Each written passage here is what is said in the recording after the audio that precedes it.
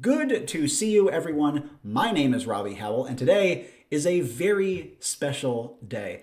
On this day, exactly 10 years ago, we did a mission, or we finished a mission that we had started on the 25th and went over, as they sometimes tend to do, with two of the three fine fellows that you see below, the third of which joined us for a mission just, I think, a week later, real time. These are three of Enclave's very first players, and today we are going to be doing a special commemorative anniversary mission and seeing what happens. They're all very, very experienced. I love them dearly. Let us introduce ourselves. Fire away. Hi, I'm Lethal Butterfly. In this group, since everybody knows me personally, you can also call me Greg.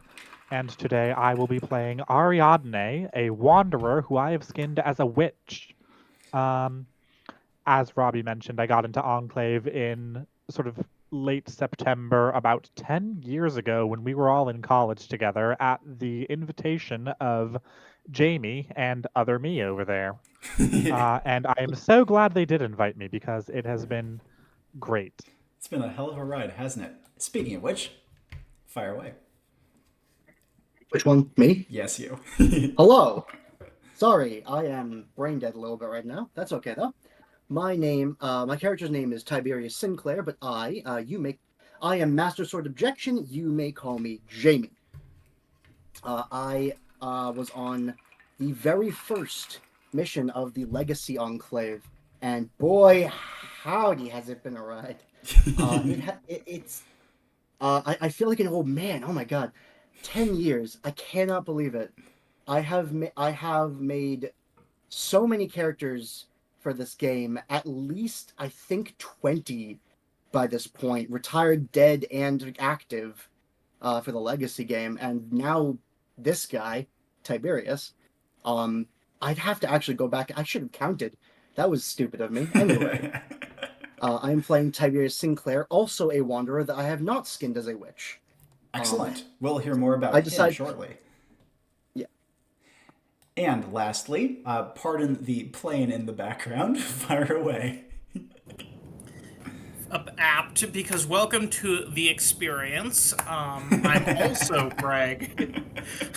I am. we got two old Gregs here. Yep.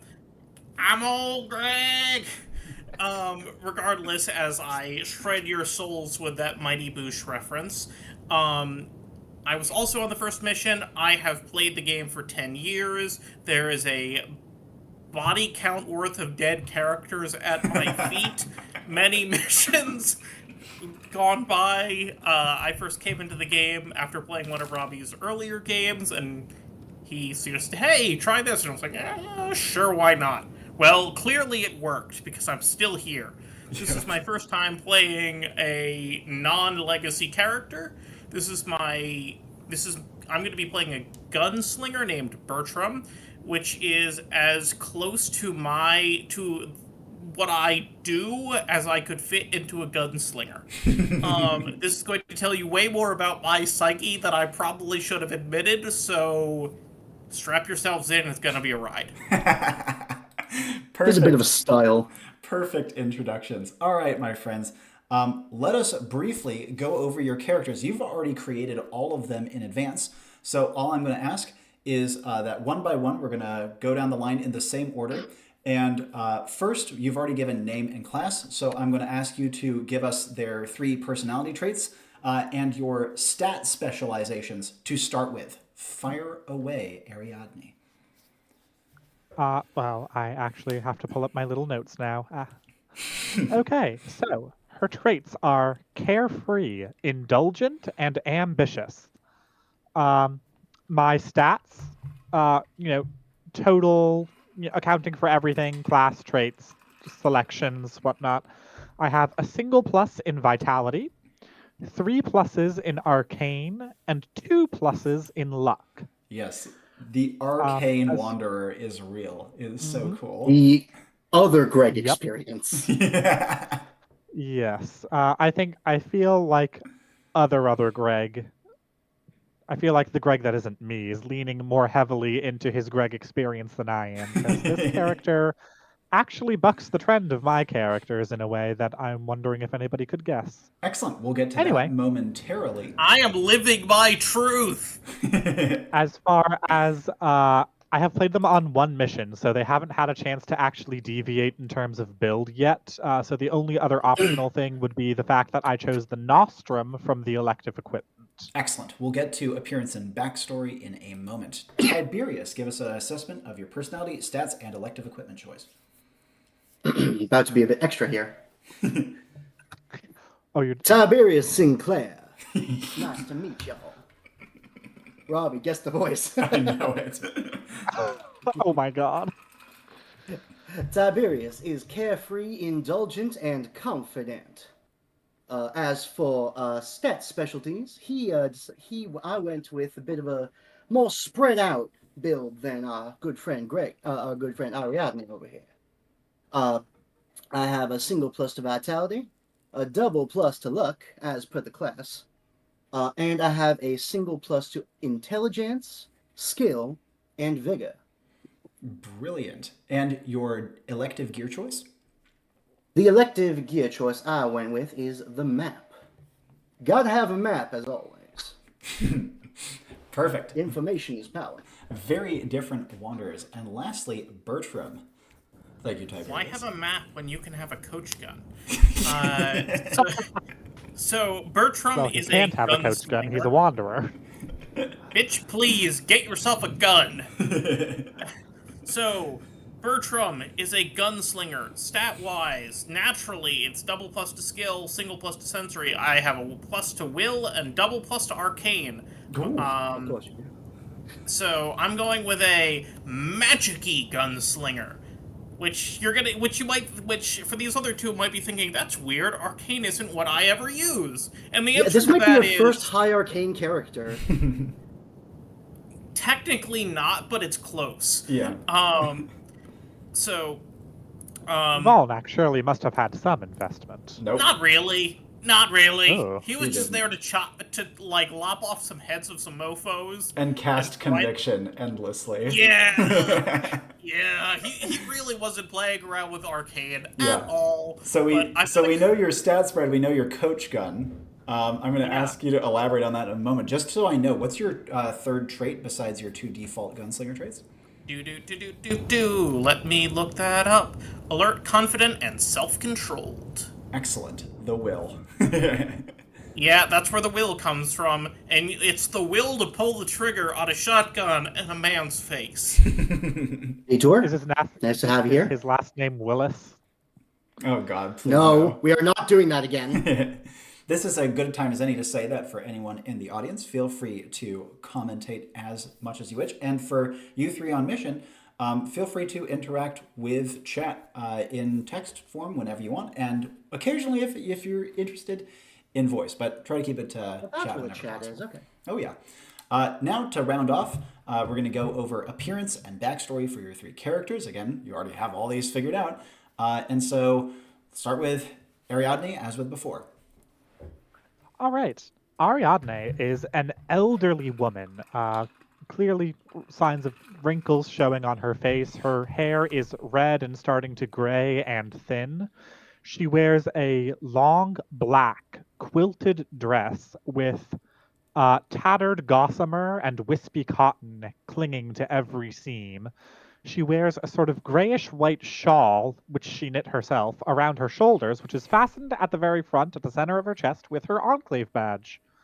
The walking stick that she carries is actually a giant, oversized crochet needle. As far as appearance goes, I think that more or less covers it.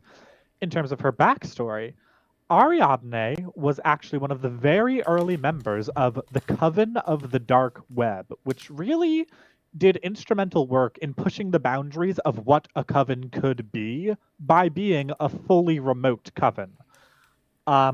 As technology progressed and she became kind of increasingly uncomfortable with the progression of technology as an older lady, she kind of distanced herself and eventually cut herself off from the Coven of the Dark Web due to personal differences.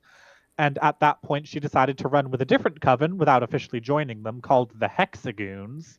That was very much a motorcycle sidecar kind of situation, and she didn't end up sticking with them, but she did discover a love for the open road, and she has been traveling, hitchhiking, on foot, what have you, ever since then, learning and teaching magic alike, and in her old age has joined the Enclave to further broaden her horizons. I would also add to all that she has a distinct online theme to her. Like, comes from a modern-ish setting that has the internet. Yeah, so yeah, I would say Ariadne is a bit of a Luddite. She's kind of the old lady who's not great with technology, but she's also from a much more futuristic society. So when I say she's a Luddite, I mean like, oh, confangled digi-humans, I'll stick to my cerebral implant, thank you. And, you know, she kind of has a point, because she can mod her own cerebral implant, but digi-humans are proprietary. Now, Tiberius, appearance and a backstory. All right, I'm not going to do the voice for everything, No problem. especially considering lungs right now. Yeah. Tiberius is a 20-something-year-old man with long, ruddy hair and freckles. He wears a traveler's overcoat with several pockets around the hip and leg area, as well as a raggedy old shirt and jeans. He has a small necklace he wears under his shirt and with a small ruby, sapphire, and emerald set into it. I had to go with something. In terms of his gear, I decided to go with a very basic build, like not really skinning anything, because honestly, first time playing Homeclave, as we call it, the Advent version, and so I didn't want to come in swinging, unlike these two. As for his background, he was brilliant as a kid, but never really applied himself, and always found schooling to be too boring for him to bother with. When he turned 18, he left home to travel the world and made a name for himself as a storyteller. Nobody could ever really figure out if what he was saying was true or not, but he always managed to prove whatever he said. Somehow. Lovely. A much more conventional wanderer that nevertheless spices it up with the interesting skill-intelligence dynamic. Oh no, he's a small fish and he knows it. And lastly... I think what Detour meant was they've got lots of tall tales. Oh, like the big fish story? Yeah, that makes sense. Oh. And lastly, Bertram, appearance and backstory. Alrighties. Bertram is a heavily tanned man in his late 30s, extensive scarring on his face and arms. Some of that is the result of scarification, some look like the results of combat. Scarification is a ritual practice that a lot of tribal communities practice. Oftentimes it's having a scar and deliberately inflaming it so that it lasts over time. Now, Bertram's attire is going to match his backstory, which everyone else on the call is going to start groaning, so bear with me. He comes from a society with a great tree god. It is a mammoth tree, like a world tree type tree, except instead of seeds, it's bullets. So basically, their god is a giant sentient tree that just kind of drops bullets like acorns, and they worship it as a god. And their oracles have recently been getting all sorts of bad moojoo-woojus in their oracle space, and they basically decide, send out problem solvers, the soldiers, and find whatever this is and kill it now.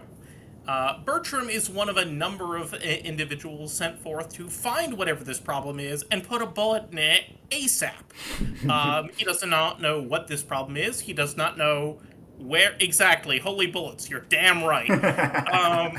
Holy bullets, Batman. Yeah, so he does not know where the problem is. He does not know what the problem is. He does not know who the problem is. But he's damn sure he's going to find it, and he's damn sure he's going to shoot it. Excellent.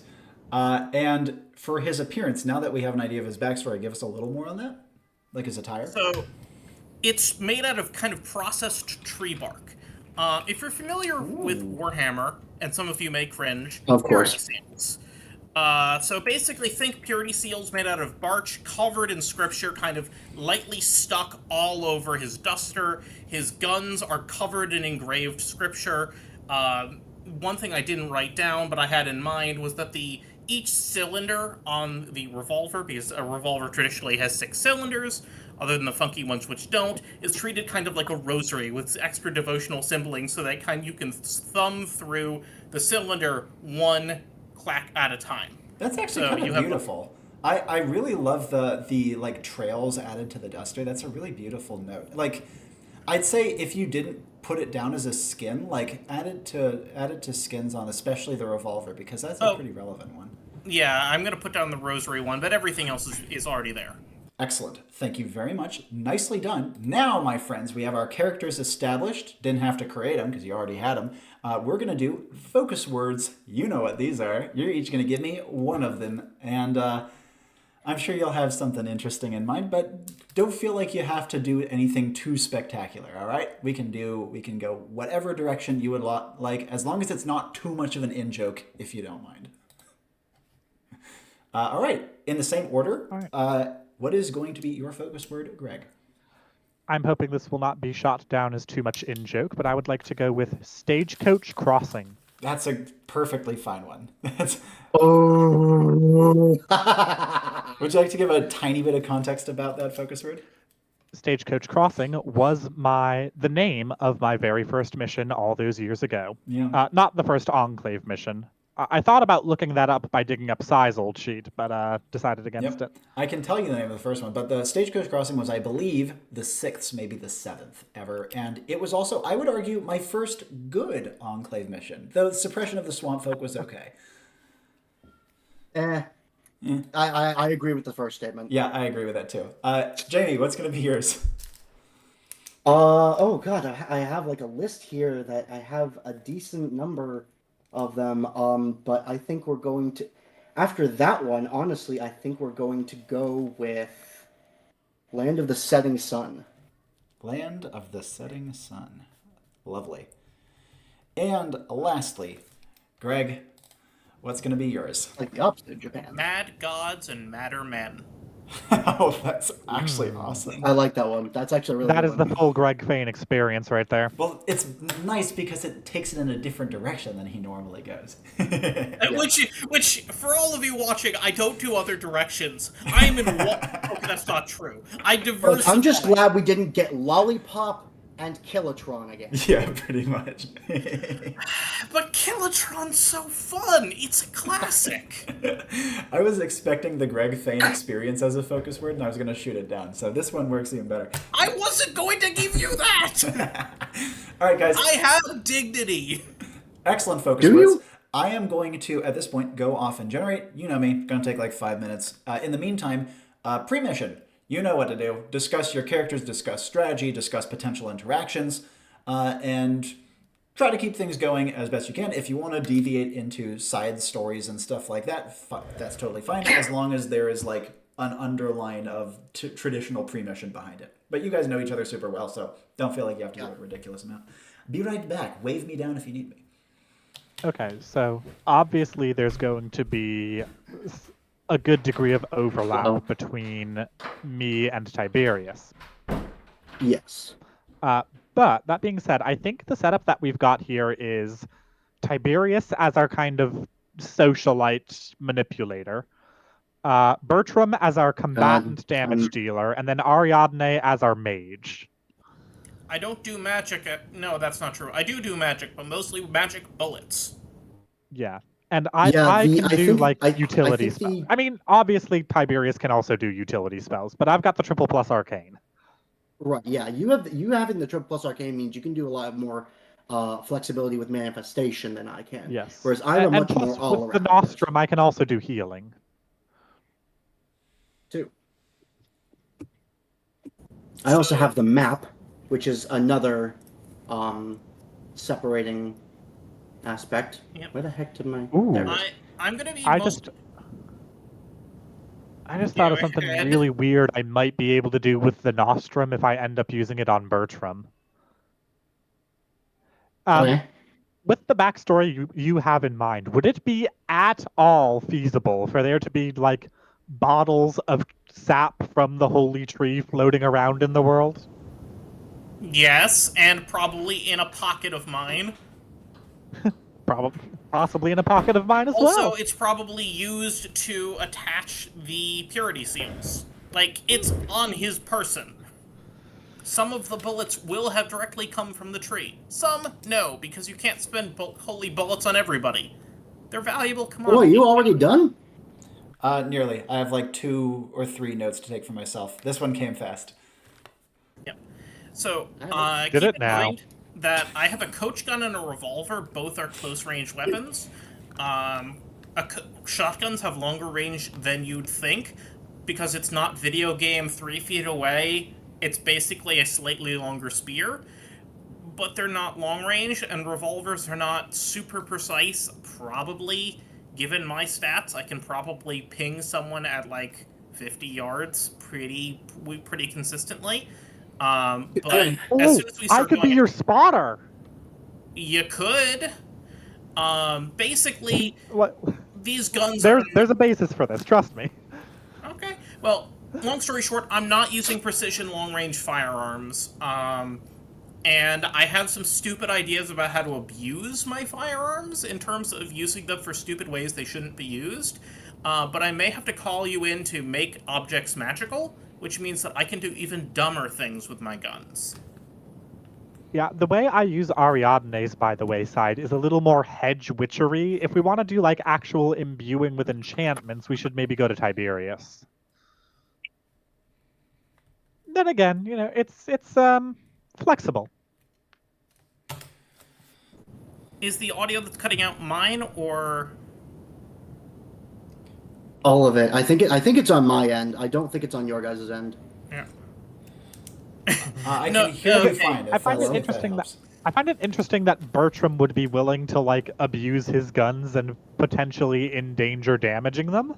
So abuse is the wrong words. It's mechanical abuse. It's not It's not like using. So they are. Okay.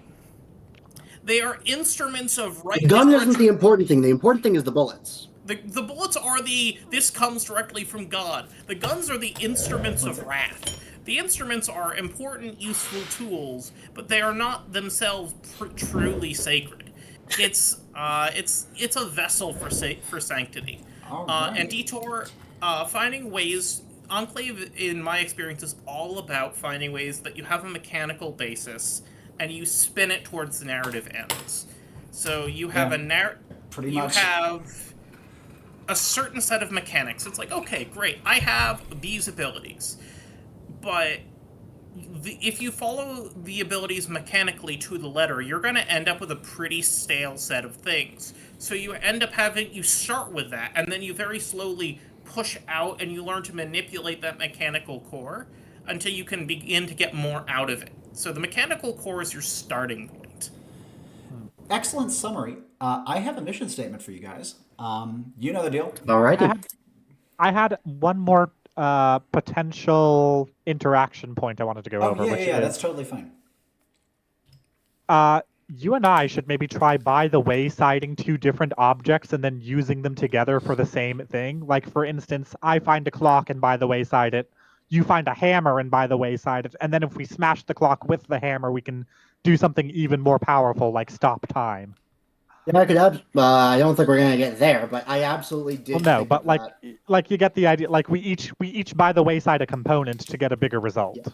The Wanderer's flexibility is going to make both of us work really well together, despite being the same class. Flexibility. I will say to flexibility. the audience, oftentimes when there's 2 of the same class, or there's 2 2 characters that do very similar things, it can lead to a little bit of conflict. Not necessarily conflict, but like it can be harder to design around, and it can be harder to make it so that one isn't necessarily strictly better at things than the other, especially if one is a higher level.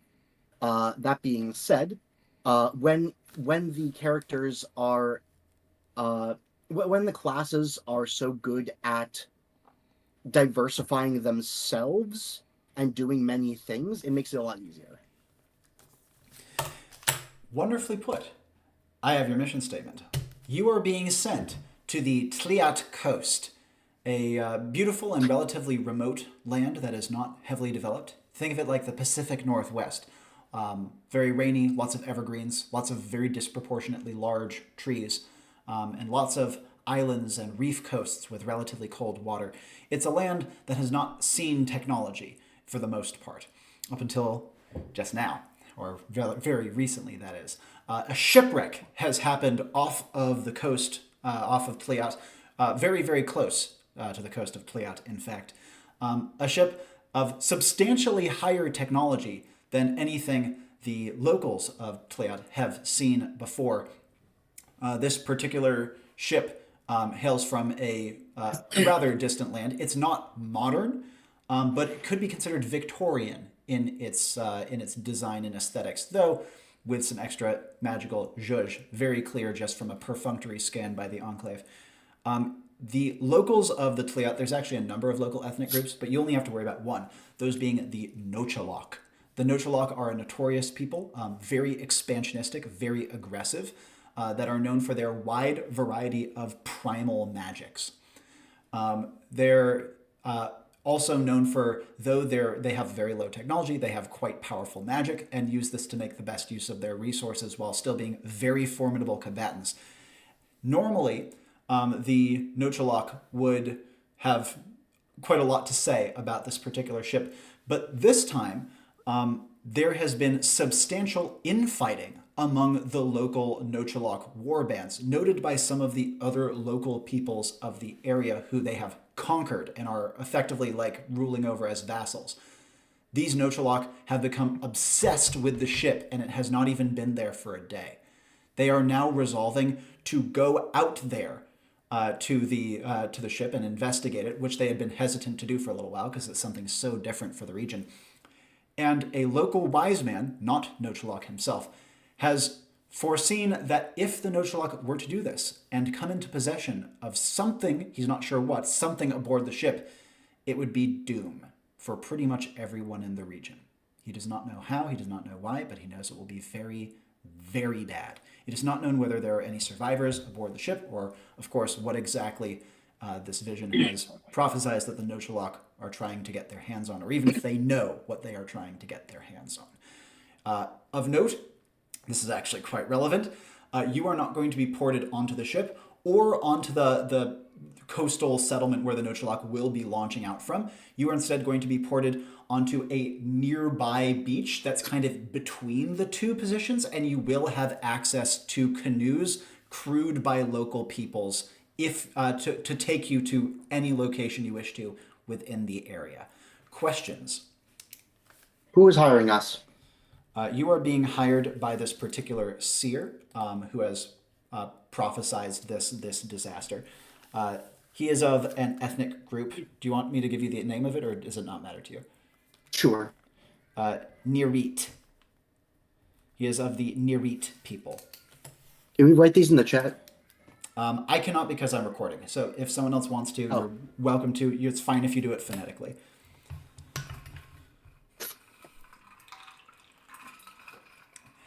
And other questions?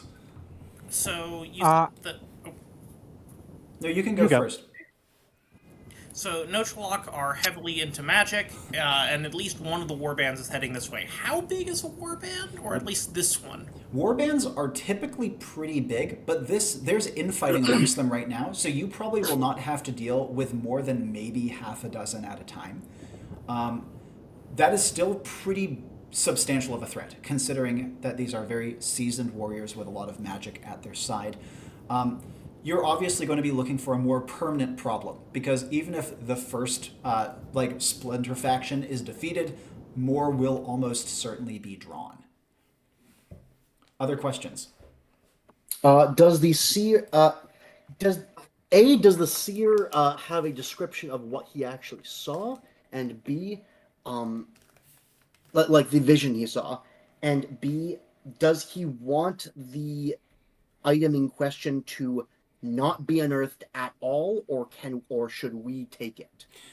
He does not see, I say seer, but he did not actually see a vision. It was more like a very powerful prophetic feeling. The seeing tradition around here does not involve anything quite as explicit. Okay. He does not have any particular requests or opinions on how you stop the Nochalok getting what they are after. He just knows that it needs to happen. You can interact with it to some degree if necessary. He does not think that, like, there's nothing prejudicing him against that action. Greg, you had a thing. Yes, I was going to wonder, did he perform any prophesizing on the result of him hiring an enclave? Does he have anything to tell us about where we're heading in the future? The Enclave is enough of a wild card that most prophecies have a very hard time taking them into account. That tracks.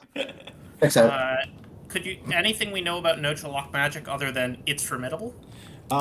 Primal. It tends to focus on channeling animal aspects to at least some degree, though they are likely to have other pieces to it as well, working with the elements in a more like climactic or climate-based sense. They also have a strain of ancestor worship, though that's not as common among warrior magics. And they do also tend to enchant their gear to make it far more formidable than its ingredients would lead you to believe. Are there any particular animals that are considered sacred, or is it more luck of the draw based on the individual or the group? The Nochalok have a god for every animal, and therefore every single animal has a part to play in their mythos and is held roughly equally sacred. Could I have the name of the spider I assume god? the local wildlife is similar to how you describe the region of like Northwest. Pacific US? Northwest with an extra helping of cryptids and gigafauna. Giga? Actually, it's megafauna. That's the technical term. But hey, giga might actually Megafauna be is more the technical appropriate term. here. You said you want a name of a spider god. What type of spider? Ooh. Wandering spider. Would they have those here? I'm going to say they wouldn't have Brazilian wandering spiders. spiders. Yeah, I don't think they'd have a wandering spider. But would you? So you're looking for Okay, something venomous, I presume. Let's say maybe a common orb weaver. I was literally about to ask if you wanted an orb weaver. Sure. Otomethrushi, which is kind of a mouthful. Otomethrushi. Okay. Ping out protocol. Ping out protocol is going to be as soon as it seems reasonable that the Nochalok will not be returning by designation of your employer, the Enclave will be aware of this being fulfilled. Effectively, like once your employer is like, okay, I think it's fine, that's going to be your ping out protocol. I also assume failure. Failure is when employer determines, okay, it's hopeless. Right, but can we ping out if fail? Yes, absolutely. Okay. And I will note your employer will be watching and will be located at the canoe launch site where you guys are porting into. Okay. All right. Is there a speak hunker Metro? down procedure? Let me do Jamie's first. The local populace overwhelmingly does not speak Metro. There are some exceptions. Your employer does, though not well. And most Nochalok, even if they don't speak Metro, they actually have some magic that can get around it. It's one of the ways that they've been such successful conquerors. And then Greg, you had a thing? Yeah, is there a hunker down ping out procedure? Standard. Hold position. Depending on emergency, it will be anywhere from 5 minutes to an hour. Okay. Maybe a little faster if it's a bad emergency. Okay. All right, any final questions, or are we good? What does the Enclave know about, well, do we know much about what type of ship or what type of culture it came from we're dealing with here?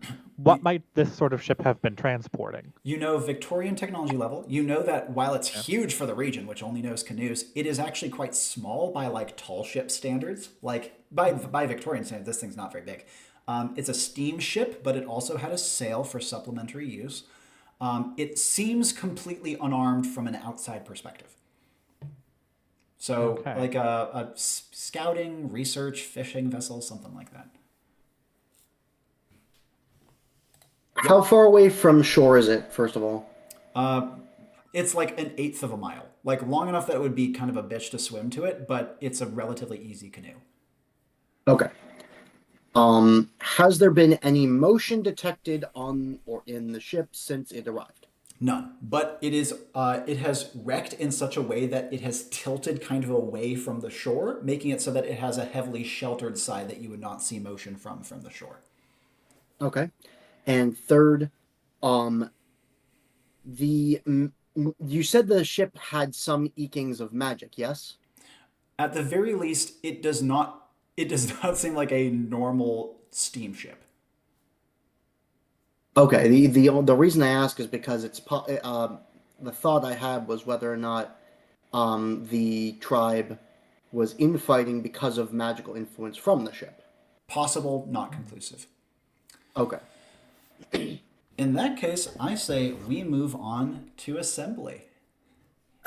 You guys know the deal. All right. You are brought together in an Enclave meeting chamber. Unless you say strongly otherwise, we can say your characters all converge at once. But if you feel like your character would be fashionably late or early, let's take it from that. How old is Bertram again? Bertram is late 30s. Okay. Greetings. Looks at Bertram. Yes. Well, ain't you a highly decorated fella? Nice to meet you. Tiberius. Good afternoon, gentlemen. Good afternoon. I would not have considered myself decorated, but I do take these with honor. Ma'am, pleasure to meet you. Your name would be? Tips hat. Likewise, sir. I like all your... this. Bertram will for a moment and then nod. Could Tiberius repeat what he said briefly? Your name would be? Referring to Ariadne. I am Ariadne G. Levesque. You can call me Ari for short if you like, sweetheart. Sounds wonderful. Now then. This does seem to be, Isn't that drawl just as sweet as honey? I love it. I'll strangle you, Greg. I said honey! I brought some myself.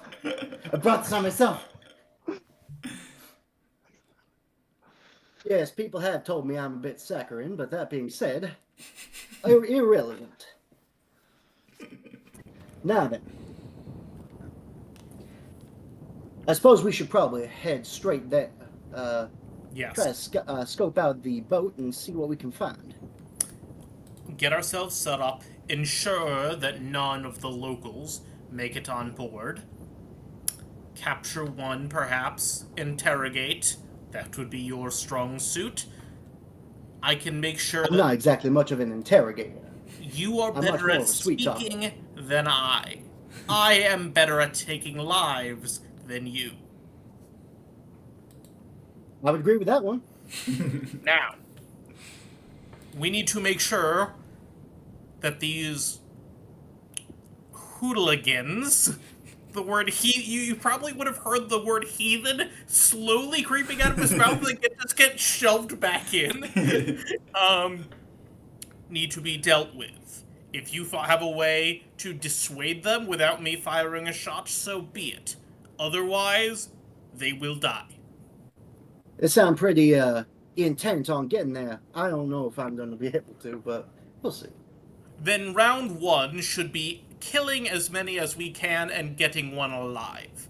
Following that, do whatever you need to do moving forward. Bringing one alive You onto the catch boat more sounds flies like with exactly honey the than kind you of thing we do should with avoid. vinegar, young Oh. man. Real quick, I heard Ariadne's, but after she's saying that, what was Tiberius saying? Bringing one of them alive onto the ship sounds like exactly the kind of thing we are told to avoid doing. True, we can hang him off the side of it. You got a rope? I They might, should have actually. one on the ship. We'll have to see. Did Well, I've got Ariadne some have yarn. one? Yeah, there we go. I can tie knots, and any ship worth its salt should have rope.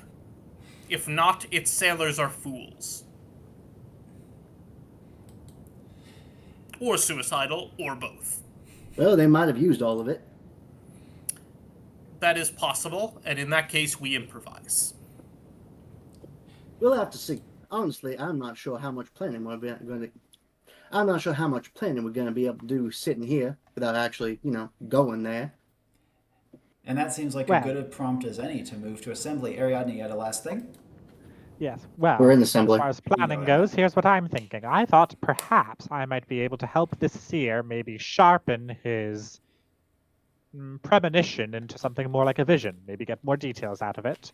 If there are any survivors on the ship, you, Tiberius, might be well suited to deal with them, perhaps coax some information out. And Bertram, well, you've got a lot of guns. I only have 2 of these tools.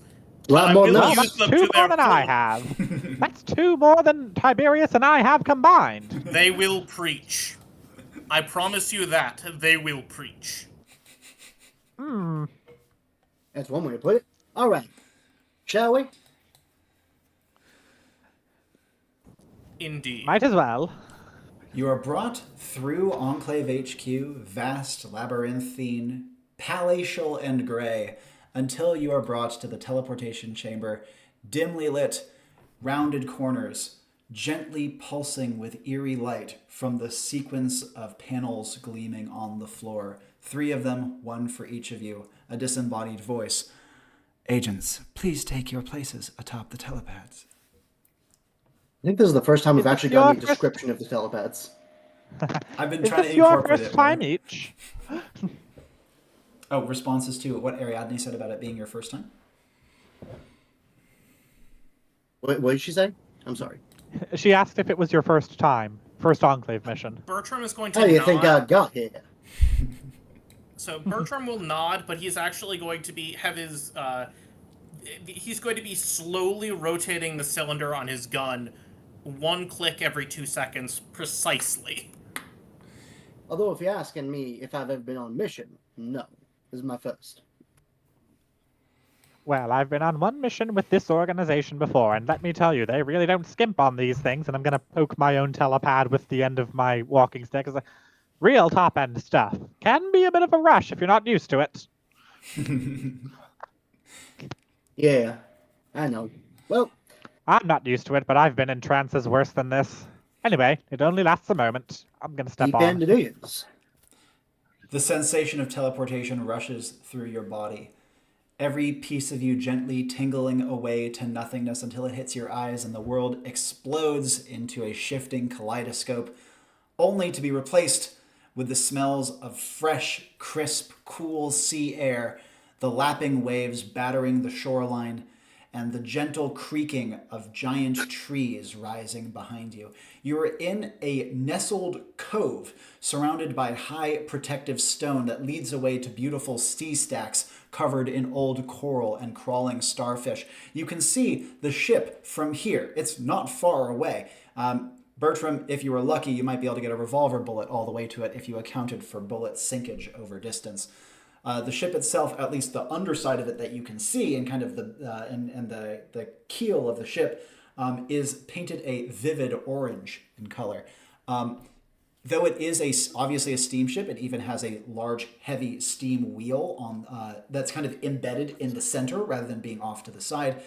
It is a sleekness about it that steamship level technology would not necessarily imply. You cannot see any Nochaloc, nor the larger settlement that they are presumably coming from, but you know what direction it would be. It definitely would be forward and to the right, around the edge of the sheltered cove you are in. And in this cove, there are a handful of smaller dwellings. There is a simple log pier that has been constructed to reach out into the quieter waters, and there are a number of very nicely made birch bark canoes that are settled about, with a handful of maybe a dozen people here, some tending to a fire and drying fish, and 2 helping carry the absolutely decrepit man who is waiting for you. This man's hair drifts down to the ground and has seaweed braided into it, and his eyes are a clear, milky white. Immediate actions, we will start with Tiberius. Gonna start approaching. Well, how do you do, good sir? Name's Tiberius Sinclair. One of the 2 people who are holding him under the armpit gently reaches out a hand like this and kind of softly touches your palm.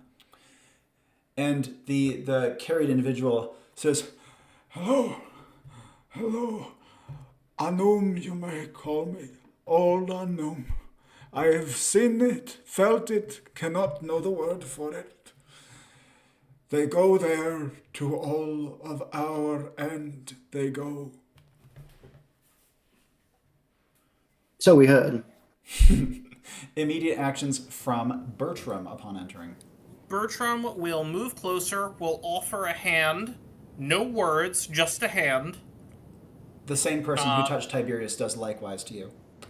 Yep. And I'm going to move to one of the ships, and I'm going to settle in, seat myself, put my revolver on, So, the way I have the revolver skinned is that the cylinder spins out. It's a swing out cylinder.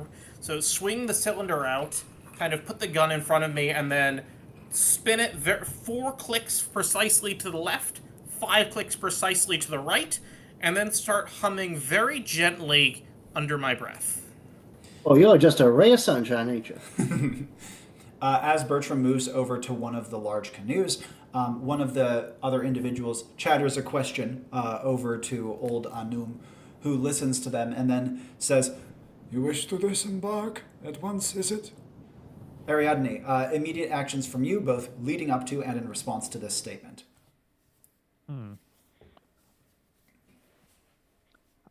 said we were on a kind of cove. I'm going to be, I think, making sure I've got good footing. Are there slippery rocks? You're in the part of the cove that you're in is sandy, though it has heavy cliffs leading down to it. It's like a very small sheltered beach that's protected from the heavy waves by a line, like 2 high cliffs and then a line of sea stacks.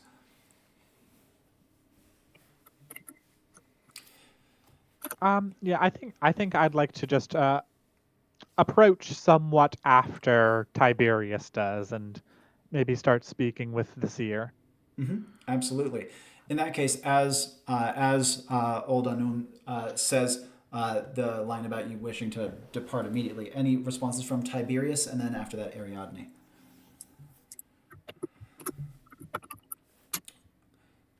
Do you need a moment? I'm sorry, what? Oh yeah, responses to old Anum's comment about disembarking immediately. Well, I believe that Miss Aura here had something she wanted to discuss with you before we did. He Right, says, right, quite right. Very well, we have several vessels. You may be sent out one by one, if you should choose. Any response might from wish- any response from Bertram to this? Because he would hear it over his shoulder. Yes. If you can send me out first, I would appreciate it. Yes. And I will return to my meditations. Yes. Hey, platform. He nods and gives a quick response, and one of the people on the pier hops into the prow of the canoe. It's a large canoe, but they give a thin whistle. It's so high and fleeting that it sounds almost like if you've heard shepherds commanding sheepdogs with those very crisp, thin whistles. It sounds like that. And the canoe begins to skim out over the water of its own volition, with only one person crewing it in front and Bertram inside. Follow up from Bertram before we get back to Ariadne and Tiberius. I want to breathe kind of slow in through my nose, and kind of match the hum a little bit, which is going to take on a bit more of a wordy hymnic quality as I'm continuing to thumb the cylinder of the revolver. I want to I guess the meditation is kind of imagining the roots of the god tree kind of slowly spreading out from kind of where he is, kind of like a seed kind of breaking open and roots slowly coming forth into the soil, in which case is the sea itself. That's kind of my mental image as I am moving forth into the water. I'll ask you during cutaways to be thinking of what the lyrics that you are speaking might translate to, or at least a summary, because that might be relevant later. Gotcha. Jumping back over to Ariadne, and Tiberius can cut in wherever relevant, because the two of you are in the same place. Follow-ups from her as Bertram zips away. I had hoped that perhaps I could use my magics to your aid and maybe help sharpen your vision and your premonition rather, and get us a better idea what we might be looking for on board that vessel. Should you believe this true, I will try. I supplicate myself to you. Alrighty. Where do we even begin? While she's thinking, Tiberius, follow-ups from you. Tiberius is going to pull out his map. As it pops out, he immediately sees not only the location of the cove and its proximity to the settlement. The settlement is maybe twice as far away from you as you are to the ship. Maybe a little bit less than that. The settlement itself is not tremendously larger than the cove. The cove can be considered like an outpost for the settlement, and it's probably where they launch many of their ships, or maybe some of like the larger ones that are ocean faring. Sorry, I cut out there for a second. Oh, pardon. This cove is like an outpost to the settlement, and there's like paths leading to and from, and seems to maybe be where they like store some of their larger vessels, so that it can be protected from like heavy weather and things like that. The settlement itself, just looking at the number of dwellings, probably doesn't have more than like 200 people in it. And then you can also see a couple of other distinctly different styled dwellings that are probably where the Nochalok are at the moment. They look a lot more impromptu and small. Any other things you want to be looking at on the map? The shipwreck is on the map. Yes, I would actually. So I can see which direction Bertram's canoe is going. Yes. Yes. So I'd like to kind of. Bertram seems to be a fairly straightforward man. I get the feeling that he's not going to want to go out of his way for this. He's probably going to go straight to the ship. Does that sound about right? No doubt.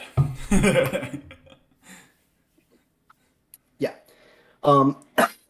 Sorry. No problem. So what I'd like to do, I would like to consider. My plan here is to use Fork in the Road. Yeah. And I want to consider his route and a slightly more curved route that would lead to the other side of the ship. Yeah.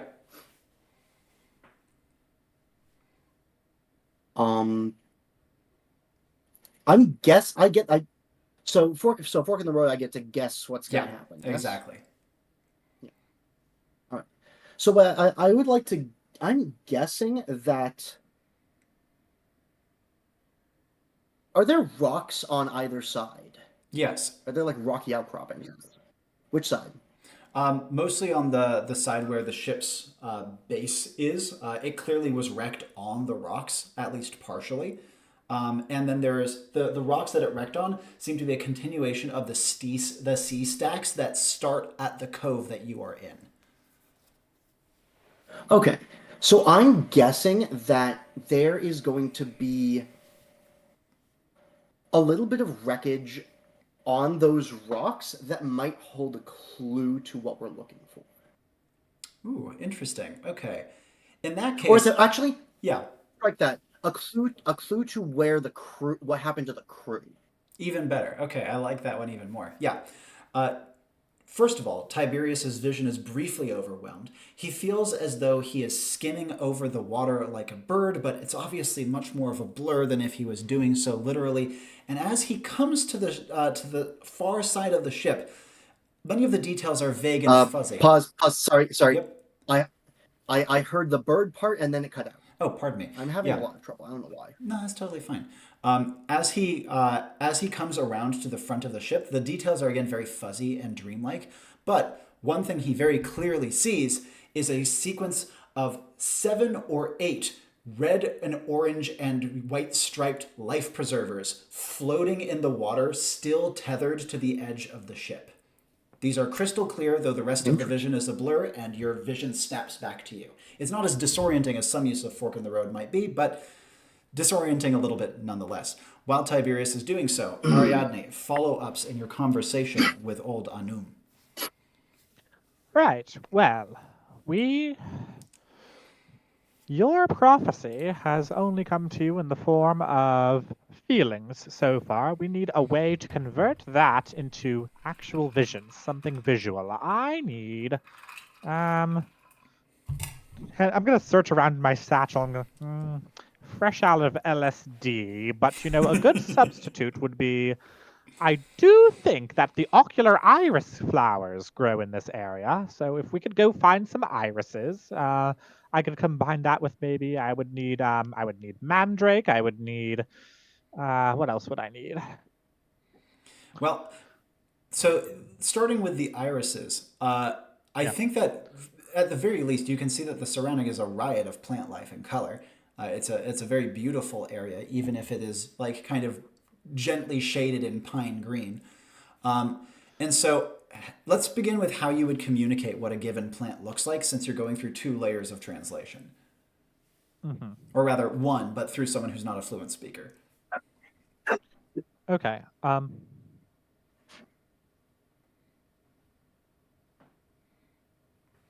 I'm looking for a plant, short plant, colorful petals, looks like human eyes. And old Anum, though his eyes are milky white and sightless, blinks for a moment and says, What color of eye? Brown, like the bark of a tree. They come in. There's a few varieties. Same colors as the eyes that you normally see in people: brown, blue, sometimes green. Blue. My old Anum has never seen an eye before. To think that they come in vivid shades is fascinating. he starts to speak to some of the surrounding people. I want. Can I get in real close on old Anun and see what color his eyes are? So there's this layer of milky whiteness over them, and past that, it's kind of a muted, maybe a brown it was at one point, or maybe like a honey yellow, because it's just kind of an eerie beige at this point. Ooh. Can I do a fork in the road to guess what color his eyes are to get a vision, literally X-ray vision through the cataract to see what color his eyes are? My goodness, that's a very unusual fork in the road. How's it going to be different from normal? Like, what's your setup to it? I think I think instead of being different from normal, this will be the same as normal. That is to say, Ariadne opens the rest of her eyes when she does this. I see. So the same manifestation you did on the first one. Describe it to us briefly for those who didn't see it last time. Yes. All right. So when Ariadne activates Fork in the Road upon her guess here, her guess, by the way, is like hazel eyes, but a particularly golden hazel, a little extra yellow in it. And as she makes that guess internally, I think Tiberius, since you're nearby, if you can see her face, you would notice that additional eyes open up from the wrinkles on her face. What I'm a you little thought were spaced out at the wrinkles? moment. Oh, you won't be spaced out for Oh, long. You'll catch at least the tail end of this. what you thought were wrinkles were actually eyelids. She's got another two eyes under hers here, and it's smaller than her regular eyes, and another two slightly bigger, but also still smaller than her regular eyes up here on top of her head. Well, And isn't she that uses particularly all random? eight of her eyes to stare directly into and through Old Anun's face.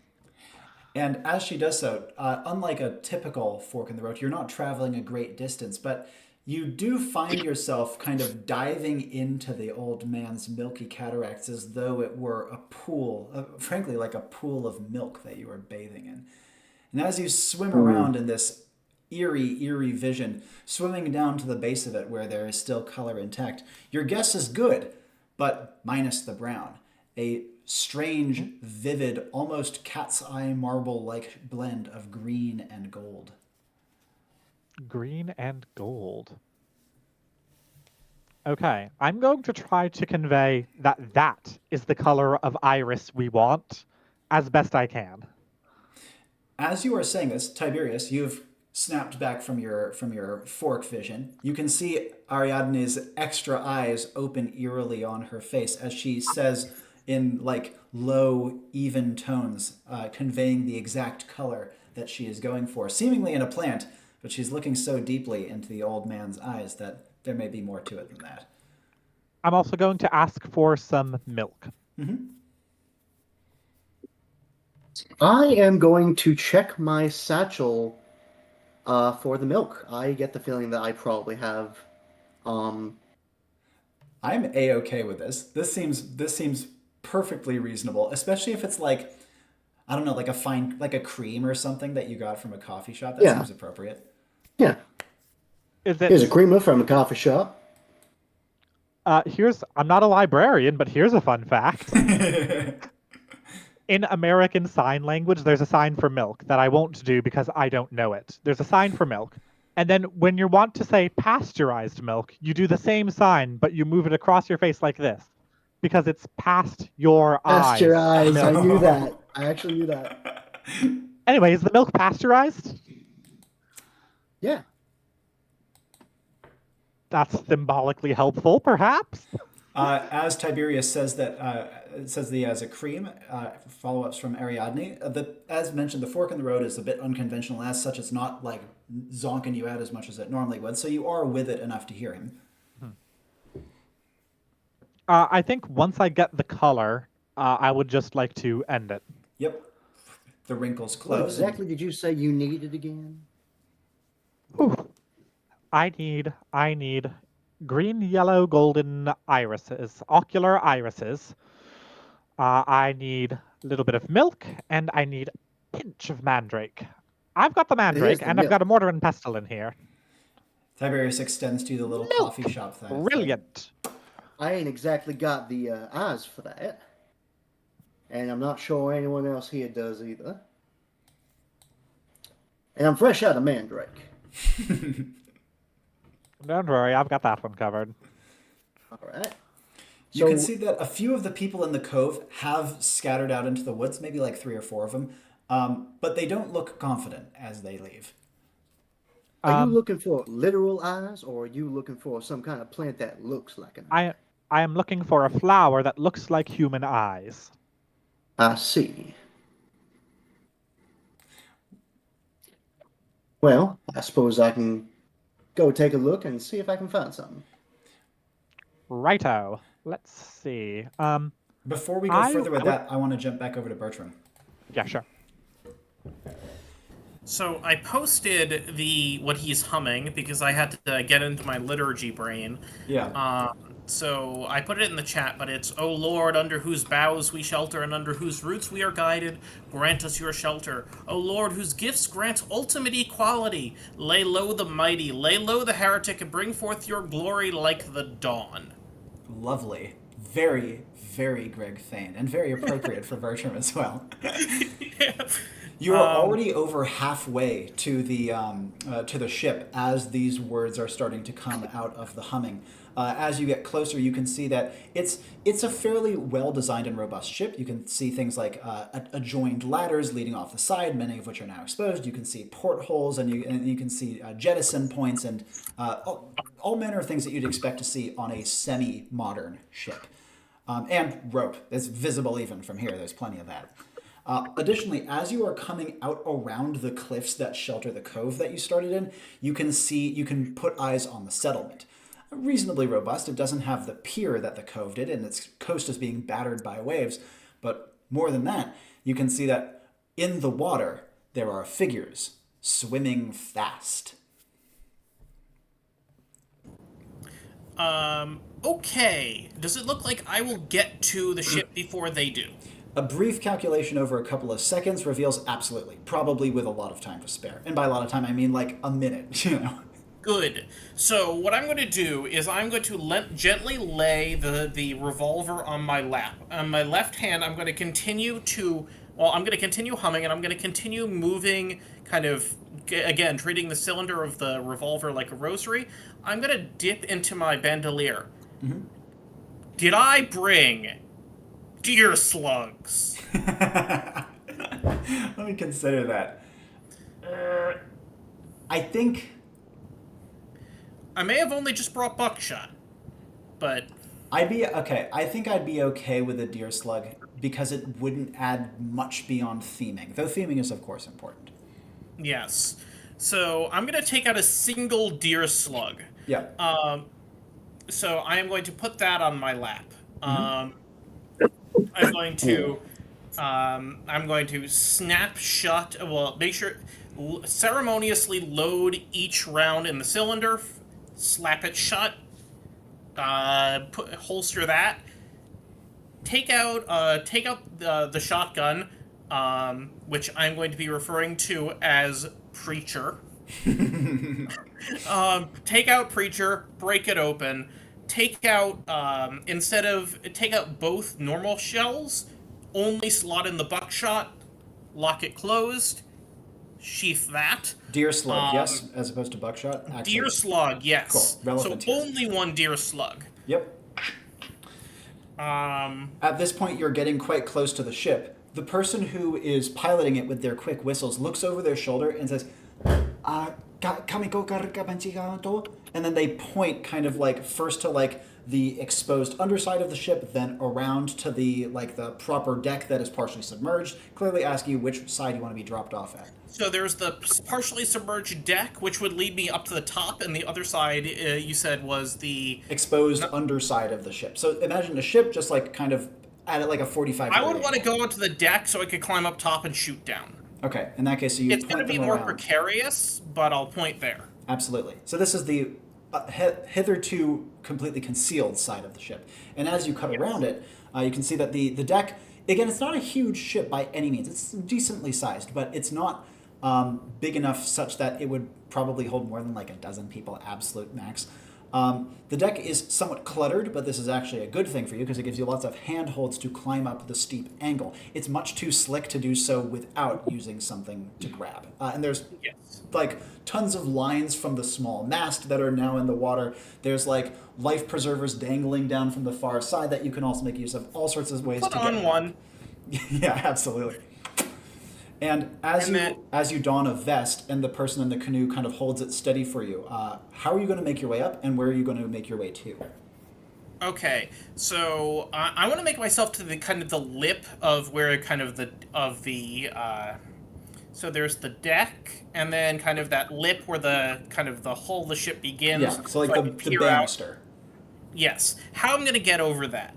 Ideally, I want to be aiming for the mast because that's probably if that's going to be very sturdy and that can support my weight. If there are going to be any like metal hooks and things, kind of particularly things that you can draw the rope attached to the mast through. I'm blanking on the technical term for that. Anybody who's nautical is going to be screaming at me. I'm going to aim for those and use those to pull my way up. If I need to, there may also be some tools left on the deck, so... Most of them have been tipped into the water, if there were any. But you can see a couple of, like you see a utility box off to the side that looks locked. You see what looks like a safety chest that might have more life preservers or similar inside of it. Okay. I was hoping for, it makes sense that any sort of, semi-edged thing I could use to kind of hook into nothing the inside. deck. Yeah, that's what I was afraid of. So aim for ropes, aim for kind of things that are already dug into the deck. If I'm going to be trying to get across just bare deck, kind of brace and leap for it, kind of calculate the distance, ideally kick off at one point and kind of push myself to one of those ropes and kind of leapfrog my way up. Fortunately, you only have to make such a transfer once, and you can do so from like a peg in the deck that gives you a little bit of footing. Good. And as such, as Bertram is hauling his way up, let's jump back over to Tiberius. I saw you posted something in chat, but since I'm recording, I can't pull anything up, unfortunately, or switch away. I'm an idiot. No Tiberius is considering whether or not he's seen something like Ari before. The eyes thing left an impression, and I basically like to warm up toward familiar face in case I find a chance to use it. Oh, that's pretty cool. Okay, and let's begin with where Tiberius is going. Is he going to be moving into the woods, along the path, sticking to the beach line? Where does he want to be going, if anywhere? Considering the locals did not seem very confident when they were heading into the woods, I get the feeling that this kind of flower is not the kind of thing you find in the woods. They are also a coastal people, so I'm guessing they know better than to look for it on the coast. So my best bet is probably to look on the cliffs. Absolutely. Making your way up to the cliffs is quite easy. You can make your way up the slope of the beach, up into the grassy knoll area, interspersing beach and like proper woodland, and from there up and around the kind of craggy, moss-covered outcroppings leading up to the straggler trees. As you are climbing, things you want to be doing, looking for, preparing, etc. I am looking for a yellow flower that I can then use by the wayside on. Any old flower. And that is a legitimate question. Specifically a yellow one. A yellow one with a bright green stem. Okay, that is very doable. And in fact, as you start to make your way into the slightly more boulderish areas of the rising cliffs, one jumps out to you immediately. It looks like almost like a how to describe this? Imagine like a pine needle frond, but the tip of each needle had a beautiful little yellow bud with a couple of distinct little offshoot petals sparking off of it. Not actual pine, by the way, just kind of has the same shape.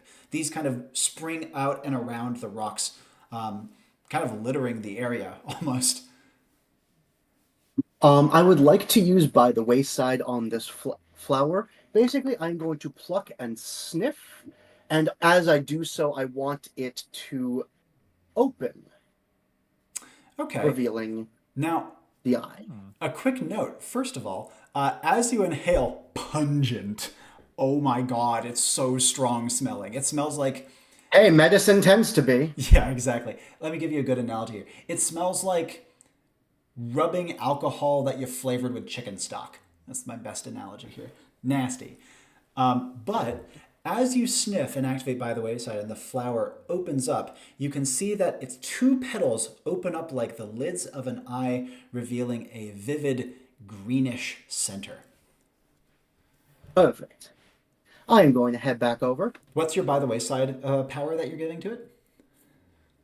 Oh, it sounded like Ari was looking for something to improve vision. So considering the high amount of yellow in it and the medicinal properties, I'm guessing there's a lot of beta carotene in it that will help with that when interacting with certain liquids can make a nice little remedy that can help improve eyesight.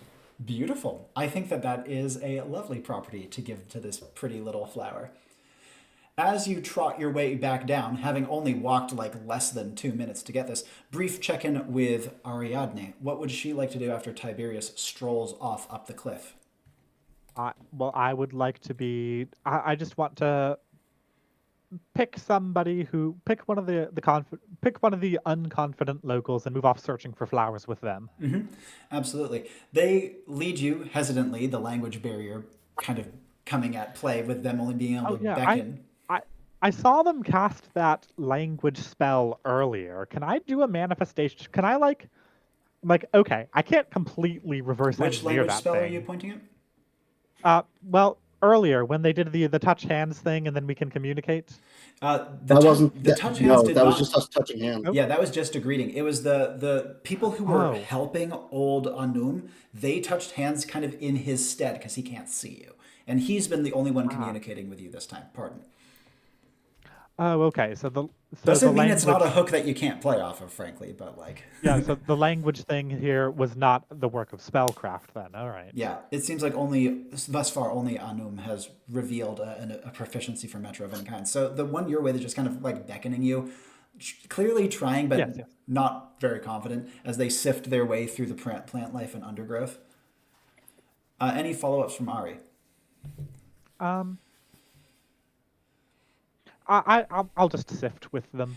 And you don't have to sift for very long. Tiberius comes strolling. I'm assuming Tiberius is going straight towards Ariadne after collecting. Oh this. yeah, here you are, a pretty little flower for a pretty little lady. Oh well. Step one, in short, lady. Perfect. This is exactly what I need.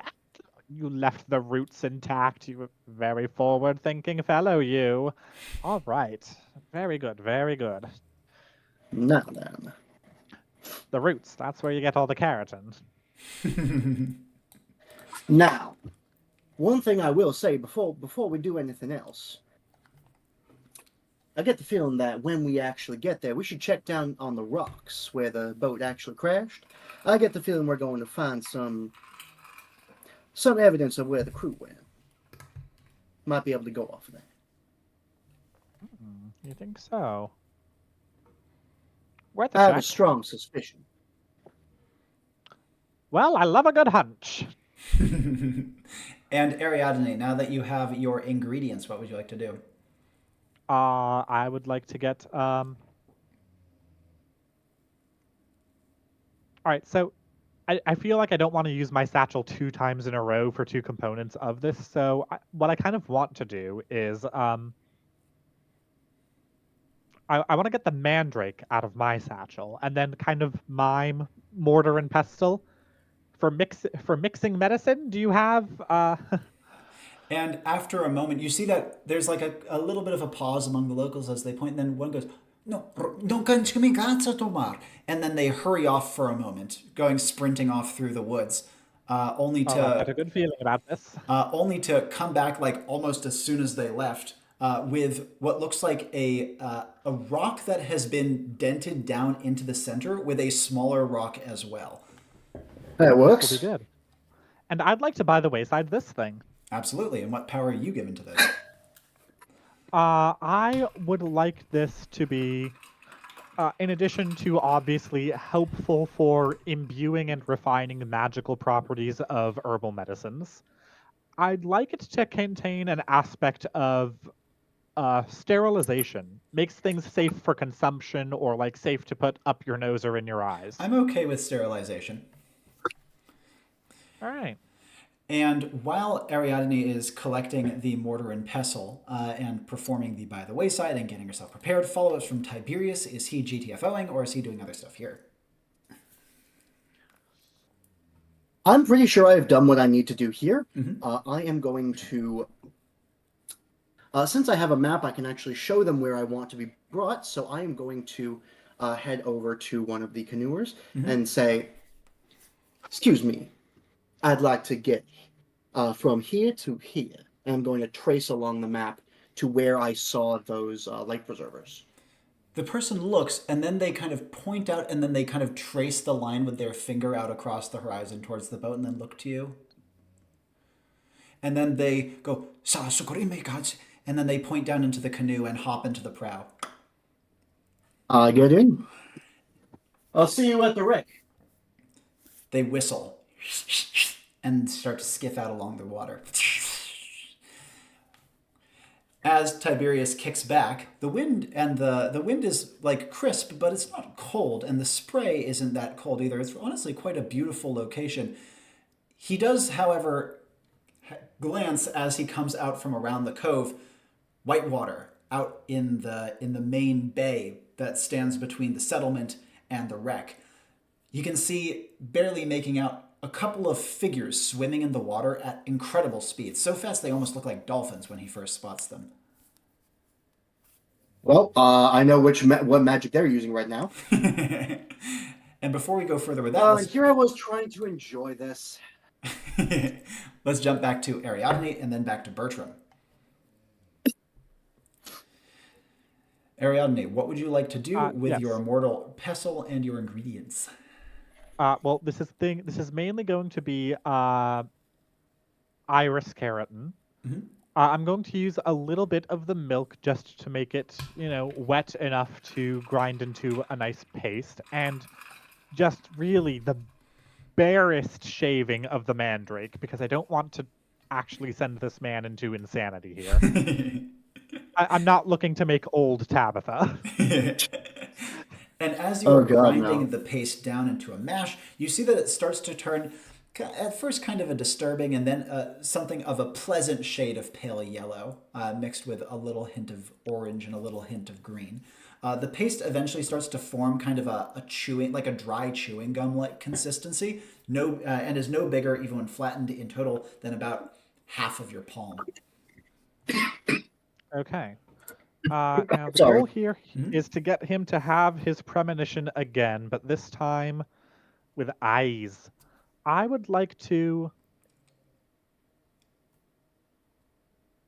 I was wondering if I could work familiar face into that, but I think it's a bit of a stretch and might overcomplicate it, so I'll leave that for now. I would like to put a little dab of this. I'm going to say, okay, close your eyes, and I want to put a little dab on each eyelid. He does so. I want I want to put little dabs where the rest of the spider eyes would be, and then one actual third eye at the center of his forehead. The Oh, we're paste not is making starting. old Tabitha. We're making old Pessoy. Yeah. The goo that you're using starts to kind of run thin towards the end, so you only barely manage to finish the eye with the last of it. He says, Barely enough. It feels like rain on my skin. It stings almost like a jellyfish. That's how you know it's working. and he says, What would you suggest I do? Okay, we need to bring back your premonition, only this time we're going to try to get a vision out of it as well. Oh, I just thought of a different way I could use familiar face.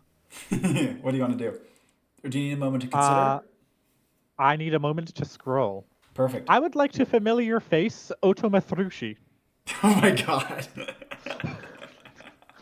And how are you going? What? First of all, what is the relationship that you're pitching here? And second of all, what could like? Actually, let's start with the relationship that you're pitching. That might answer my other question. I think maybe so.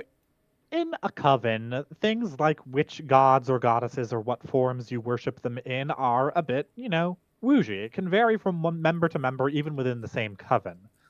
And I think I probably knew a few people who, in the coven of the dark web, who found this connection to this spider goddess who we knew about through various expedition, people would go on expeditions, people would write journals and history books, make remarks about her here and there. And I think some people got really focused on her as this cool goth spider goddess, and maybe a little bit of cultural appropriation going on there, but and I think Ariadne was like, "Oh yeah, no, cool, spider goddess, we love her." I think what I want to do is know what her general vibe and style is, and maybe even know a few traditional or bastardized traditional prayers to her. I'm going to give you a little moment to think about this. I'm close to convinced on this familiar face, but I think I want a little bit more leading into how you're justifying the cast. Okay. I think that the connection is fairly good. The other thing I'd like to hear is how the connection can be made reciprocal. So it's not just you knowing the spider goddess, it's the spider goddess knowing you, even just a little bit. If you can work on that while I'm with Bertram, that would be great. Okay. Bertram, you have made your way up onto the topmost point of the ship that isn't a sideways mast, namely the railing, previously the starboard railing of the ship. Now climbing on top of it, it is a somewhat precarious high point from which you can see the figures of 5 sleek individuals cutting their way through the water. They're about 2/3 of the way from the far shore of the settlement to the ship. Okay, so this is going to be prepping for a trick shot. What I'm going to do is I'm actually going to, and I'm going to kind of bit of manifestation, bit of energy work, bit of a trick shot. So step 1, I'm going to make sure that I'm getting my finger trigger finger underneath the actual trigger, so that I am not going to be shooting prematurely. Trigger discipline is important. I am fudging trigger discipline here. Be careful with guns.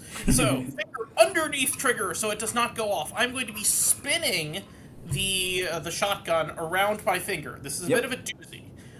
With the other hand, You're going to be fully extending your arm. Yeah, fully extending, spinning it. With the other hand, I'm going to be pulling off one of the talismans off of my duster and rolling it up into kind of a cylinder. Yep. As the gun completes the flip, I'm actually going to break the bray action. I'm going to load the cylinder as a blank. Yes, into the empty chamber, snap it shut, brace against my shoulder. So I'm going to need base and plant my legs as firmly as I can. And then, oh Lord, show them truth, show them glory, give them equality. Trick shot. The trick shot, the question is, what am I bouncing it off of? And the answer is, human skulls are an object. So, they don't know what a gun is. They've never encountered guns. They don't know how to deal with them yet. They're competent. They will quickly learn that guns fire in straight lines, or so they think. I need to take advantage of this while they don't. So, step one, as one is breaching the water to breathe, get the deer slug, which I'm trying to fire, to hit him in the head and then bounce off and to slam into one of his buddies. I see. Okay. Now, as you perform this, honestly, it's quite a beautiful setup. And the fire, the deer slug lances through the air and slams into one of the breaching figures. A spurt of blood erupts from their forehead and they go spiraling down into the water. The slug, it doesn't bounce at a dramatic angle because, it's not as conducive to bounce off of something that you're in the process of rupturing, you know what I mean? But you can at least get like a 10-degree angle to hit the one furthest back of the group. You're not entirely sure which part of his body he hits because he is partially back in the water when it does, but you did clip something as evidenced by the sudden thrashing in the water where it left. As this bounce happens, you can see that the remaining three, one of whom was breaching, immediately go into a deep dive, as evidenced by the fact that they are no longer kind of butterfly stroking their way through the water. They all vanish deep under the surface, with the exception of the one that you shot in the head, who is currently floating on the water, either almost certainly dead, and if not that, very, very comatose. Immediate follow-ups that you would like to take. Okay, so what this means is 1 down, 4 to go. It's danger time because now they're under the water and they could potentially pop up at any point around the boat. I'm assuming their lung span is pretty good. So I'm going to reload the shotgun with buckshot, sheath that, draw the revolver, spin the cylinder, clap it, and then breathe deep, kind of get into a kind of more, this is going to be more of a modern firing stance rather than the Old West one, which is one hand extended. Yep. And I'm going to start working for standoff is the, just making sure that I have my ability names right. You have is standoff, right? Yeah, okay. This is going to be standoff time. So imagining and going back to kind of the boughs of the tree god above me. So kind of, under your boughs, Lord, grant me shelter, grant me peace, and grant them death. Actually, one other thing. I'm going to keep the spent casing from the trick from the trick shot. Yeah, the deer slug. Yeah. I'm going to keep that spent casing and I'm going to kind of tuck that into my pocket. As you are taking out the deer casing, the water in front of you and to your left ruptures. A figure comes launching out at high speed with a set of phantasmal shark jaws flared around them like a halo. They come rushing up towards you, phantasmal jaws at the ready. Your standoff is also fully prepared to activate. What would you like to do with the spent casing in your hand? So what I'm actually going to do is I'm going to slide backwards and hurl the spent casing. This is going to be a manifestation kind of snapping. Be gone! And what's the effect you're going for here? Flashbang. Basically, the light of the Lord compels you out of my face. As you take the leap backwards, I will note that since you're on a railing, this step backwards is going to be an ungainly one. Like, you'll have to catch your footing after doing so. That's okay. However, your casing detonates, unleashing a sudden flash of light. You see that the jaws, it's almost like the jaws are unhinged out of existence and fade away into wisps of nothingness as the individual lands prone on the railing, maybe 5 paces if you were to take normal pace in front of you, so very close. At the briefest glance at their appearance, because obviously you can't take too much time to process this, the first thing you notice, they are armored. Almost looks like full body armor, but nothing like you've seen before. Second of all, they are big, like I forget if you said Bertram's size. Like, how tall is this guy? He's probably like 5'8". He's pretty skinny. Yeah, this guy would tower over you, at least a head taller, though he is currently prone on all fours, clinging to the railing. Immediate follow-ups Okay. from Bertram. So, quick clarification on full body armor. I'm assuming this is like face, groin, throat, all of your traditional vitals are covered. Yes. Again, this is the briefest glance because there's been a rush of water and also your flashbang that has just gone off, so you can't process all the details And perfectly. have I been able to steady my feet at this point? You're at the very least not falling. You're still kind of in a low-ish awkward position, and you have a hand off of your gun, but the other one is there. Okay, because I have my pistol in one hand, secure. I'm gonna swing to the side. I'm going to actually aim away from him initially, and then snap my wrist towards him and pull the trigger. As Basically- you are like kind of leaning away and beginning this action, you see that they start to stalk towards you across the railings, kind of like, again, low cat-like movement. But as you snap your revolver into place, please finish what you were saying. So I'm gonna snap the pistol into place. I'm gonna aim for his mouth. Absolutely. And as you fire the gun, this gives you your first good look at them. Their armor is made of tree bark. Kind of similar in some ways to your own, but in this case, clearly layered like scale mail armor. Now, the way that your bullet interfaces with it makes it clear that this is not like any frickin' tree bark you've ever seen before. The bullet pings off of a heavy bark gorget that comes up his face and covers his mouth. And it leaves like a deep woody groove in the material, but it does deflect harmlessly away from him. Though, it does cause the stalking behavior to pause, and you can see through kind of like, they even have like grooved slits for a visor, and you can see the eyes flick down as the individual ponders what the heck just hit him. Okay. In this case, I think Coach Gun is my friend. Preacher is gonna preach. How are you going to swap weapons? Again, you have one hand kind of stabilizing yourself and the other on your revolver. Okay. So shootout is going to be the key here. Yay, more ability times. So I guess what I'm going to do. You are going to need that moment of stillness to get the shootout off, though. Remember the paired action. Yes. Actually, that's going to be really difficult. Yeah. Can I give you a moment to think so I can jump back to the other two? Yeah. Go to the others. Thanks very much. Let's go over, I think, first to Ariadne, then to Tiberius to switch up the turn order briefly so that we can finish. I mean, that up. makes sense considering I'm not going to be doing anything for the next, like, at least half a minute. You do not know that. Fair. What would Ariadne like to do now that I asked for your follow-up to Familiar Face? Yes. So let's picture for a moment a young Ariadne. She's maybe 23 or 24 years old, starting to get quite proficient at whatever skills she's developing in her life, but still very uncertain about where she's going. At this point, she has all the tools she needs. She knows she can cast the spell to expand her sight, but she's not sure if she wants to do that to herself. It's a pretty big change, obviously. And so she's kind of looking for guidance in her life.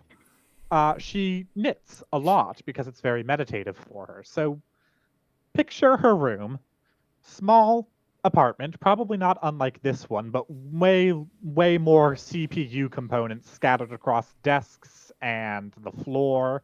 But they've all been kind of pushed to the edges of the room to make room for her most recent knitting project.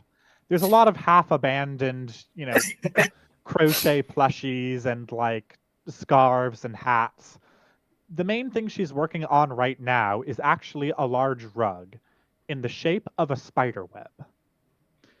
And she finishes it, and she sits at the center of it, contemplating whether or not she wants to really go through with this. She's maybe offered a few prayers to Otomathrushi before, maybe a little bit half-heartedly. After Can all, I she's not add really that sure she would believes in- probably yes? know Otomathrushi by a different name? I think that would be reasonable. Okay. Yeah. I think Otavia.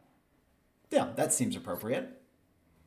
Otavia. She's prayed to this goddess before, and she's heard this story, which Ariadne thinks might be like the Two Wolves story, where it's not a real Native American story. It was made up and justified after the fact.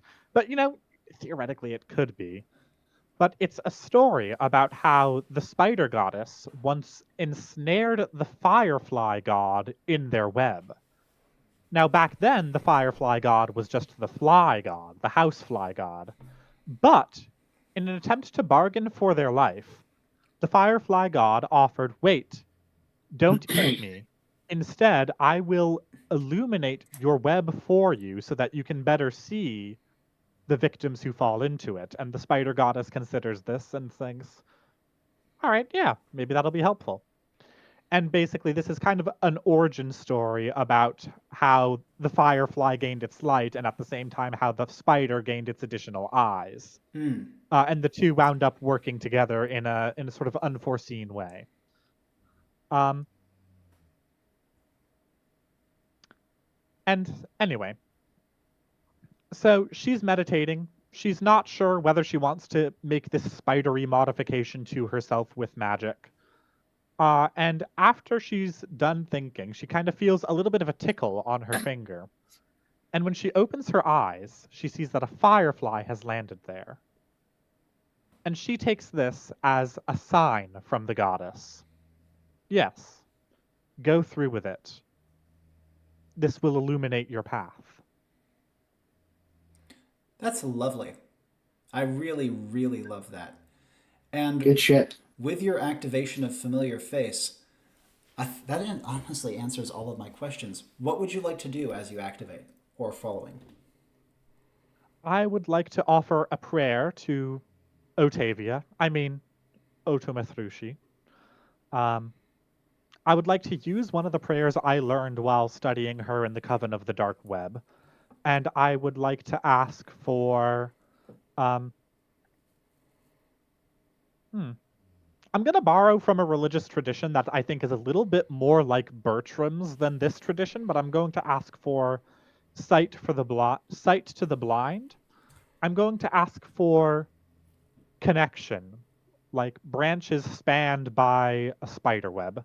As I create connections between, I want to manifest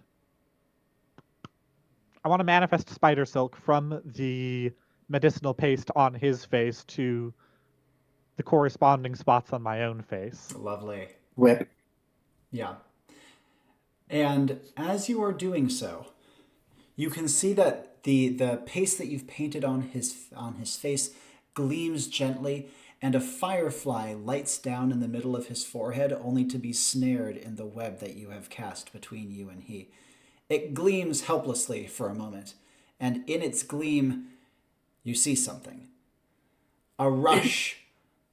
A sudden rush. It feels so different and eerie and strange.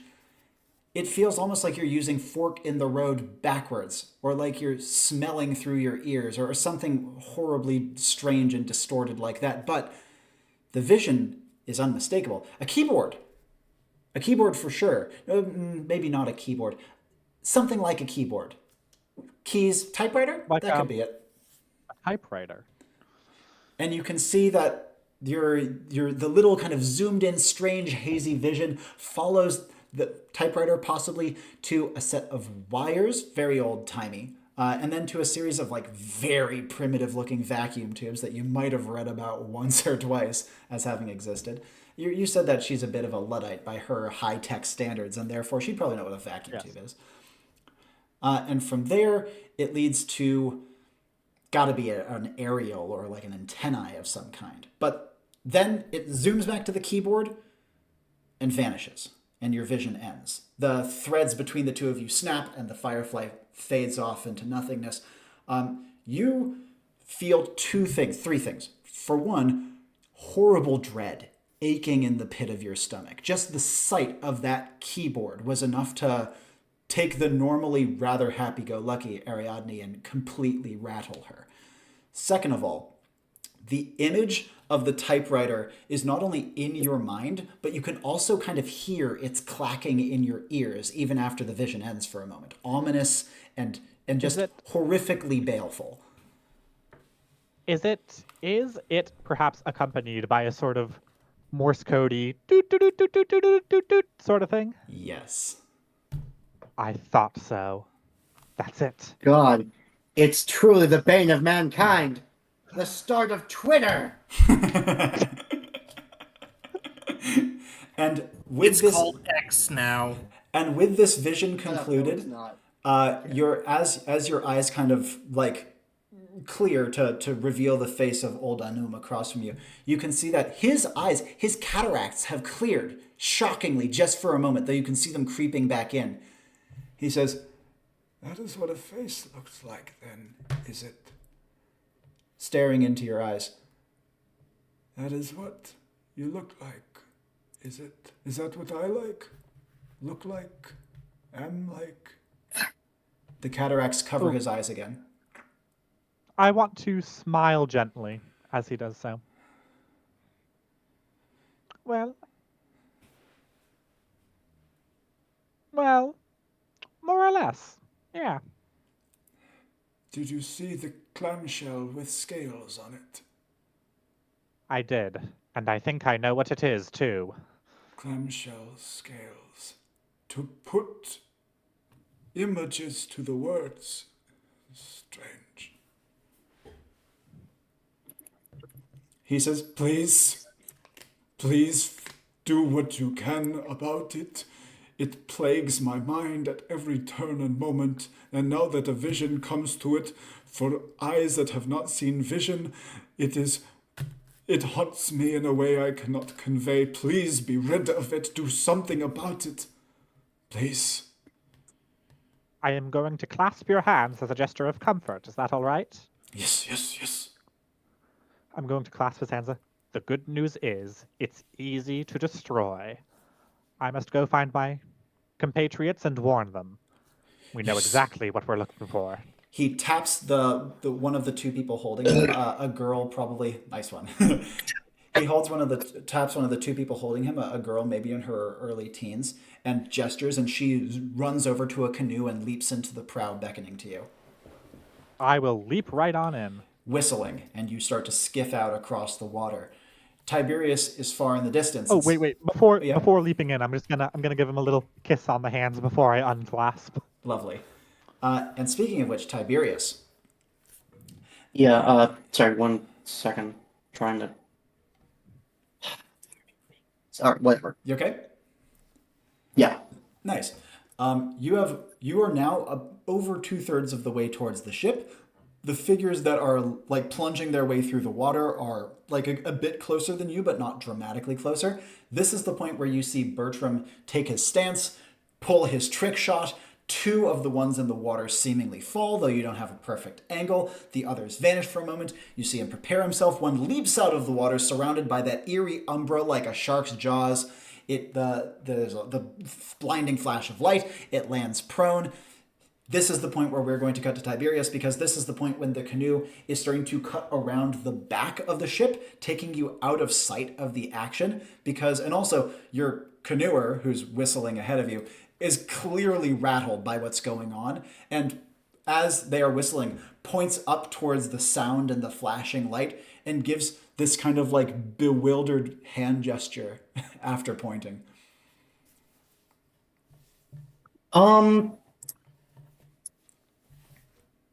Vitality is a very social tool. What I'd like to do with it here, because I do have plus to vitality, what I'd like to do is put a hand on his shoulder and just give him like a reassuring nod that and try to convey that it's fun. Yeah, and you can see that as you do so, he still looks bewildered, but at the very least gestures excitedly past your shoulder, and you can see in the water the life preservers that you saw in your vision. It's the same number of them too, 7. There we are.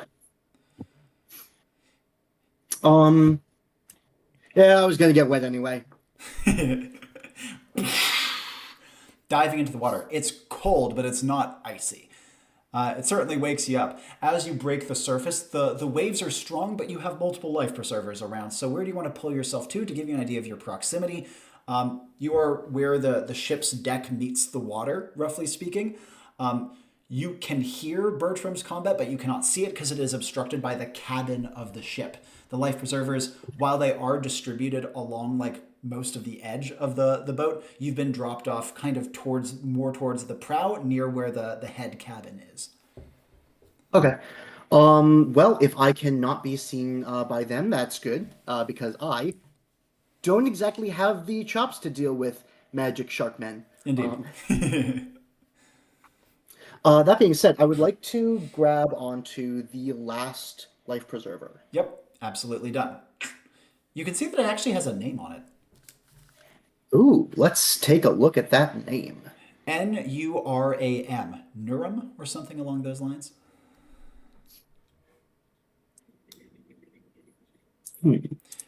Neuron. And then smaller text underneath it that says GPN, all caps, and then MARDREIN, Mardrain, or something along those lines. I have plus int. Do I know what GPN might stand for? Okay, it's obviously an acronym. There's no doubt about that, but it may be like an official designation. It does kind of, if wherever Tiberius is from, he might have heard of something along the lines of HMS or the like SS something or other. So it might be something along those lines. Checks out. All right. I'm going to look at the other ones and see if I find any other names. And yes, every single one of them is named, though they all share underneath the name at the top of the life preserver, as designated by the text orientation. Underneath is GPN Mardrain. All right. As I go through each one, my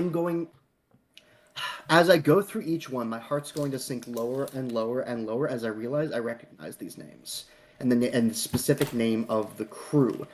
I met them using familiar face. I want to say that I had met them on an excursion, on an excursion into a port town where they had just brought in whatever they were transporting. I don't actually know what it was, but I would like to establish the relationship as an.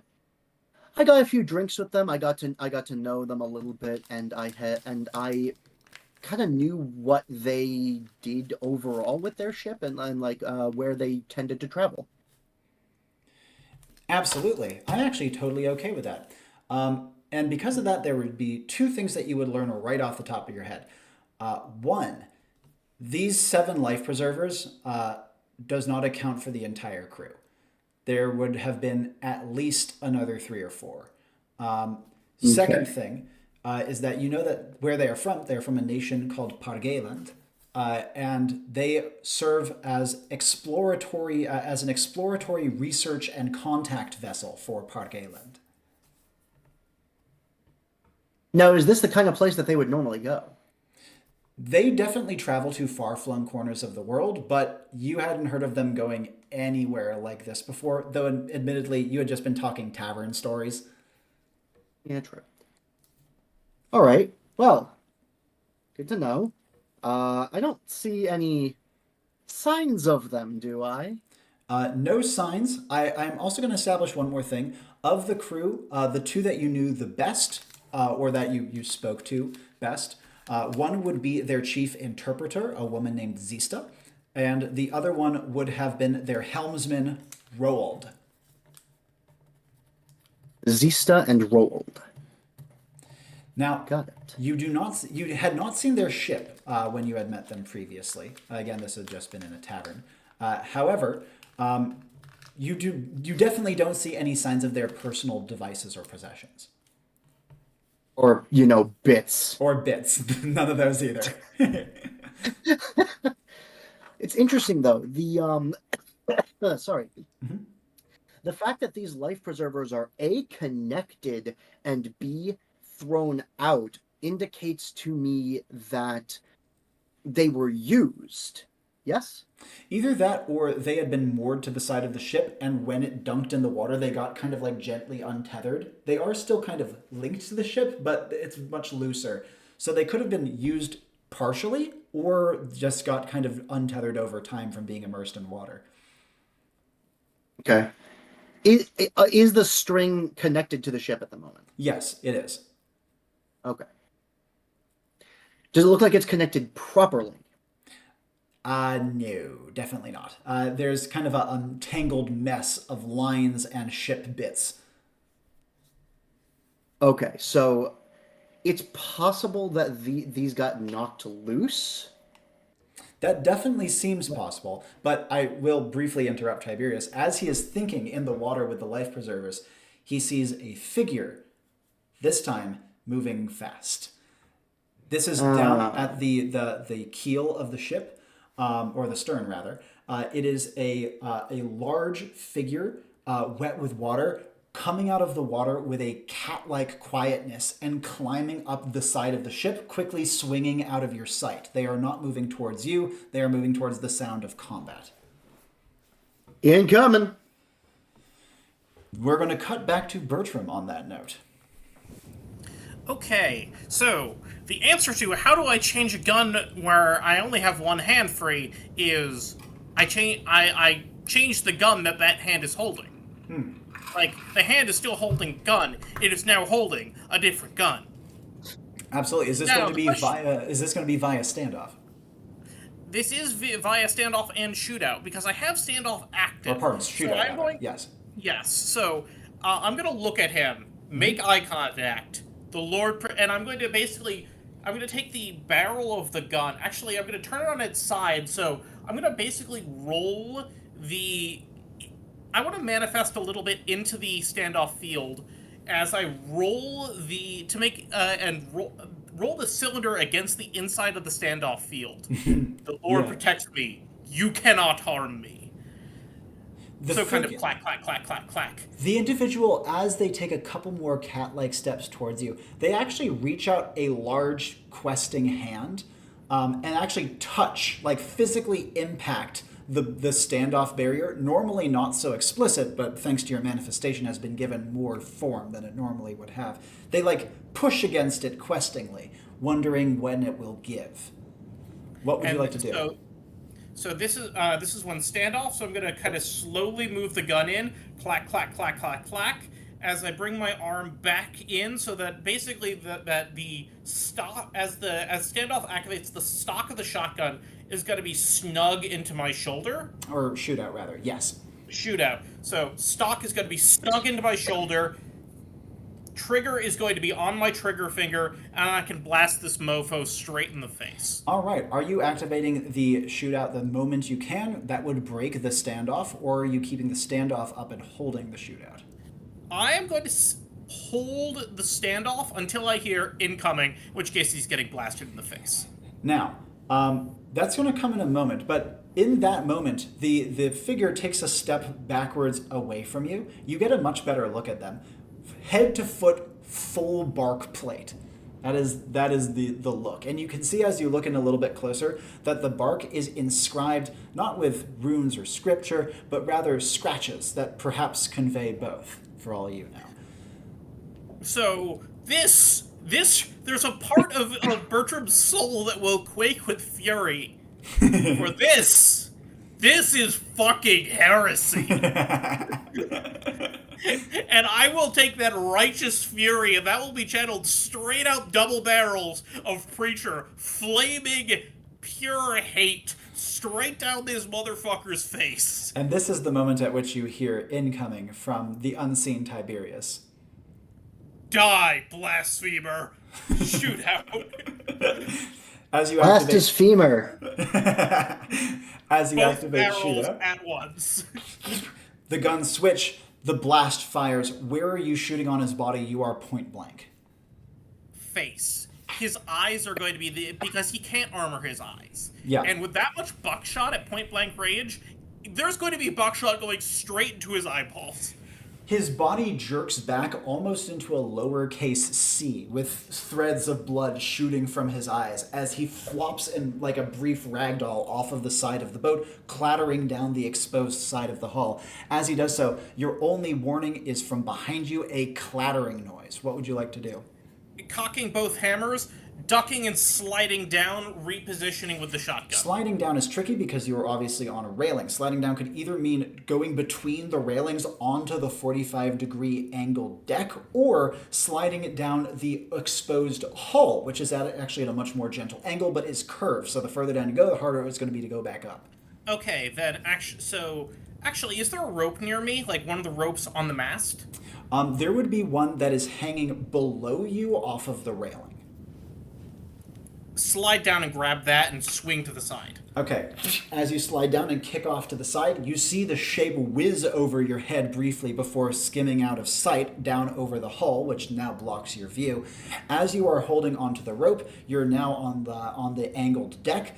Below you there is a security chest, and a little ways past that there is a smaller cabin coming out of the ship's deck. What would you like to do from here?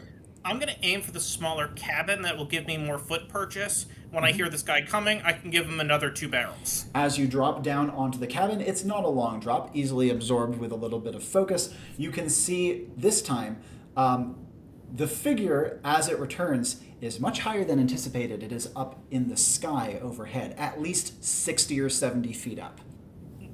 Well, the good news for me, it doesn't look like he has the same sort of body armor, same scale of body armor.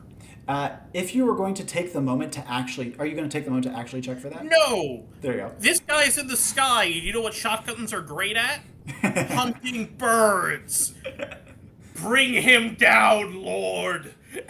And I'm going to kind of imagine grasping branches, kind of catching a hawk's leg and slamming it down to earth. As one barrel, pow, kind of bracing against my shoulder. As you fire off, you can see that the figure up above is briefly stricken as their body contorts in pain. They immediately go into a diving plunge at, like, pretty much free fall speed, seemingly aiming over the side of the hull out of your sight. But they are currently on the drop. What would you like to do? I have a second barrel. Indeed. That's what I figured you'd say. I'm going to cock the first and blast it with the second. As you fire, you get one more shot off. Not clear whether that's a hit or not, but at this point you hear the splash of spray again behind you. You're standing on the cabin, looking up over the exposed hull, and as such your back is to the sea. Immediate reactions to this. Down and twirl. I've already cocked the first barrel. I'm going to cock the second, bracing, and I'm going to be shooting the thing coming up behind me. As you are ducking and twirling, this one is almost on top of you already. This one is much more lightly armored than the, presumably the first one. Or, pardon, this one's much more lightly armored than the full plate one. But they are also very close. In fact, as you are twirling, your barrel is not to bear in time as they are leaping on top of you. Trick shot, however...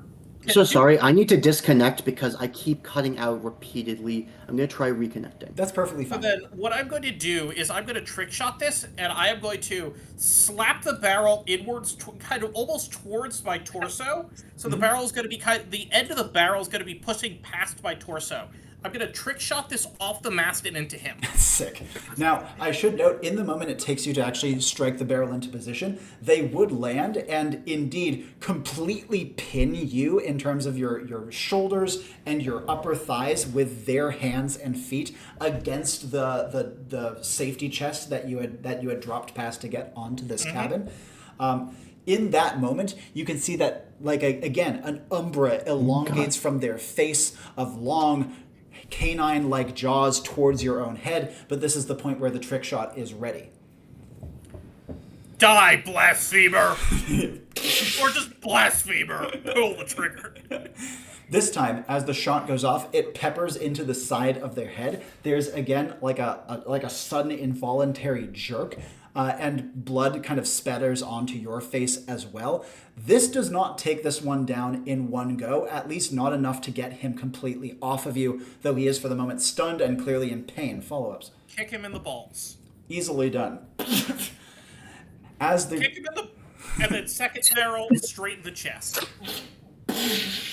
This time, the blast is strong enough to lift him bodily off of you and send him off of the akimbo back cabin that you are on, tumbling down into the water below.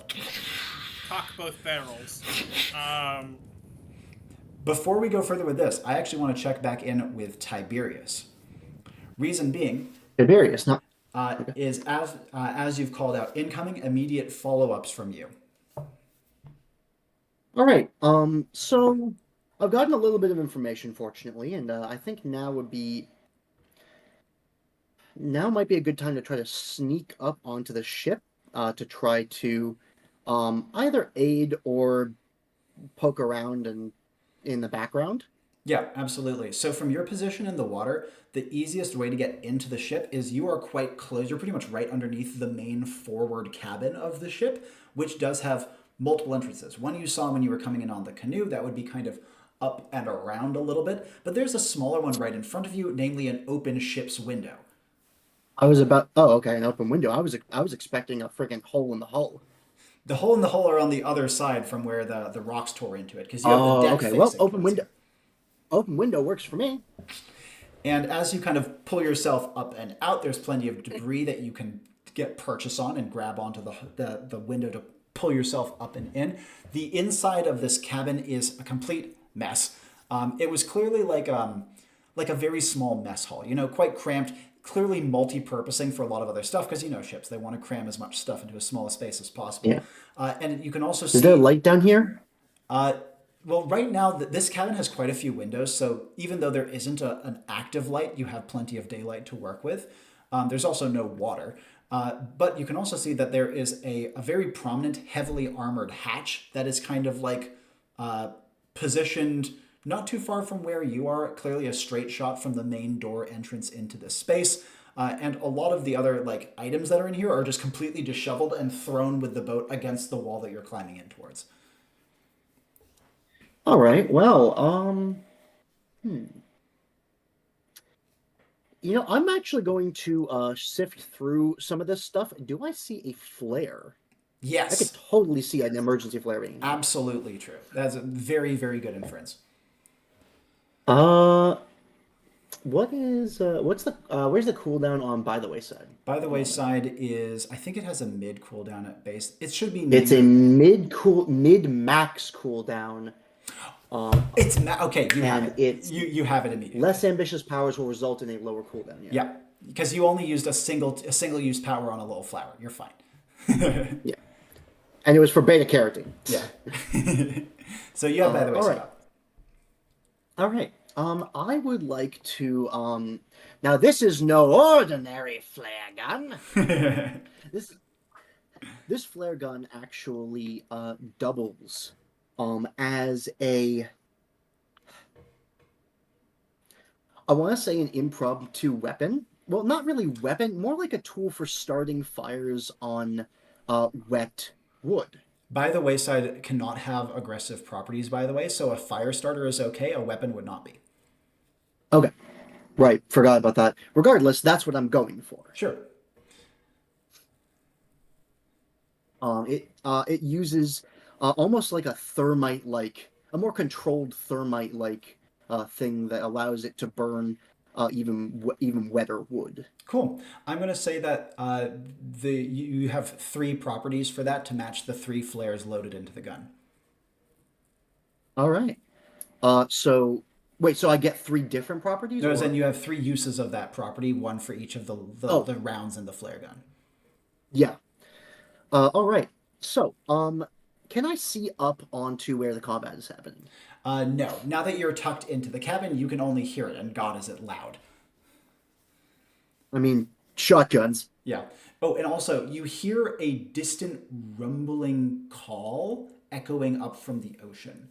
It puts I don't like that. It puts your neck hairs on end. I don't like that. I knew I should have asked about oceanic gigafauna. What would Tiberius like to do?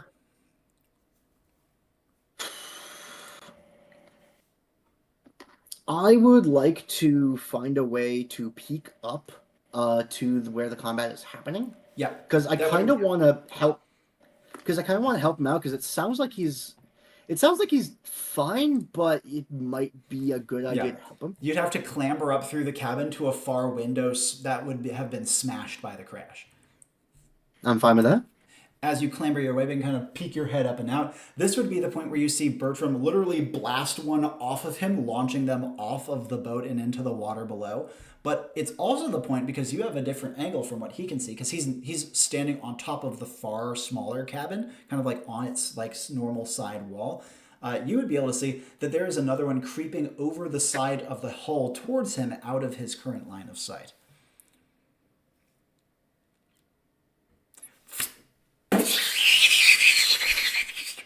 The flare goes whistling off through the air, briefly jumping back over to Bertram. Having just blasted the guy off the edge and currently recocking your bearers, there's a sudden whistling noise far to your right, and a sudden cavalcading flash of light. What do you want to immediately react to this with? Twist towards the flash. There is a flare that is launching over, kind of like a little bit over your head. You don't see where it's going, but it's clearly coming from the other far cabin, and it whisks over the top of the hull just over your head. Okay, few logical assumptions. One, I don't know if these guys would have would put together how to use a flare gun, and I don't think if they were going to sneak up on me, they would use that. They just would have shanked the shit out of me. It's probably not them. It might be a friendo. Next up, okay, flare gun flying overhead. Could be alerting me to one of them. I know there are two left. They're both injured.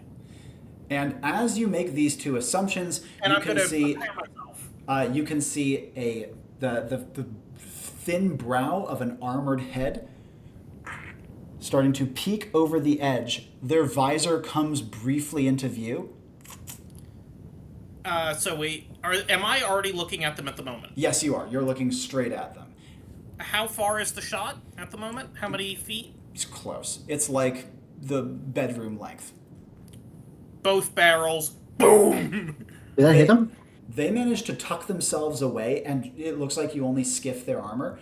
Tiberius, your flare, as it happened, when it shot overhead, the figure crouched down extremely low and looked towards you, so they dodged the attack, but then they peeked over the edge, clearly trying to figure out what the hell was going on over here. And you see, as they get shot, their head kind of jerks backwards and pieces of their wooden armor fly off into the sky as they start to slide back off of the hull into the water. Cock both barrels again. Shootout's probably ending soon, sadly. Not long for this world, yes. Tiberius, follow-ups from you. Shot. Bertram, you hear Tiberius' voice call out over the deck, and only now do you see his face poking out from the window. Thank you. I need more eyes. Can you provide them?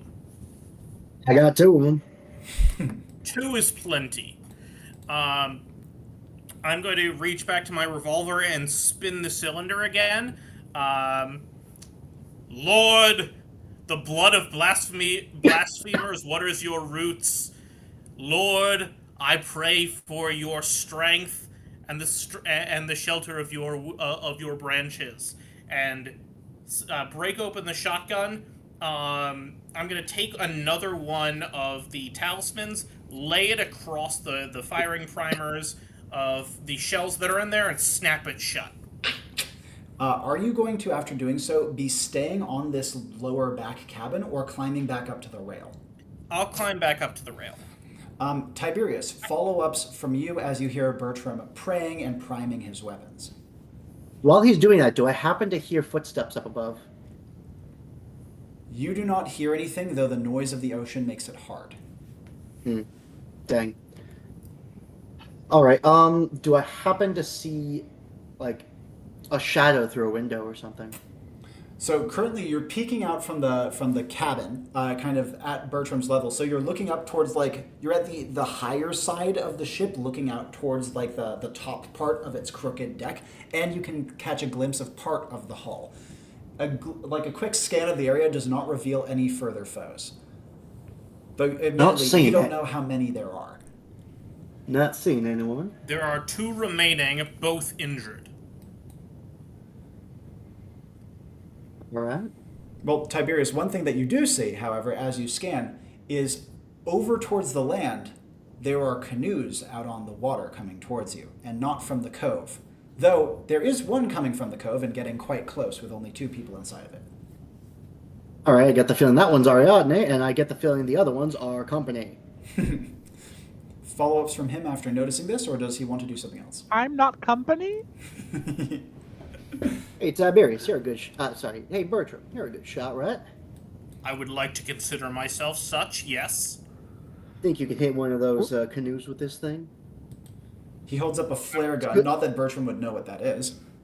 Good at lighting fires on wet wood.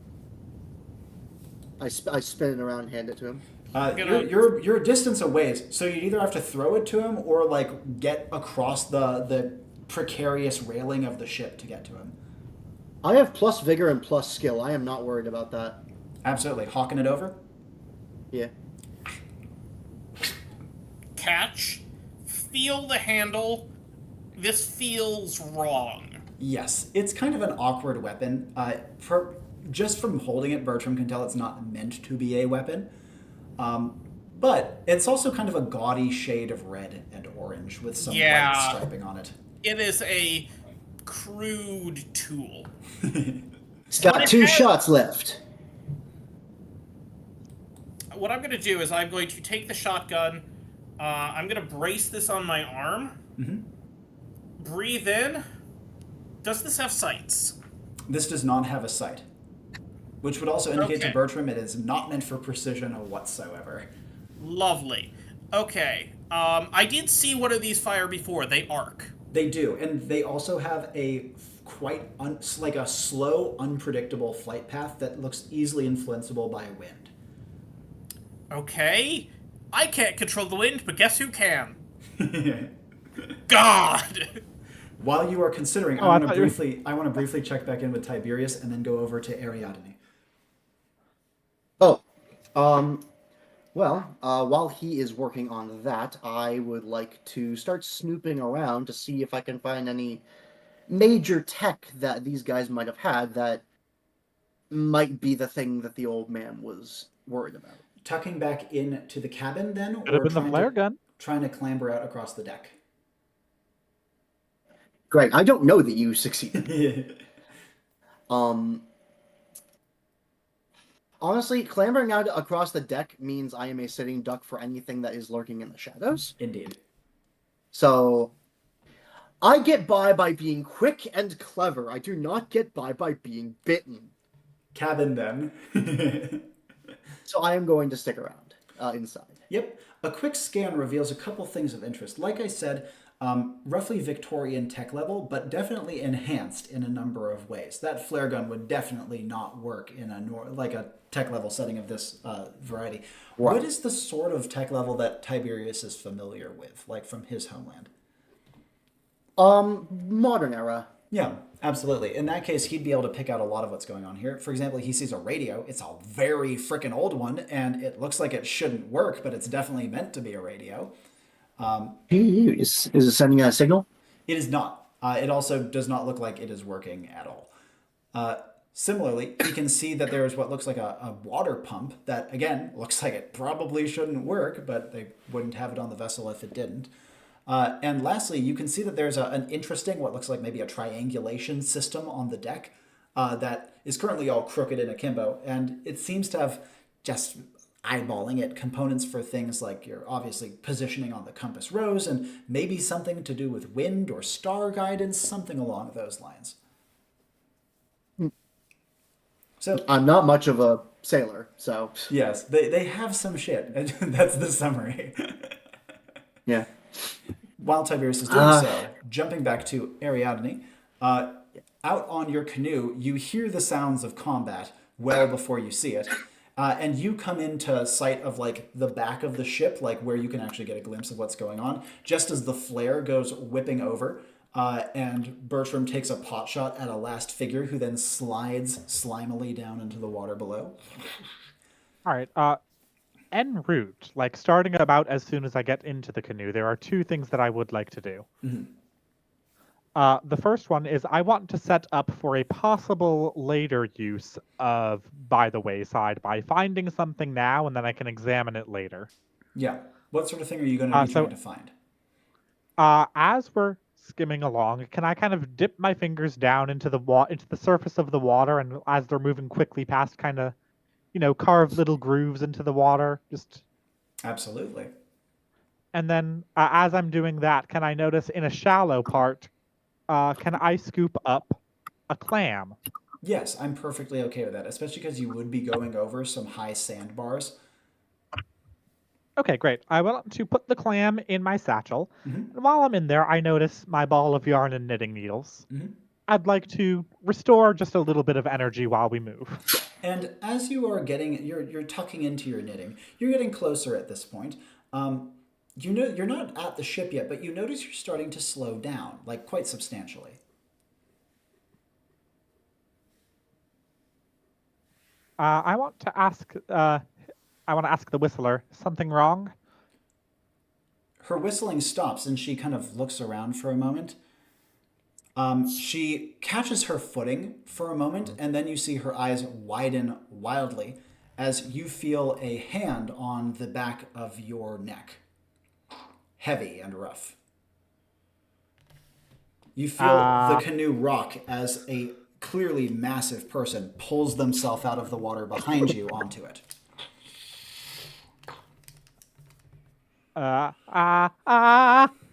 Walking stick? As you hold up the stick, I want to hide behind my walking stick. a large arm kind of passes over your front, kind of pulling you protectively in front of them as they tuck themselves down. They are big and they smell like seawater, and they have rough clothing on, or maybe it's armor. In fact, looking down their arm, they have what look like vambraces made out of bark of some kind. The girl is terrified and doesn't move a muscle as she stares at the two of you. You hear the heavy breathing of the man in your ear. And then you hear a chattering noise from him, much higher pitched than you would expect, and then kind of a gurgling, and then... Why are you here?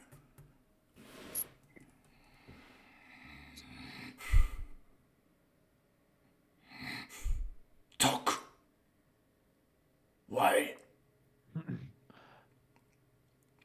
I'm here to recover a specific thing from the boat. What do you know about that? He points up to a figure who's currently hauling themselves onto the top of the boat. Lightning in the hand. Oh.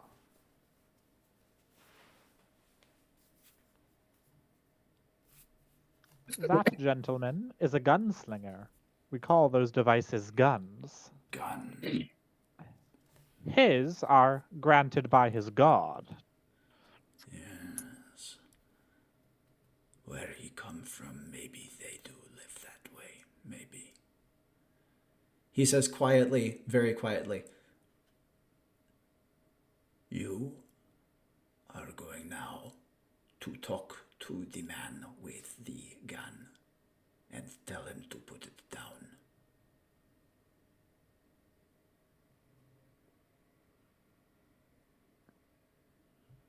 I can ask, but I don't think he would be particularly inclined to do so while he and I and our other friend remain under attack. the girl nods and scuttles over to you as well. He puts another hand around her so that the group of you are kind of huddled at the base of the canoe. You hear her trepidatiously whistle, and the canoe starts to go forward kind of quiveringly with its prow always in the air. I want to try to do a little bit of a rally / attention grab towards the young girl, and I'm gonna say, "It's going to be all right, darling. I'll get us out of this. Don't worry." Now, Bertram, as you climb onto the railing, it is not hard to pick out what's going on. You see your canoe coming in as expected, but as you look down, you can see that there is a heavy Nochalok individual, not as heavily armored as the first one, but reasonably one. It's the one you took a piece out of the helmet for, who is on the canoe, one arm around its pilot and the other one around Ariadine. He's clearly using them as human shields. Great. So, bad news on two fronts. One, human shields are bad. 2. The other bad news is, from that range, the only gun I would have a chance with is my revolver, and that's not going to be enough to pierce his armor, unless I do bullshit. Indeed. You were also and- considering the flare gun, though this is probably dominating your attention at the moment. Yes. So this would dominate my attention. He has hostages. I don't know what he's going to do with hostages. I know these people have ways to get around language barriers. He doesn't necessarily... Does he... Am I looking directly at them, or is this kind of at the corner of my eye? This would be initially kind of not in your full periphery, but in partially your main field of view, enough so that you can pick out a good amount before you even focus in. Okay. I don't want to focus, because I don't want him to know that I know. Okay. Maybe a stretch, but at the very least you can have him be... You can indicate that you're not on guard, at the very least. Yes. And what I'm going to do is, so, in times of doubt, in times of trepidation, in times of danger, turn to God. That is the lesson for today. Turn to God. Okay. I think I have my answer, and it's horseshit. Now, before we get to that, Ariadne, after you say this to your pilot, do you want to say to anything or do anything for Bertram or otherwise? What would you like to do? I don't want to say anything to Bertram, but I think I want to start on that by the wayside I foreshadowed earlier. Yeah. I would like to kind of surreptitiously reach into my satchel and run my fingers along the grooves of the clam and the sort of seam of its shell.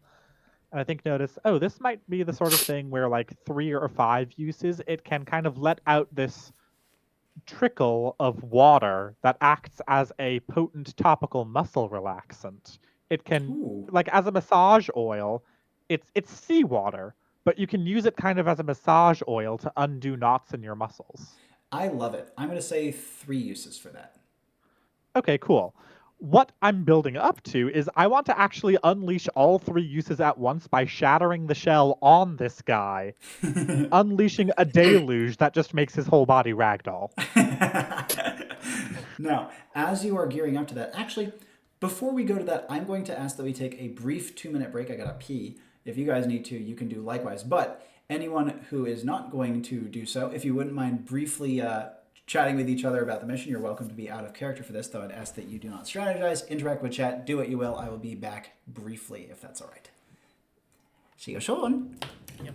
I will gun God my way out. I have put the wrath, the fear of God, and gun into these motherfuckers. No, you put the fear of gun. You have not put the fear of God into them. True, mostly the fear of gun. They get to learn what a shotgun does firsthand with experiential learning. It's not pretty. Oh, I'm having a lot of fun. Hopefully you can make use of that flare, and if not, oh well. I have an idea.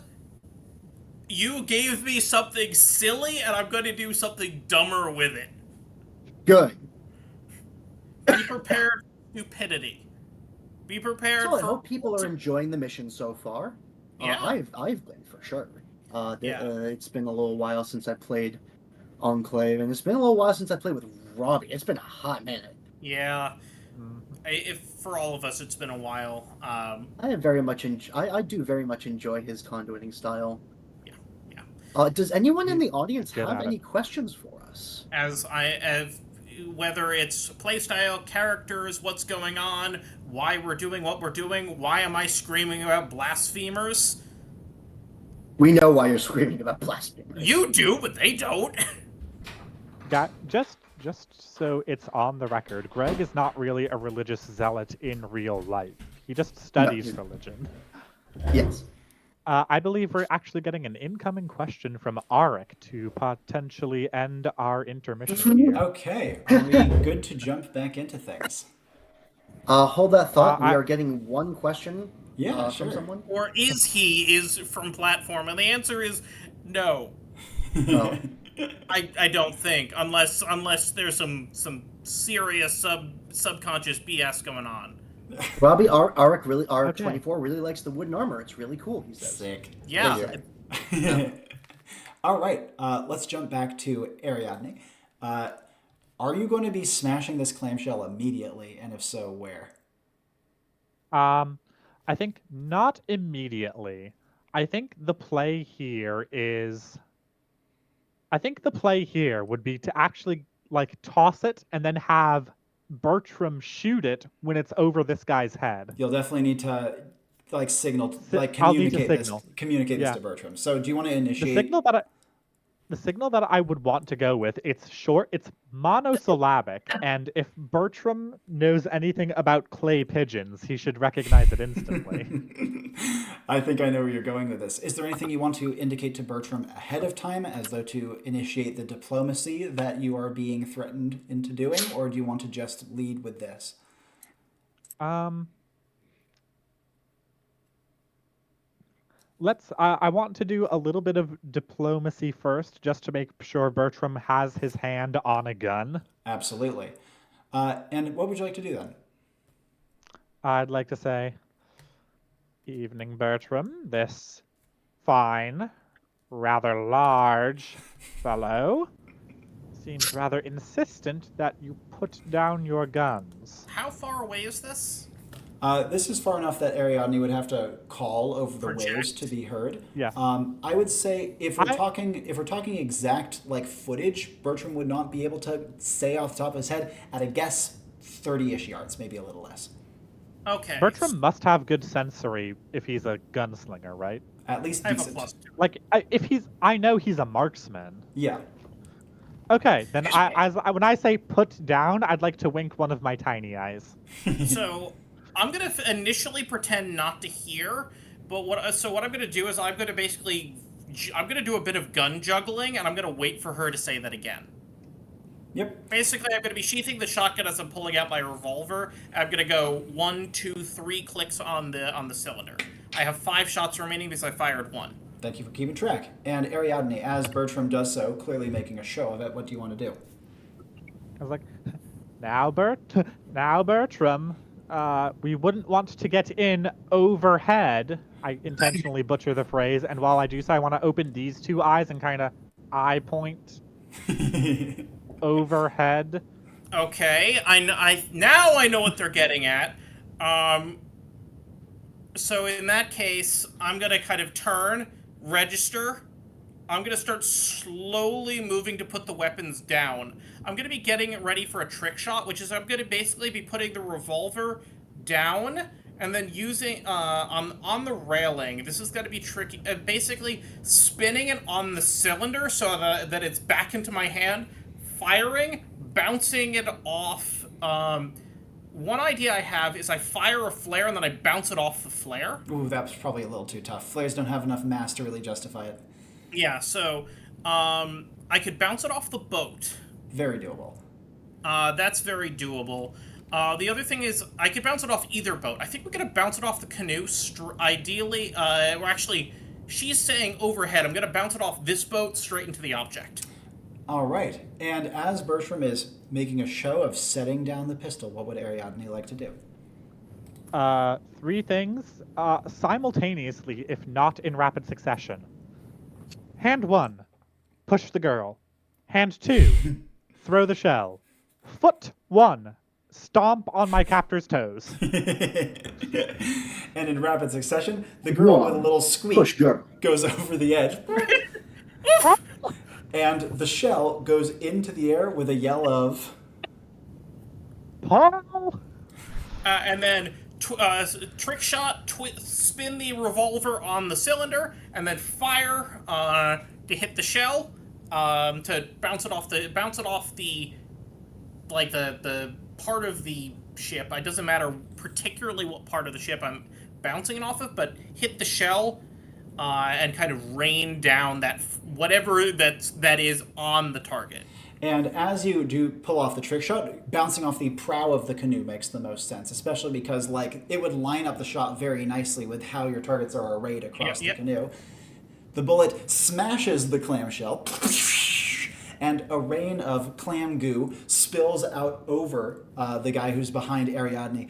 First of all, both she and Bertram would immediately register him jumping into action. Bertram would see that another flaring umbra manifests around him. You can see that this time his arms swell as an umbra surrounds them, and great Wolverine-like claws overlay his own fingers as he reaches down. Oh, yeah? Are you suggesting he's using a penumbral incision? I might say that, yes. As he reaches down to kind of grab Ariadne underneath her armpits.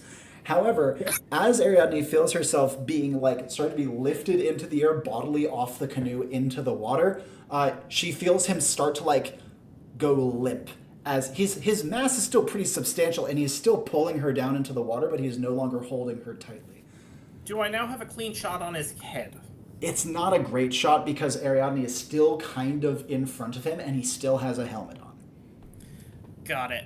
I'm gonna sink lower. I'm gonna start praying. I'm gonna turn the cylinder back to the empty ones, and then back forward 3 to a loaded one. Because this is one where, so breathe deep, slowly exhale. I'm not going to take the shot yet. I'm going to let Ariadne try to weasel herself free, and then manifest. I basically, in my earlier prayer, I was talking about the roots of the tree god guiding me, following the roots home to equalize the mighty. This is an old woman being held captive by a strong man. Bring him down. And Ariadne, what would you like to do? I would like to manifest. I want to reverse engineer their sort of ship piloting, and I want to make a light, sharp whistle to bring the water, the clam goo water all around us up sort of around this guy in a sort of a watery membrane that'll allow me to slip out, and hopefully will enhance and help along the muscle relaxing effect. I see. I'm going to say that you can't do enough to contain his entire body, but you can get his front and his arms. All right. As the water starts to the clam water starts to kind of swirl around the two of you, you are being pulled overboard into the water, but as you are hitting the water, you would actually be able to wriggle free. Okay. Ooh, can I do another manifestation? Spider-Man. I'm gonna say no, I just want my finger pads to actually stick to the edge of the boat here to help me not fall over. It's a very tight time frame on the manifestation. Since that one's really small, I think I'm going to be okay with it. But you'll have to wait a little bit for the next one at the very least. And Bertram, as the two of them are plunging into the water, Ariadne finally squiggles free. Do I have a clean shot? Through the roots of your god, perhaps. Lord, take us home. Boom! The bullet wriggles through the air, following invisible paths, and strikes through neatly underneath the bever that guards his neck. You don't know what happens after that, but you see the splash as he hits the water. Ariadne's hand is still thundered, idiot! Ariadne, do you want to pull yourself back into the canoe? Yes. The girl on the other side is hauling herself back in as well, gasping for air and pulling hair out of her eyes. Before we go further, Tiberius. Back in the cabin. So, thinking on all the information that I currently have. Yeah. 1. The expansionist society here does not have advanced technology very much. At all. Don't seem to even have metal, from what you've noticed. Okay. So metal in and of itself would be bad for them to get, because that just lets them devastate the area. Indeed. But I don't think... That can't be it. That's too simple. Does that feel right? It feels 100% right in Tiberius's gut. Especially looking around here, a lot of the metal, you don't see weapons. The most weapony thing you see here is there's a utility axe that's snapped in half. It clearly wasn't made very well. Beyond that, you do see there's some technology. The radio might still work. That's probably bad, but there's no infrastructure for it. The only other thing that you see in here that could be bad for them to get their hands on per se, besides stuff that you haven't You haven't rifled through every drawer or checked in that hatch yet, but the only thing that you can see around here that looks like it would be at all bad for them to get their hands on is you do see that there is a little packet of an unmarked powder that is kind of like splayed across one of the windowsills. That's what I'm looking for. Do I remember any of them doing cocaine? Yes, that was what I was getting at. Oh my fucking god! I was joking. They were as travelers from a Victorian era, they were heavy recreational narcotic users. Fair enough. Thank you, Greg. Sometimes sailors gotta do coke. Speaking of which, I'm going to pull out my pull out something from my satchel, a vial. Easily done. I'd like to take some cocaine. Yes, you can quickly scoot this into your vial and cork it up. That could come in handy at some point in the future. Indeed. That being said, I think at this point, I'm going to have to YOLO this, and I'm going to cast Fork in the Road. I am going to close my eyes. I am going to spin myself around 4 times. Kind of awkward at the angle that you're at, but you can make do. Yeah. I'm going to spin myself around 4 times, and I am going to stop. And I am going to let my hands fall where they are going to. Where are they pointing? That's such an interesting fork in the road. So you're effectively doing a compass point like we used to have. Yeah. Kind of. Yeah. Let's see if we can introduce at least one more forkish element. Can you give me a guess? Okay. If I had to guess what the problem child is in this thing, it's either going to be a substance or it's going to be a tool. Yeah. I like that guess. And as you kind of come to a stop, you feel one of your hands is twitching slightly. The fingers are going, and the hand is pointing squarely to the hatch in the floor. And as you go over to the hatch and start to try to turn it, it is locked, or at least barred, probably from the inside. And no ordinary lockpick's going to get me in there. Definitely not. So you could turn the wheel, and it would come free, but it clearly had like a crossbar thrown across the inside. What I want to do here is I want to look at my. I have a regular map. Mm-hmm. Where exactly does this lead to on the ship? It takes you a moment of fiddling with the map to get a good resolution of it. So within the ship, there are 3 sections of internal hull space. One is primarily crew living quarters. One is like shallow storage, and one is deep storage. All 3 are connected to each other. This would go into the living quarters. From there, you could access shallow and then deep. Okay. I'm guessing the living quarters has a way to get in from outside. Well, actually, now that you're looking at this on the map, you can see that the living quarters would be one of the places where the sea rocks ripped into the hull. Perfect. I'm gonna go check out the living quarters. I get the feeling we're gonna find what we need right in there. All right, I will keep these blasphemers from getting on the ship. I'm gonna empty out the 3 empty shell case. Am I within earshot of both of them? Not just yet. I want to finish up your action, Bertram, then I'm going to jump back to Tiberius, then we'll get to Ariadne. I'm going to take out the 3 empty shell casings from the revolver, pocket those, slot in 3 actual live rounds, spin it shut. Excellent. And Tiberius, immediate follow-ups from you.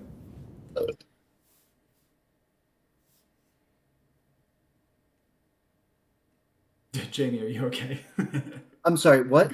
No, I said follow-ups after the brief interaction with Bertram. I am going. Oh my god, I'm sorry. I am having a lot of trouble. No problem. You're sick. I understand how it goes. Yeah. By the way, guys. I am an idiot. Do not forego your health for the sake of Enclave. As much fun as this is, be PSA healthy. time. Thank you for the PSA, Jamie. We appreciate you being here, and I hope it's not too Do tough. not do the what I do. I am an idiot. Anyway, yes. So I'm going to honestly, I'm gonna grab a rope from. I'm sure there's a rope in here. Oh, yeah. There has to be. Absolutely. I'm going to tie it. I'm going to get outside and tie it to the edge of the ship, and I'm going to kind of rappel down. Easily done, especially because the hull is a shallow slope at first and then gets steep as you get down towards the rocks. You're actually rappelling down right over the main rippage areas where the sharp sea rocks just completely slashed open a big gouge in the hull. As you drop into sight of them, you can see it's the sort of thing you could like squeeze through, though it will be tight and the metal will be sharp. The good news is I do have a pretty thick overcoat. Excellent. Does it have a hood? Can it have a hood? I'm pretty okay with that, yeah. Hood, protect my neck. And as Tiberius gets to work, we'll jump over to Ariadne. You and the girl have hauled yourselves back onto the canoe. The girl is recovering her composure and is trying to get to the prow, her mouth quavering slightly as she starts trying to whistle.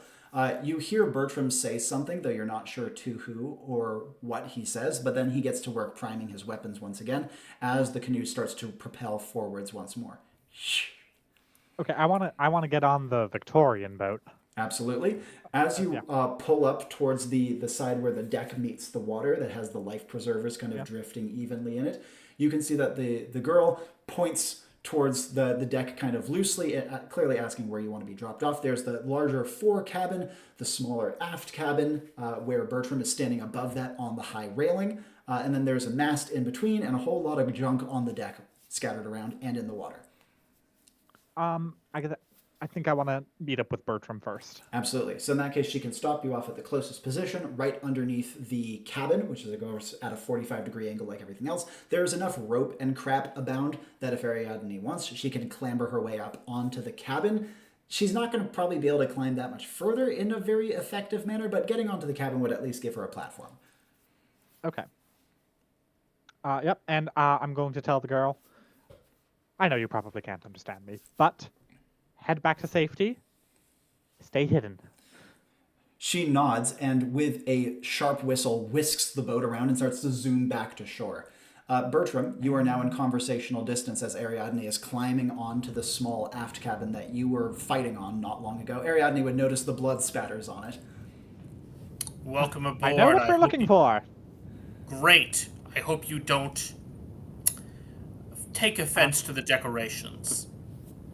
Well, if you want to make an omelet, you're going to have to compromise all of your principles. Did I hear her? No, you would not. This is as you're rappelling down and the ocean noise is loud. Okay, just making sure. What did you Look, find? But the thing we're looking for, I saw it in a vision. It's one of those... I'm going to take a break out of character here for a moment. Yep. So, like, you know how somebody from our generation or younger might confuse older bits of technology, like they might confuse an 8-track and a cassette tape? Indeed. Oh, hey, they 3D printed the save icon. I've seen Perhaps that quite one. to that degree.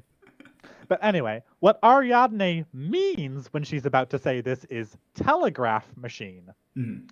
What she says is, it's one of those old-fashioned email machines. I have no idea what that is. Speak plain. Just as well. woman. It's got a series of buttons for letters connected to an antenna for sending, radio waves. Vaguely. Okay, it's also got some vacuum tubes in there. Whatnot. I have no idea what that is. Fascinating. It's actually a sealed bit of glass with no air whatsoever inside. Very useful for various electrical purposes. Fascinating. Fascinating indeed. That's fascinating if you take any time to think about it. Is as insincere as it gets. Where did Tiberius go? I need to tell him. He'll know what I'm talking about. Bertram would have just seen him rappel down, yes. He rappelled down the side of the ship. He said he was going into the living quarters. More climbing. Not to worry. I'm good with threads. Well, I will keep our friends, the blasphemers, occupied up here. There are lots Please more heretics. definitely do. I'm an old lady with brittle bones. I can't be grappling with wooden-armored gentlemen. They're not gentlemen. They're heathens. Indeed they are And not. heathens- They are just men.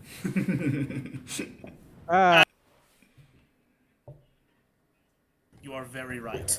They are just men. Now, Bertram, would you have indicated the direction that Tiberius repelled down? Yes. In Yes, that I case, would. Ariadne would know that she would have to climb up onto the rail to get across, then down over the exposed hull section. Okay. And what would she like to do? Is she going to immediately go about that? Because I'll tell you, her arms are already kind of feeling it.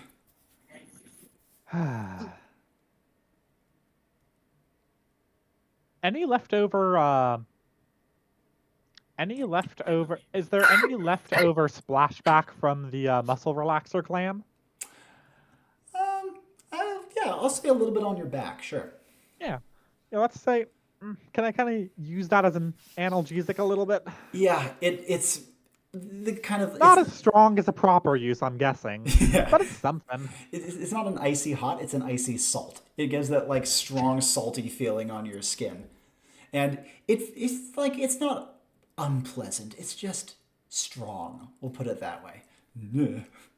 So after getting the shivers out, you can get back to climbing, and at the very least, your arms won't be completely spent by the time you finish this. As Ariadne is hauling herself up onto the railing, actions from Bertram. Those canoes that I mentioned earlier are over halfway to the ship. Okay, so step 1, destroy canoes. Step 2, kill everyone. Before we get to that, I'm pretty sure you're supposed to say that with a southern accent. I was going to say, destroy canoes. Jamie had a thing. Tiberius, do you have a quick interjection? The immediate thing I am going to do is remove the bar from blocking the door and open the door. Yes. And then call up to them. All right, down here.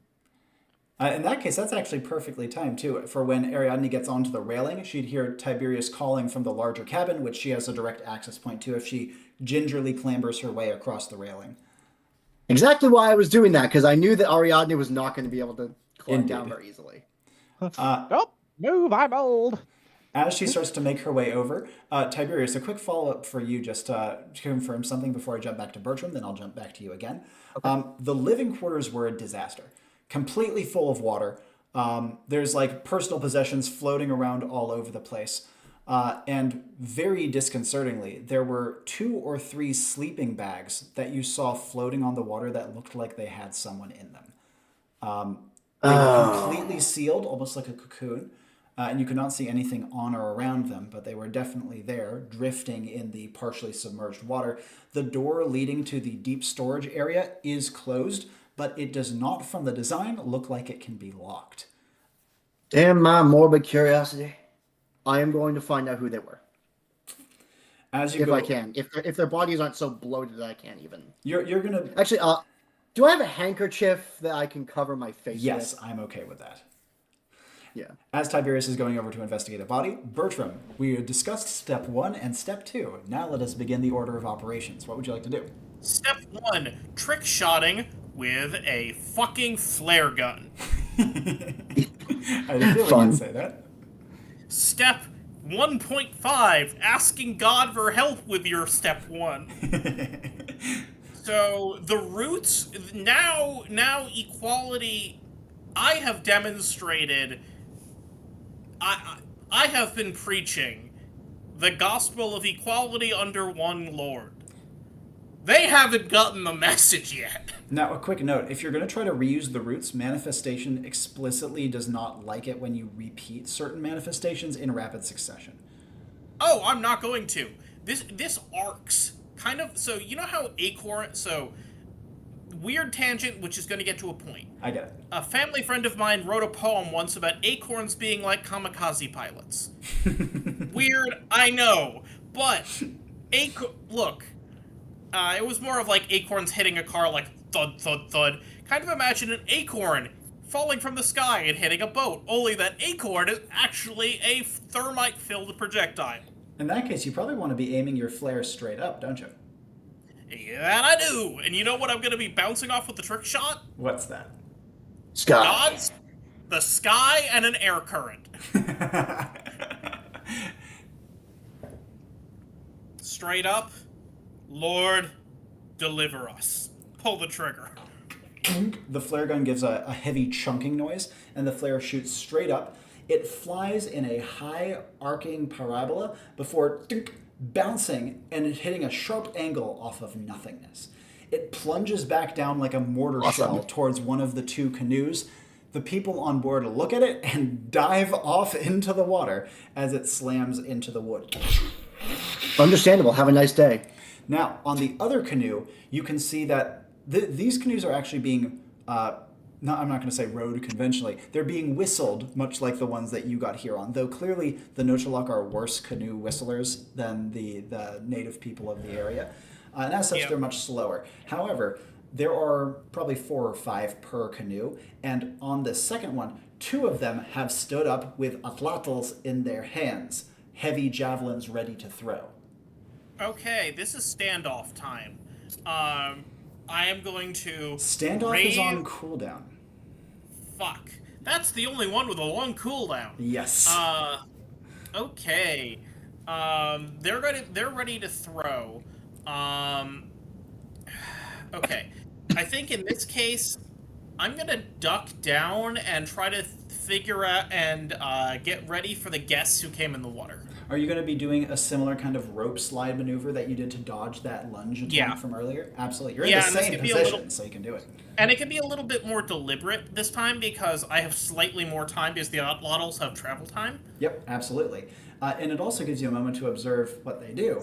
In this case, the Atlatls fly with pinpoint accuracy, one of them buckling the metal railing you are standing on when it strikes. Dang. They are made of wood and stone. The stone does not chip or break. That's concerning. Now, Ariadne, this is relevant to you because these atlatl throws happen when you are still exposed clambering across the railing. You see that the one canoe has been firebombed. The other one has the 2 atlatl throwers as well as other warriors inside of it. They have just unleashed 2 shots at Bertram, who's ducked down into cover. You are nearly at the cabin, but they are quickly reloading their atlatls. You don't know if they're going to be aiming at you next. What do you want to do? I would like to have them not be aiming at me. You know how crochet needles have those little hooks at the end? Yeah. I'd like to try to use that little hook to hang onto the railing as I move. Oh, that's very nice. And that's kind of how I incorporate my my walking stick. Yes, indeed. It's a way of brandishing the walking stick and making sure that they don't aim at you, which in fact they don't. Instead, the next 2 atlatls aim also at where Bertram was, though he is not there whatsoever. The 2 heavy, heavy darts slam into the metal hull of the boat and stay there. Oh. Now, this is the point at which Ariadne can, in fact, drop down into the front larger cabin through a bashed open window, presumably that Tiberius was calling out of. All right. If I hear her coming down, I'm going to say, you're going to want to cover your face. Oh. Actually, I'll say nose. Scarf. Yeah. You're going to cover your nose. And as she makes her way down to the cabin, she would see the exposed hatch that is now wide open, from which Tiberius's voice emanated. I'll get to him in a moment, but to quickly follow up with Bertram as he hears 2 more atlatl darts thunk into the hull of the boat. Completely harmless to him, but weird that they would throw. I'm pretty sure what they're doing is if these are sinking in that deep, that's an easy way for someone to climb up the hull. Yeah, very, very astute. So I'm going to basically slink back farther, get ready with the shotgun, so holster the pistol, get the shotgun ready, and basically just be ready to blast the first person who comes in, and I'm gonna start getting ready for shootout. Just calming myself down, feeling myself be grounded, because I have been on this boat, and there's a lot of blood on this boat. We have been giving a lot of the blood of heretics as nourishment straight to God. So I have sanctified this ground. A brief note: Shootout. You're pushing your cooldowns. Shootout is also on cooldown, but it is much closer to being up than Standoff is. I'm not going to activate it yet. I'm going to be activating that as soon as they arrive, and that's going to take a little bit of time. Jumping back to Tiberius, you are unzipping the sleeping bag. You see a face inside, eyes wide open, lips chapped, face gaunt, almost papery looking. It is a face you recognize from your familiar face earlier. This is Zista, the translator. Oh, damn, girl. She smiles. Fucking what? He splashes back in the water. Ariadne would hear this from up in the cabin as she's starting to get down into the hatch. What's going on down there? Zista giggles.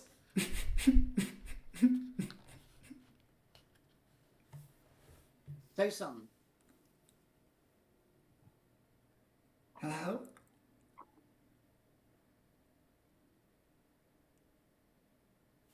What the hell happened? Her spidery hands, she looks like she's aged 30 years since you last saw her, start to like peel the sleeping bag off, and she was like, I'm alive. I can't believe I'm alive. Yeah, shocker to me. Well, that complicates things. Ariadne is clattering down the ladder into the waterlogged sleeping quarters. She says, Not so sure it does. and she looks towards you, and you see a hideous wound on her neck.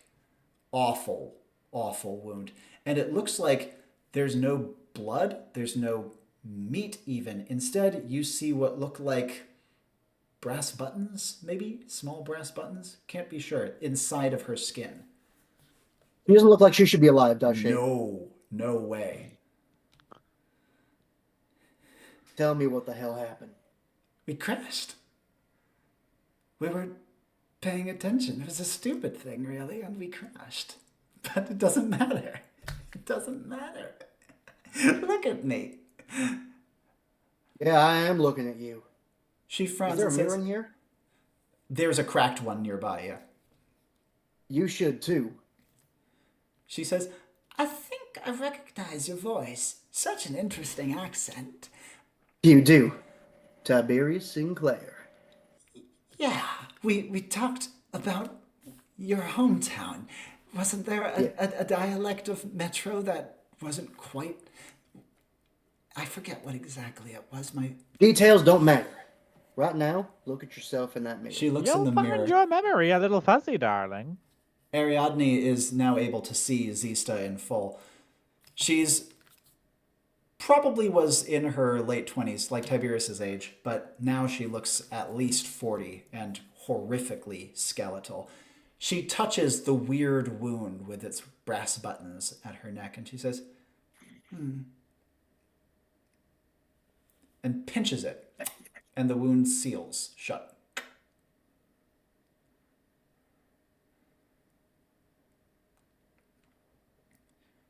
She looks towards Tiberius with a twitch. What the hell happened to you? Don't worry. We called a gondola already.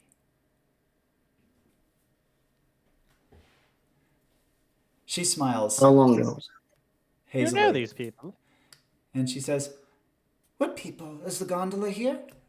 And then to Tiberius says, I don't know. I thought I was going to die. We all did. Well, I think we all did.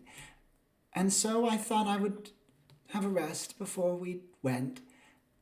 And maybe by the time the gondola arrived, they could load me in. But it seems that isn't a problem anymore, is it? There's a second bag, right, Robbie? There's 3, actually, including hers. 3. Who's in those 2? Shemai, that's a name you don't recognize. And Niram, that's a name you do recognize. It was the one on the life preserver.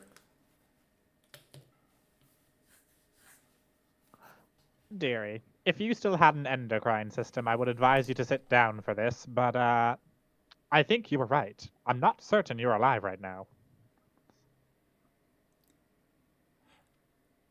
Tell me, is necromancy common where you come from? Dealings with the undead? Don't be silly. From what I remember. Don't be silly, she says. She says, I can talk. I can think. I can mostly remember. That's alive enough for me, I'd say. Well, if you've already signaled for your gondola, then that does somewhat uncomplicate things, because we need to destroy your email machine. Email machine. What's it look like? Yes, you know, with the boop boop and the stop stop. Is she talking about a typewriter? She's talking about a telegraph machine. Right. She was making movements with her hands that could be either of those two things. Well, I do remember my hand doing like a Yeah. typing motion. Exactly. Where would that be? She's staring at the two of you, and she says, I'm not telling you. You said you're going to destroy it. You can't do that. You just can't do that. If the locals get their hands on it, they'll destroy everything around them. They won't destroy us, will they? Can't destroy what's already been destroyed. She says, join in. You're welcome to. If you don't want that to happen, what's the phrase? If you can't beat them, join them. Yes?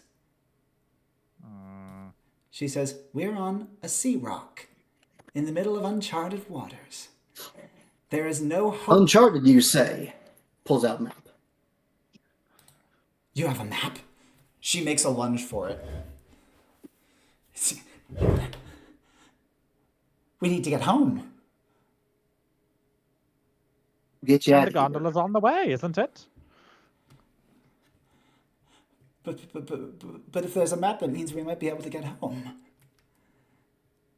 The map of this area doesn't go much beyond that. She breathes deeply and then goes over to one of the sleeping bags and starts to unzip it. But perhaps we can get you out of here. I feel like I'm fucking up the accent now. I'm gonna go talk to Bertram. As Ariadne starts to climb back up the ladder, Zista says, where are you going? Upstairs. All right. Mr. Sinclair, do you want to go upstairs too, maybe? The other woman, Shammai, rises out. Much older and aged extremely as well. She has a partially caved-in skull that, as she rubs, starts to knit itself back to its normal shape.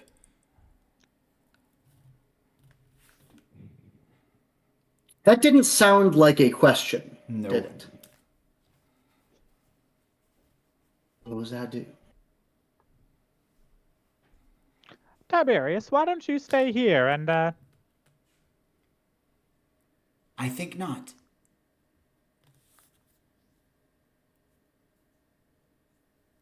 Zista gives a nod towards the ladder. Go on.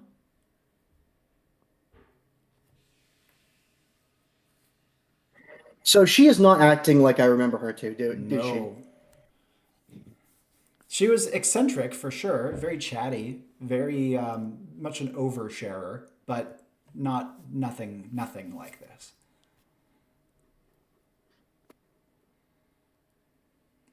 Which one did cocaine? All of them, frankly, but she had a particularly strong habit. Fair enough. I'm trying to think of how I can leverage that, because obviously she is not going to let us go down right now. Well, let's briefly check in with Ariadne as she's leaving the living quarters into the cabin above. What would she like to do as she does so? She said she wanted to get in touch with Bertram. yes. I would like to tell him, hey, Okay, so the crew is undead, and they're not too keen on us destroying their email machine. Bertram, who is nestled on the other, like the far cabin, he's tucked with his gun aiming up. Ariadne has a bit of a view of the hull of the ship, and as well as a little bit of the water, which Bertram cannot see. And she not only doesn't see any threats in sight, she doesn't see any canoes either. Oh, good. Well, they're coming up. Fully sentient, capable of self-repair, too. Ariadne, now we have two problems. We have problems on two sides. I see one solution. We destroy the whole boat.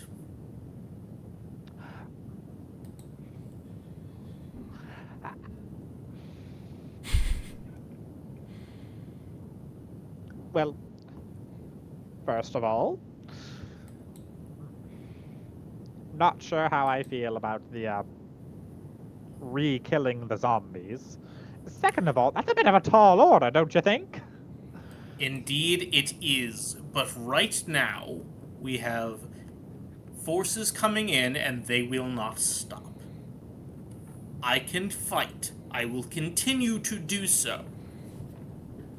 But it sounds like you will either need to convince them to do something they do not wish to do. Not to say that you cannot. But I have not spoken to the dead before. The dead stay dead. So the living want whatever is here, and the dead want whatever is here. I say we take it from both.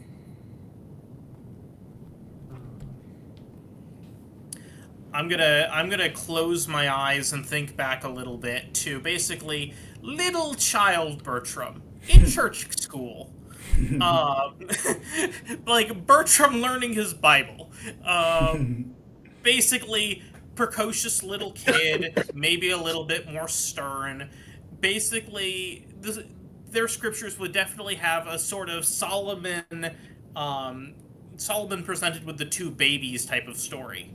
Yeah. The answer is the tree's answer, however, is to take both mothers, add both children, and save all of them. And basically incorporate them into itself. And basically, you will live on with me. There's a certain answer of you do all of it or you do none of it at times. There are times when the problem is too great for you to do half measures and to pick a side. And with this in his mind, does he have any immediate follow-ups? Because if not, I'm going to check back in with Tiberius.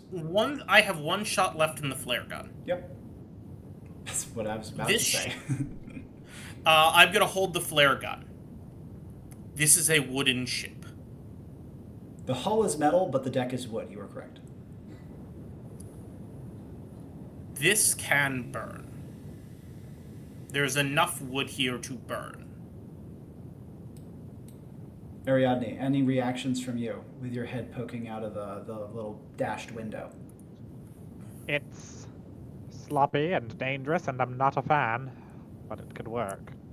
It is sloppy. It is dangerous. And it is, I'm going to bite my tongue a little bit, unsavory. But right now, we have lives to save. Whether or not I agree with their theology is secondary. There are the dead and there are the living. I put the living before the dead. Jumping back to Tiberius. So, immediate things that I will note. When Ariadne left, she got defensive. Yep. That indicates to me that whatever they want to keep intact is not beyond them. Yes? That's a very clever inference. Where do you think that would put it? Or what do you want to do to act upon this inference?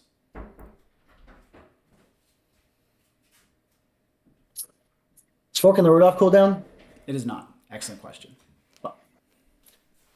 Oh, that would have been really helpful here. Yes.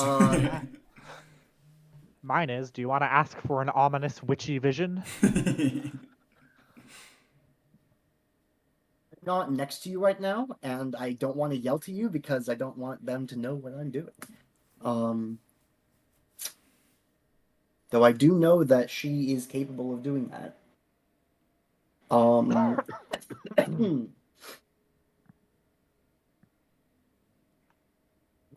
So two things. Yeah. She got defensive when she started to go outside, and then wasn't defensive when she said upstairs. Meaning that is probably below deck. Does that sound about right? Sounds perfectly reasonable. Now that I know at least some of what I am looking for, what were the rooms of this ship again? So in the hull area, there is the living quarters where you're in. It's almost completely flooded. That connects to shallow storage. That connects to deep storage.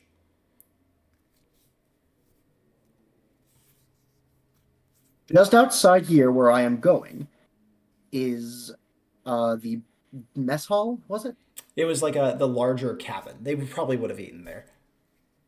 Okay. Were there any rooms off to the side of that? There is no other rooms off to the side of the cabin. There is only the smaller aft cabin, which, judging from your map, probably would connect to deep storage, or at the very least, if there's not a door there, it would be a fairly direct, like, flare in.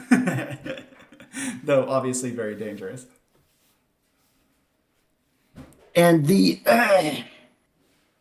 part of the ship that is below the water is wood or metal?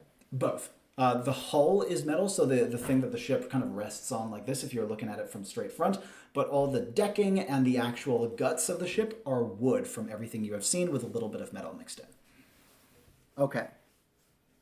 While she turns around to go open the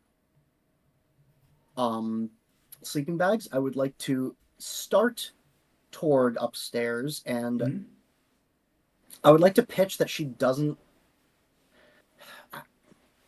I'd like to pitch that she is distracted enough that she won't see me slipping off toward that back room. If that's the case, so she obviously is on pretty high alert, and she is waking up one or two others. Is there something you can add in to give extra plausibility to that? Because there's only the one door, and it is partially submerged, partially out of the water. The water is currently up to about your waist. Yes. That's exactly what I was hoping. Do you need a moment to think? Yeah. Yeah. In that case, I'm going to jump to Ariadne. Actions from her after a brief exchange with Bertram. She is still in the larger forecabin. Paper. I need paper. Is there anything Tons. paper nearby? Lots. And it's dry in here. Great. Brilliant. Okay, so I need just a sheet of paper. I'm going to take out a pair of scissors, which I normally use for cutting threads. Yep, I'm okay with that in your satchel. I'm going to buy the wayside the paper. My examination of it is going to be... Ooh, wait you a know second. those snow... I might need extra justification for this one because your cooldown is very tenuous here. Like, I could maybe see it being the case because of the clam, but just know I'm going to want a little bit of extra energy work to get that cooldown justification. Well, I think I'll then really draw out the paired action of the examination because that I'm going to mess with a little too. Okay, fire away then. You know those snowflakes that Ray and I used to put up in our dorms back at Brandeis? Yes, I do remember. The symmetrical ones that you fold up and cut it out, yeah. Yeah. I want to fold it up such that it comes out with the nice six-sided symmetry that snowflakes have. Mm-hmm. And my paired action is that I'm going to use my stitching scissors to make a beautifully intricate and kind of,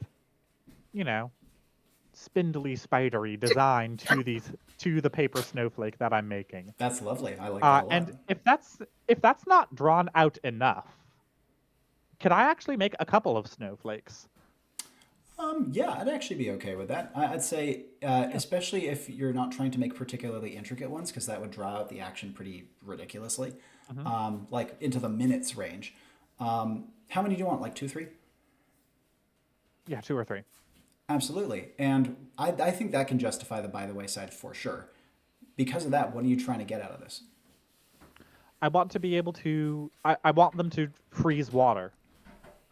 Yeah, totally. 100%. Yes. Fantastic. I love it. We're going to say each of the 3 that you've cut has 1 use for a total of 3 across them. Okay. And while this is happening, Tiberius, do you have an action or do you need more time? I do. I had a feeling. Oh, by the way, reach into my satchel. Mhm. I found your stash. My reasoning for this, to throw the cocaine to them. They are clearly not. They seem to be almost exaggerated to what they were in life. Does that sound about right? Yes, and with an extra tint of weird and almost clockwork in their mannerisms and behavior. Almost like feral when you do something that they Yeah. don't want. I feel the impression I got was that it's like they each took their one most prominent trait, threw out the others, and then used that trait to fill in the blanks. It's not a terrible description. Anyway, I'm gonna throw them their cocaine. And you can see that she looks at it and says, "You get wet!" and dives into the water to try to pluck out the vial. All right, I'm going over. And as you push your way through the water over towards the door, it is not locked, though it is pretty heavy, and it is partially submerged. And as you may know, when a door is partially submerged, it's a bitch to open. Yeah. I'm not about to make it any easier. How sturdy is my walking stick? Might I be able to use it as a lever? Oh, do you have a specific skin in mind for it, or is it a fairly standard walking stick? It's a fairly standard one. I'm okay with that then. If it was something specific like a knitting needle, You I'd said you were probably say like no. 27? 20s. Yeah, 20s? Yeah, so you're probably not using like an old man's aluminum cane or definitely anything. not. Yeah. So in that case, I'd say it's sturdy enough to be used as a jack of some kind. Nice. In this case, as you pry open the door, it takes you like about 5 seconds, during which time there's splashing and hazy conversation. We're alive. Yes, we're alive. Help me look for this. But then you have just enough that you can squeak your way through. Let's go in. The door clangs shut behind you. And you hear a squawk of alarm dimly through the wall. Now, inside of this next section, the shallow storage, it is an absolute jumble, and there's much less water. It only, like, you let some in when you were chalking the door, but it only comes up to maybe your ankles. Fine by me. In shallow storage, not only is all the supplies and the gear in here completely thrown all over the place, there's a lot of like heavier machines as well that have been flung about, and also this is where the steam engine is as well, and that is completely fucked. It's almost ripped in half by a rock. Checks out. Does this door lock? Yes, there is a bar. I don't want anyone coming in right now. Clonk. The bar clonks into place. It's very dark in here. There's only like a little bit of light coming in through where the sea rocks ripped into the hull. Can I hear the Do I squawks of have a alarm? headlamp in my satchel? Like one of those little reading headlamps. Ooh, that's a really interesting one. I'm gonna say, I think that's a little too convenient. Can we do like a lesser version of that? Sure, like a flashlight then. Can we do like a pen flashlight, like one of flashlight. those little teeny ones? Yeah, sure. Yeah, I'll say that. Yeah, I'm okay with that. And even though it like clearly got a I little, pocketed off a mechanic. even though it clearly got a little water damage when you were swimming earlier, it does like sputter to life and give you a tiny little thread of light to look around. Before we go further, Good. Bertram had a question, and it segues perfectly into what I was about to do with him. Could I hear the squawks of alarm? Yes. Now, Bertram has had about 20-ish, maybe 10, 20 seconds of eerie calm, only the lapping of the waves. And then he does hear with his sensory is single plus, but even so, there is a lot of interference noise, so he wouldn't hear the conversation below decks at all, but he would hear the call of alarm after that, like a clonk is heard below decks, and then there's another clonk heard as well. I think he got through the door. We can't burn the ship. You need whatever you can do to help him. Do it. I'll hold them off. And this is calling over to Ariadne. Yes. Yeah, you would need to yell to be heard above the wind and the sea. I'm going to yell, help him. Nothing else, and then I'm just getting ready.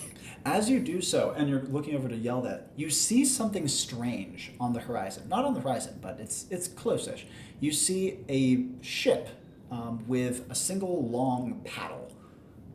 It's big. It's like a big canoe, but not nearly the size. You son of a bitch.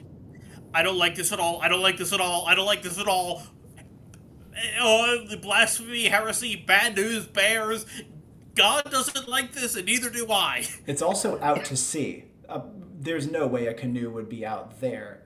And also, on top of that, even though you only see kind of a silhouette of this thing, just looking at it, for the first time on this mission, Bertram feels an icy knot form in his stomach. Yeah, I don't like this. I'm going to shout to Ariadne, there is a boat on the horizon, and I don't like the look of it. Get it done. That might be the gondola they called for. I don't care what it's called. Get it done. I'm now considering alternative uses for my fun arts and crafts. I don't care what they are. Do it. Before we go further with Ariadne, however, Bertram, there is a sudden rush of movement as the water behind you starts to erupt. Okay. There's a clattering of feet on the hull of the ship as well as there is a multi-prong attack converging in on your location. This is what we call time. So, basically what I'm going to do now, the answer to this is trick shot. And what I'm going to be doing is I'm going to be snapping the shotgun down towards my feet. So this would be towards the angled deck of the ship. Yes, and I'm going to be firing both barrels with this. And the idea is basically spray outwards towards their groins. I see. So normally trick shot would only apply to one shot. How are you going to make it hit two? Well, it's so the way the way that these coach guns usually work is that it's one trigger, two hammers. Yep. Both hammers are cocked at the same time. I'm pulling one trigger. Okay. So basically, it is one action, but both barrels are firing, and I'm going to, and I've had a lot of time to steep in the shootout. So basically, after I fire this, I'm going straight into, then I'm going to drop into shootout. Basically, what I'm thinking is this is a location I've been for a while. I have been kind of yelling prayers, and I have been firing. There's shell casings spread around here. This is a place that is kind of, that in a way has a weird connection to the god, the tree god.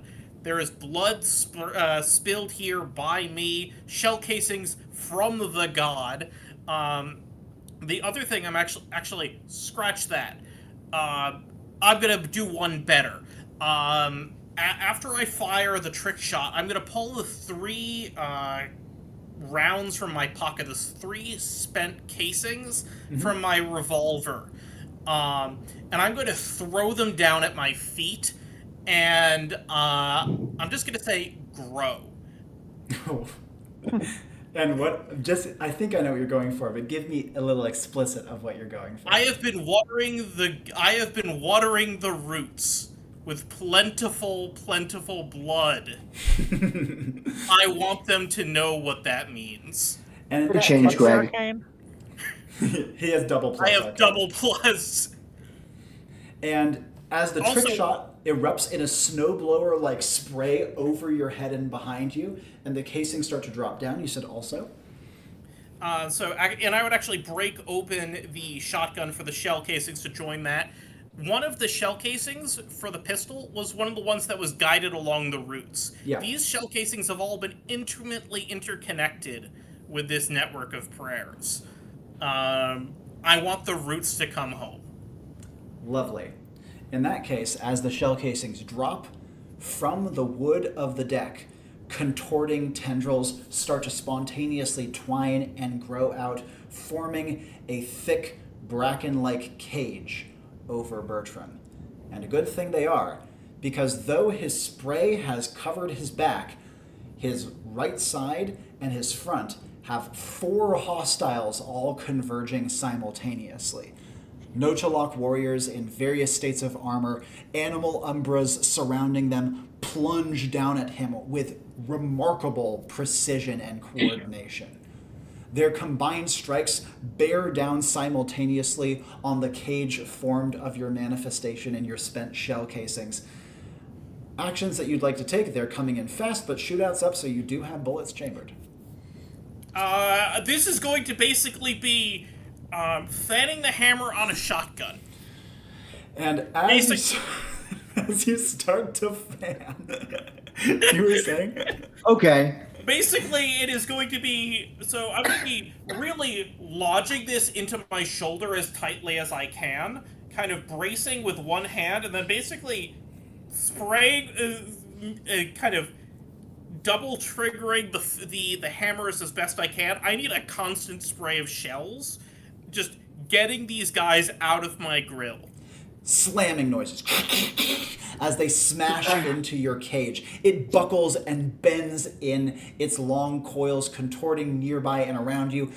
Long, clawed, umbral hands slash at your face and your chest, but are blasted away by your fanning spray. 1, 2, 3, 4, 5, 6, 7, 8, 9 shots rattle off in rapid succession. Blood sprays around you. Your cage buckles and breaks in front from another attack, but the attacker is thrown off by another shot. One of the ones from behind, leaps out overhead, a shark umbra forming as they start to come into view over your upper periphery. Okay. All this. Am I currently on the kind of the side of the railing, or am I tucked into the side? You're in the cabin right now, so you're at at an angle kind of like this, with the deck of the ship like so, and then the wall of the cabin, and then down. So am I at the bottom of the V? Yes. Okay, I'm at the bottom of the V. They're coming in from up above. Yep. So this one's coming overhead from your top periphery, from the water down below. Trick shot off. So Trick shot is on cooldown. You did use that one recently enough. I did. How is standoff doing? I would say pressurable with substantial energy work. Yeah, then I'm not going to bother with that.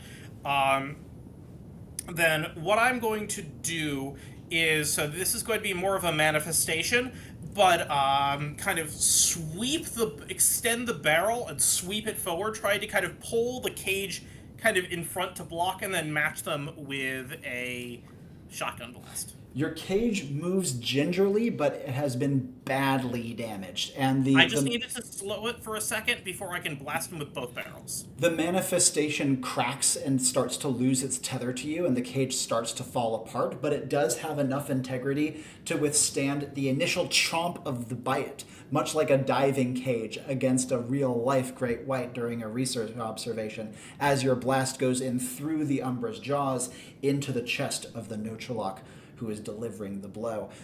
At this point, Bertram's ears are full of nothing but the sound of spray and movement and grunts of pain and shotgun blasts. His vision is laser focused in on whatever his current target is. His teeth are gritted, phosphenes are swimming in his peripheries, and hymns are singing in his brain.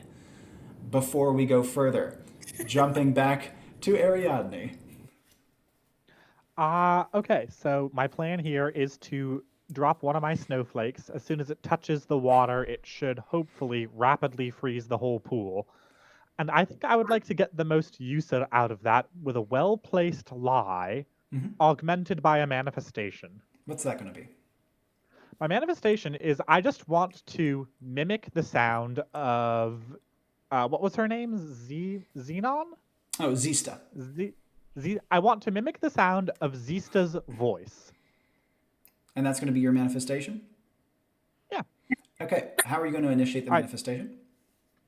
I'm just gonna... Perfect. Couldn't ask for Red more. leather, bloody leather. Red leather, bloody leather. And what would you like to have her say? Leading up to this, I would like to drop the snowflake and kind of have it waft down to the surface of the water. Down the as hatch? it's preparing to unleash its iciness, I want to have this steadily building magical glow as it does so. And when it lands on the surface of the water, right before releasing it, I want Zista to say, "Explosive! Get under the water!" Oh my god, that's sick. And you hear a sudden panic splashing noise as the snowflake touches, and with a sharp crackling, the water starts to freeze. You hear a panic squawk of frustration, which is quickly muted. And do you want to start making your way down the ladder? I'm not sure if that would be a great idea because I'm not sure if I can follow Tiberius with the door frozen in place now. Very reasonable. What would you like to do instead? Unlocked. I need another way around. Is there some other direction I could go from the sort of the first cabin? Well, from what you know of the way the ship is laid out, he went back along the ship towards where Bertram is fighting on like above decks. He would be in that direction below decks. So there's only 2 above deck entrances below deck, the 2 cabins, one of which Bertram is on, the smaller one he's fighting on, the other is the bigger one that you are on. So unless you have a way of getting a hole through the ship, you wouldn't be able to get to it except from either of those 2 spots. And you haven't been inside the smaller cabin, so you don't even know if there is an entrance there. I mean, I could try for a big manifestation, but I just did one. Yeah. And then Do you need a moment to think? maybe. Could you run the layout by me again? Absolutely. Ship. Imagine it like this. This is the aft cabin. This is where Bertram is fighting, or the stern cabin. This is the prow cabin. This is a good deal bigger. It has the hatch down into the living quarters below decks in the hull. The living quarters presumably connect to another room. You don't know exactly which one, but it's through the door that Tiberius has slipped through. That goes backwards along the ship towards the stern, which is underneath the small cabin that Bertram is fighting atop. Does that make sense? Yeah, so if I could get...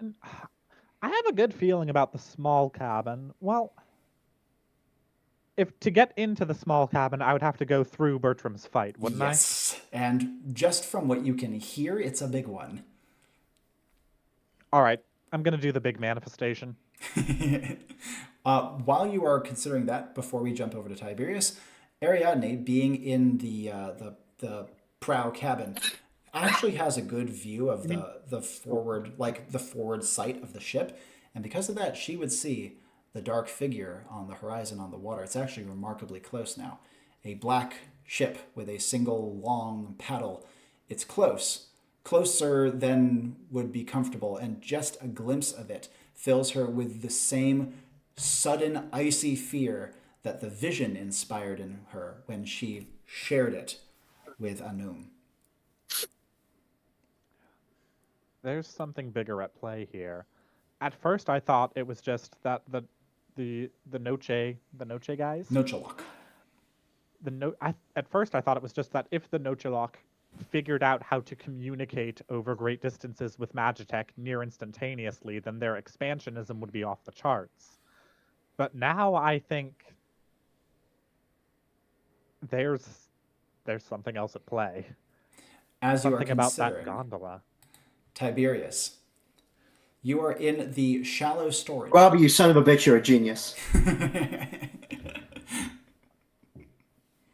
So, I am wandering in with my dinky little flashlight. Yep.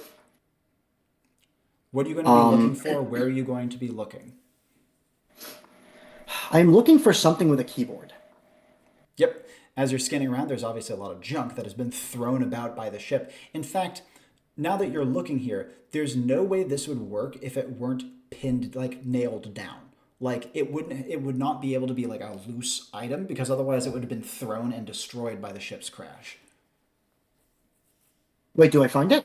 You do not, but this is, as you're looking around, the idea would come to you that like it would have to be a fixture rather than something that was. Well, I know that there is It one stands to more reason, room. like, even while functional, ships rock. Yeah. So, pardon, you were saying, Tiberius? There is one more room that I have not gone into, yeah? Indeed. Go in. You pull open the door. This one's much easier than before, and shine in your pen light. This room is even more full of junk. it's piled up to the ceiling, tight enough that actually not nearly as much fell over. But there is one aisle that you can kind of snake your way through between some of the heavily stacked barrels. Some points you have to turn sideways to squeak through. And in this room, you can see there are bodies, people draped across crates and across fixtures and across a furnace, for example, and a piece of the wheel. Fuck. But also, more importantly than that, you can see in the corner a set of wires that lead down to a table on which there is a keyboard positioned. Do the keys look like those buttons that were Identical. inside of her neck? All right. Tiberius is suddenly putting two and two together here. And I want to use familiar face on the typewriter thing. Oh dear. Talk me through it. How are you going to use it on a thing rather than a person? First of all, Tiberius is a storyteller. That's how he subsists.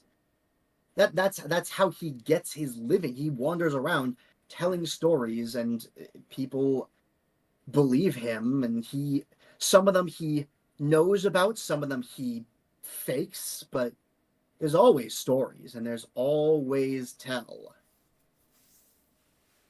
of artifacts and relics. This one, putting together, they should be dead, but they're not. For some reason, they're acting strange. Their wounds closed up with typewriter keys. And then it clicks. He has heard tell of a story of the afterlife, or at least an afterlife, that involves calling a fairy to come get you when you've passed.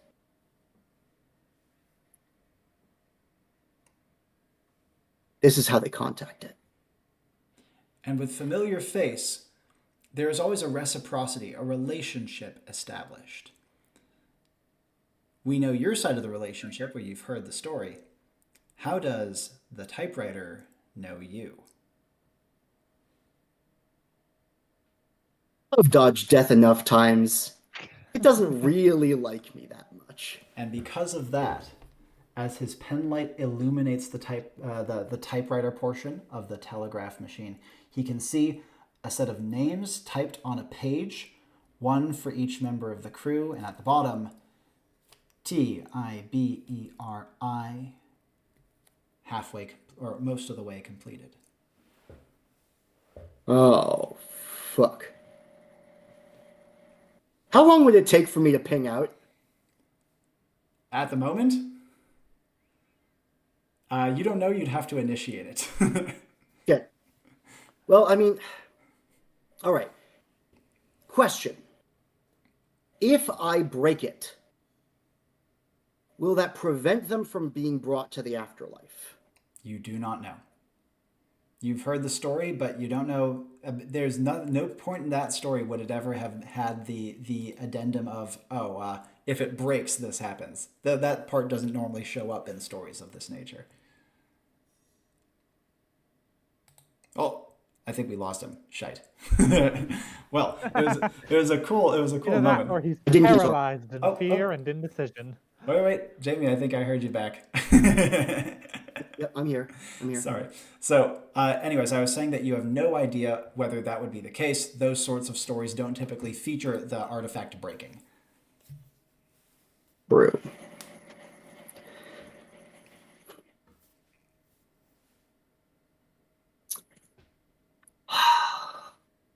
I need to think of a way out of this that will let them get picked up, but not make me get picked up. And I am running out of time. Is it only their first names? Yes. Fuck. So I'm at Tibe? Tiberi. Oh fuck! I have no goddamn time.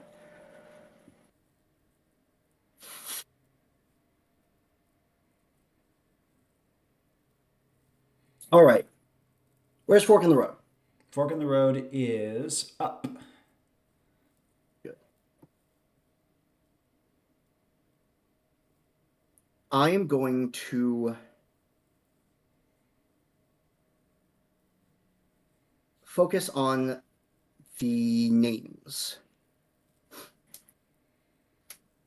And there's a clear divide between them and me.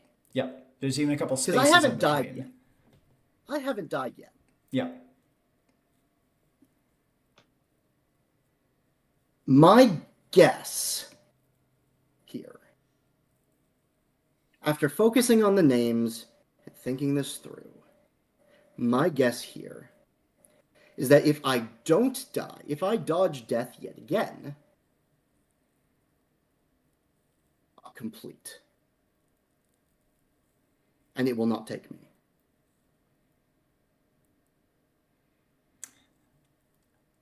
The vision that you would receive is one of the more aggressive and unpleasant ones that Tiberius would have experienced with this. He feels nausea building in his stomach and an aching at the back of his neck. And you can see very, very explicitly an image of hands rising up around the typewriter that feeds the telegraph machine, locking, protecting, holding it away, keeping it safe. But your eyes travel, like your vision travels up the wire, up and out to the antenna, visible on the outside of the ship. You passed it when you came here.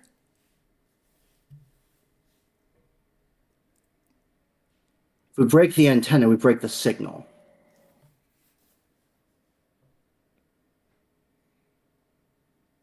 Seems to be the way out of this. Especially since if your name isn't typed yet, it probably hasn't transmitted the message. Or at least not for you. I have one more thing I can do then. By the wayside should be up, yes? When was the last time you used it? I think it was the flare gun, right? It was the flare gun, yeah. Yeah, I don't think you used it after that. If I'm wrong, I'm wrong. No, I didn't. I'm going to say you have it. Okay. He didn't use it on the cocaine, did he? No, I No, did I not. don't think you did. It's just okay. Yeah. It's already just okay. magical enough as it is. Is there a piece of paper in here other than the one that has my name on it?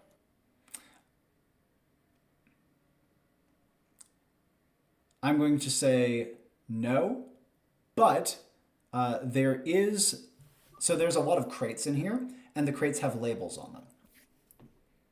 I will tear off one of the labels and use by the wayside on it.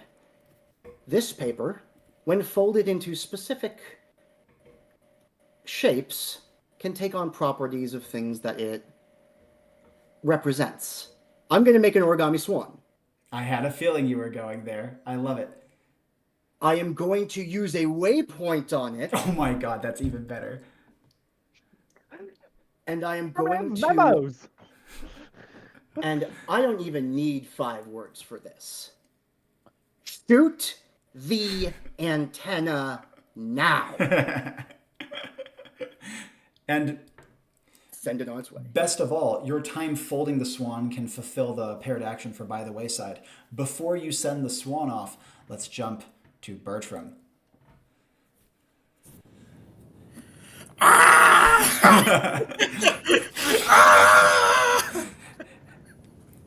There's a moment of pause. Bertram's chest is heaving. His eyes are alive with color. His very soul is fervent with zeal and adrenaline and righteous fury, but also the terror of near death. He feels dully pain, mostly in his chest and his face. There's blood in his eyes. His cage is ripped and bent and nothing around him and is currently kind of fading away back to nothing. But his enemies seem to have scattered spontaneously. Okay, I'm going to be looking around. More. Are there more? Are there threats? As you What is going clearly on? look around, it looks like every wave has a no-lock on it. They're in the trees. they're under every wave. They are tucked away in every shadow. They are hidden in every cloud. You are so fervent and alight with low essence exhaustion symptoms that it is hard to think straight. I'm gonna look for moving Nochalaks. Moving! Okay, there's one in the water, for sure. Find it. I'm gonna think for a second. Is that a Nochalak? No, it's the water. It's kelp in the water. Fuck! Gonna go back. Are there actual moving Nochalaks? Moving. One moving, above you, moving, one moving. above you. No, it's the sail, flapping uselessly in the wind. More. Okay, nope, that's a seabird. Oh, and there's the gondola. It's close enough now that you can make it out.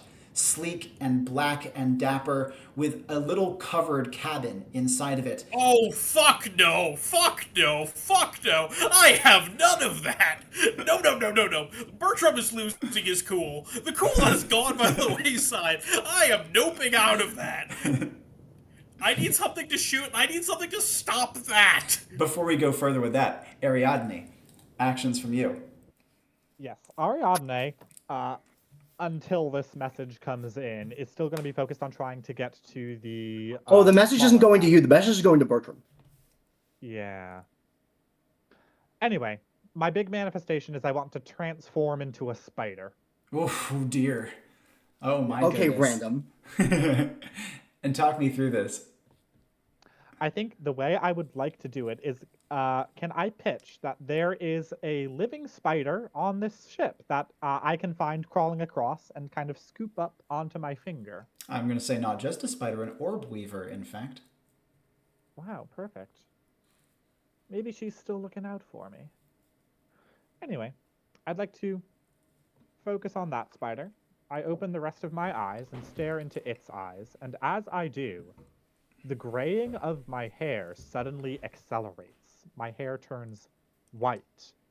And then out from my eyes, my skin starts to turn white and kind of thatched looking. My whole body, my clothes, my equipment, all transform into white spider silk, like a giant sculpture. And then my former body just kind of disintegrates into thready wisps. And I'm in the spider now. That is one of my favorite manifestations I've ever received. Perfect. I love it. Don't do another manifestation for the rest of the mission, please. However, Very big. in spider form, the world looks very different. You're quick and easily able to maneuver this gigantic jungle gym, but also you hear things. It's almost like you keep getting emails or like DM pings. Mistress, I require your aid. Mistress, I require your aid. Mistress, I require your aid post haste. Mistress, he is harming us. Are these from different people or from the same person over and over again? Different people, but similar. And a few of them are repeated.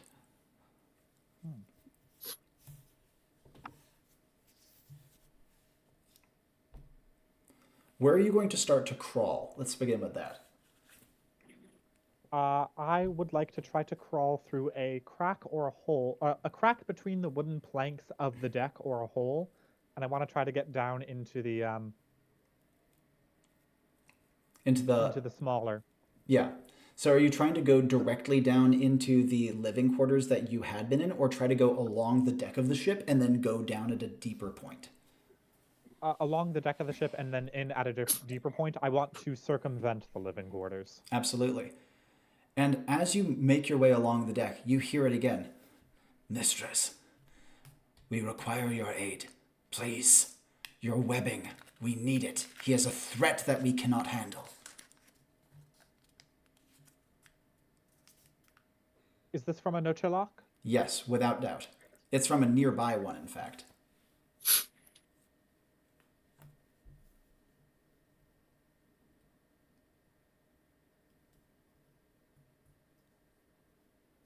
What would Ariadne like to do? She's making her way along the deck as fast as she can, but the Nochalak are becoming even more insistent in their little pings.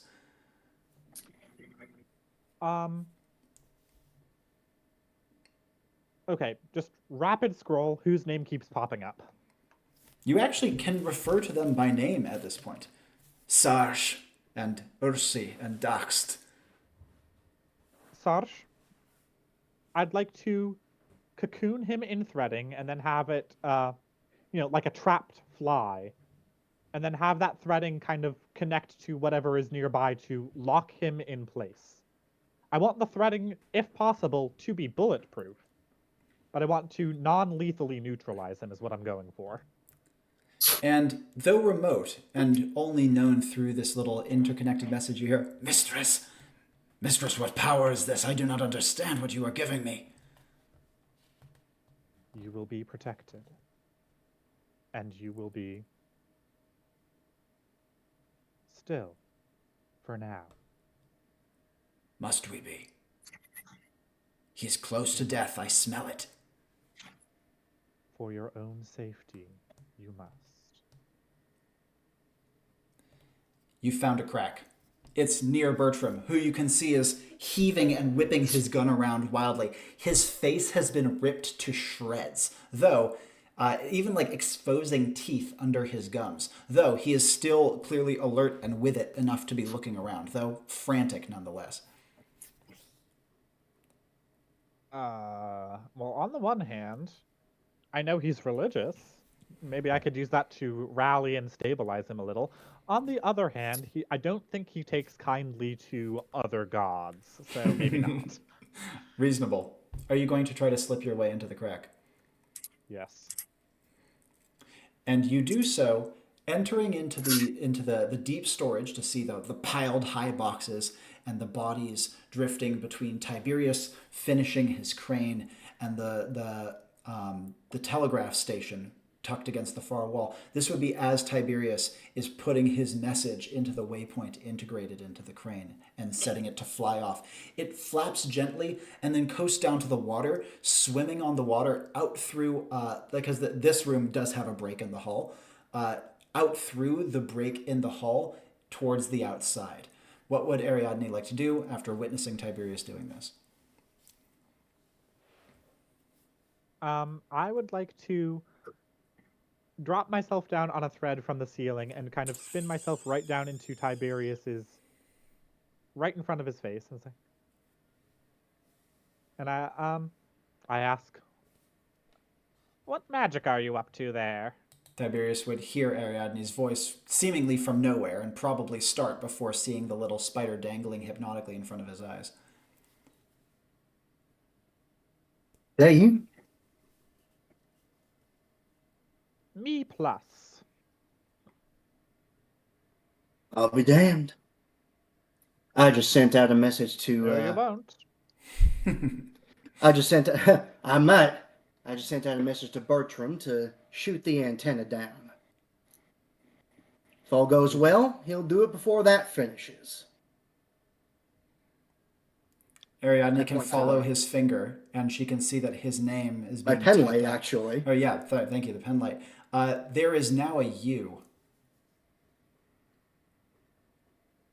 Is that This email machine This a thing brings psychopob? people to the aftermath. Well, That's the let's see what ferry they called. Let's see if there's anything I can do about it. I want to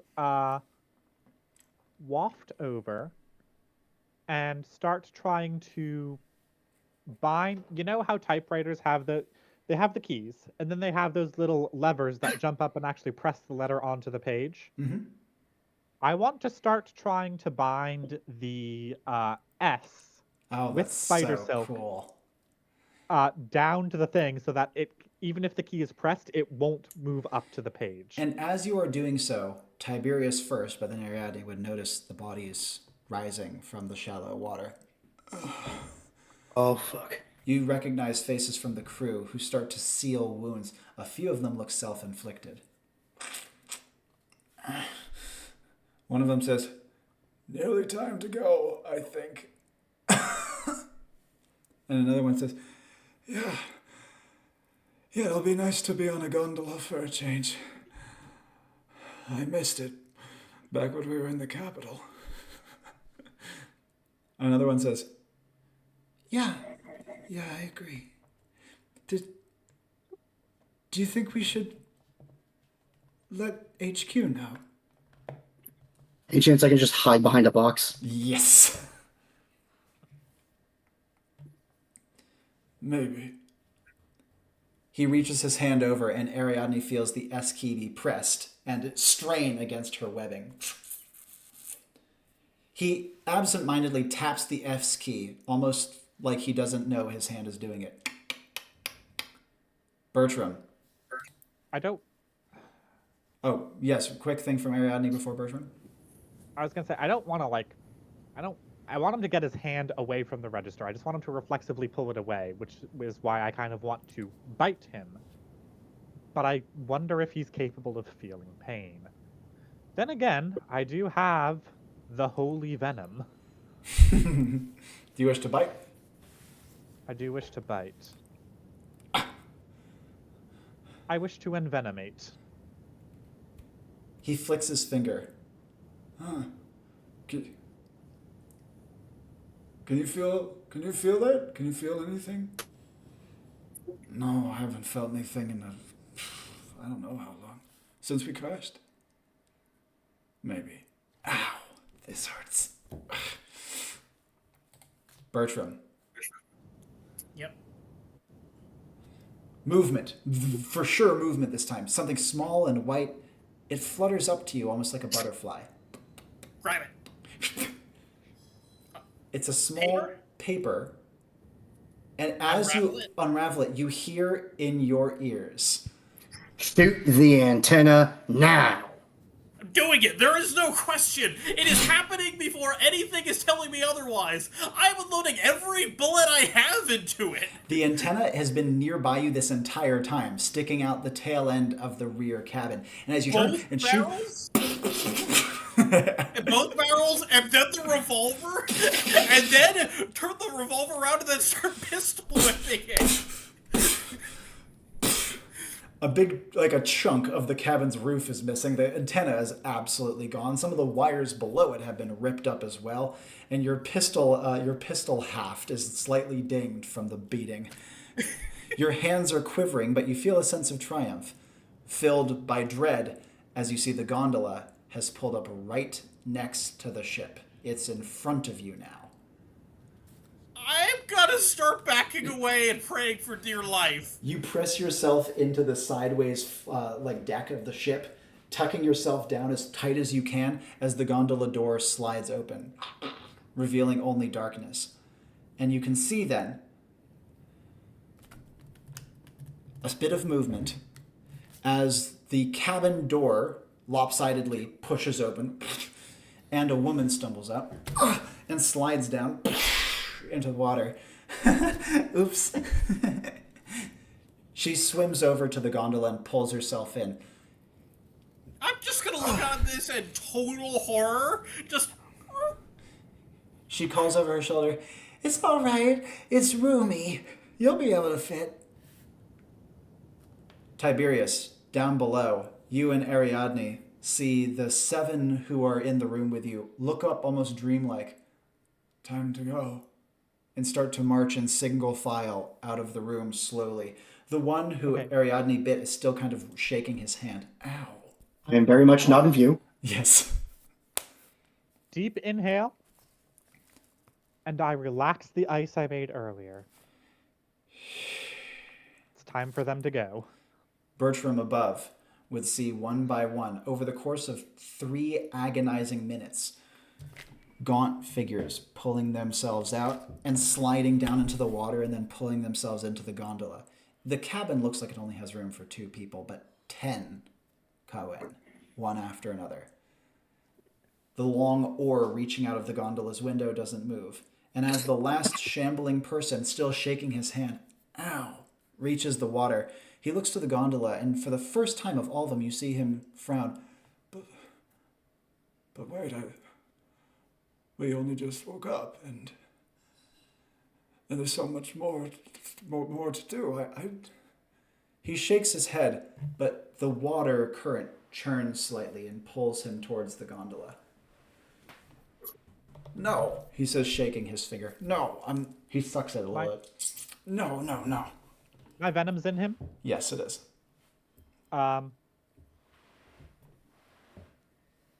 It's a You Trojan. don't know this is happening. I'm going to introduce some. My own subroutine.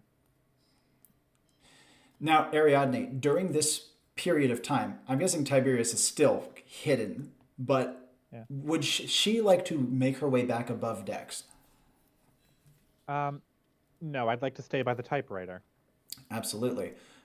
And as Bertram witnesses, the paddle, the long oar of the gondola, gently reaches over and almost like you're pulling in a toy boat from a pond, gently pushes the man over to the gondola's edge.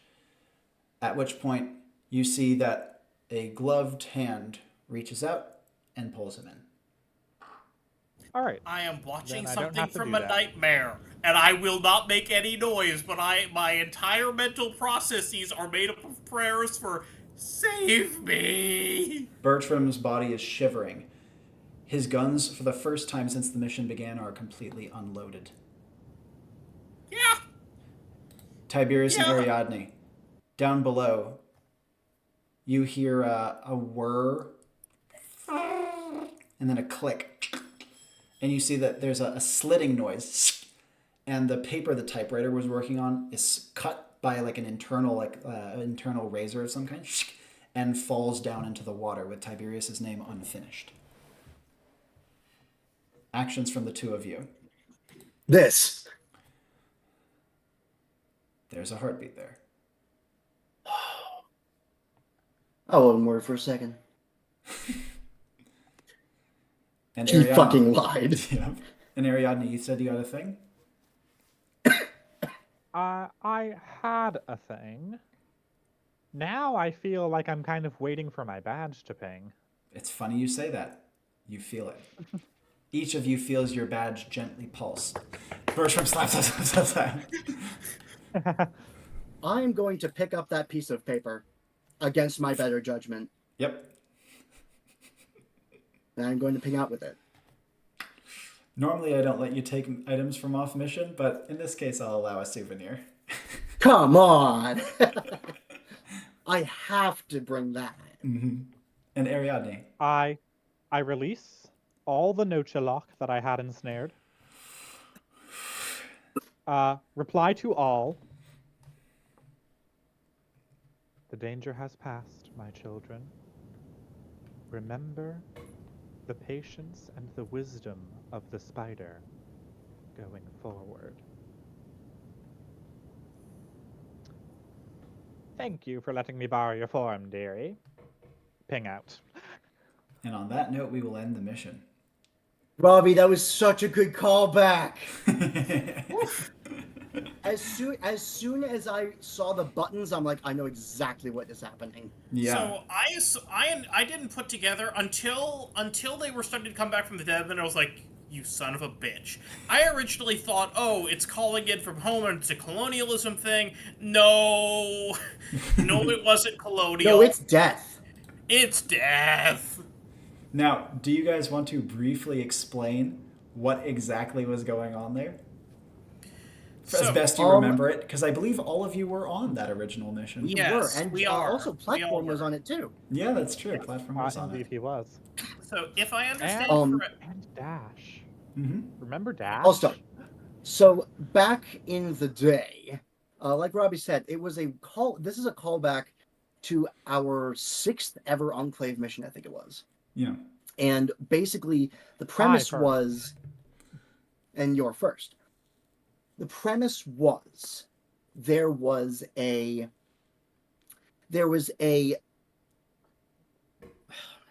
old abandoned tabernacle out in the desert that we were told to go to by a ghost who was our employer. The ghost was mostly just a silhouette who couldn't really speak or communicate. We couldn't even see the details of his body. He could only convey images and emotions through touch. He told us to go to the tabernacle and to make things right. We didn't understand the mission. Yeah, back in the day, Enclave missions did not give you the level of detail that we get today. Yep. Indeed not.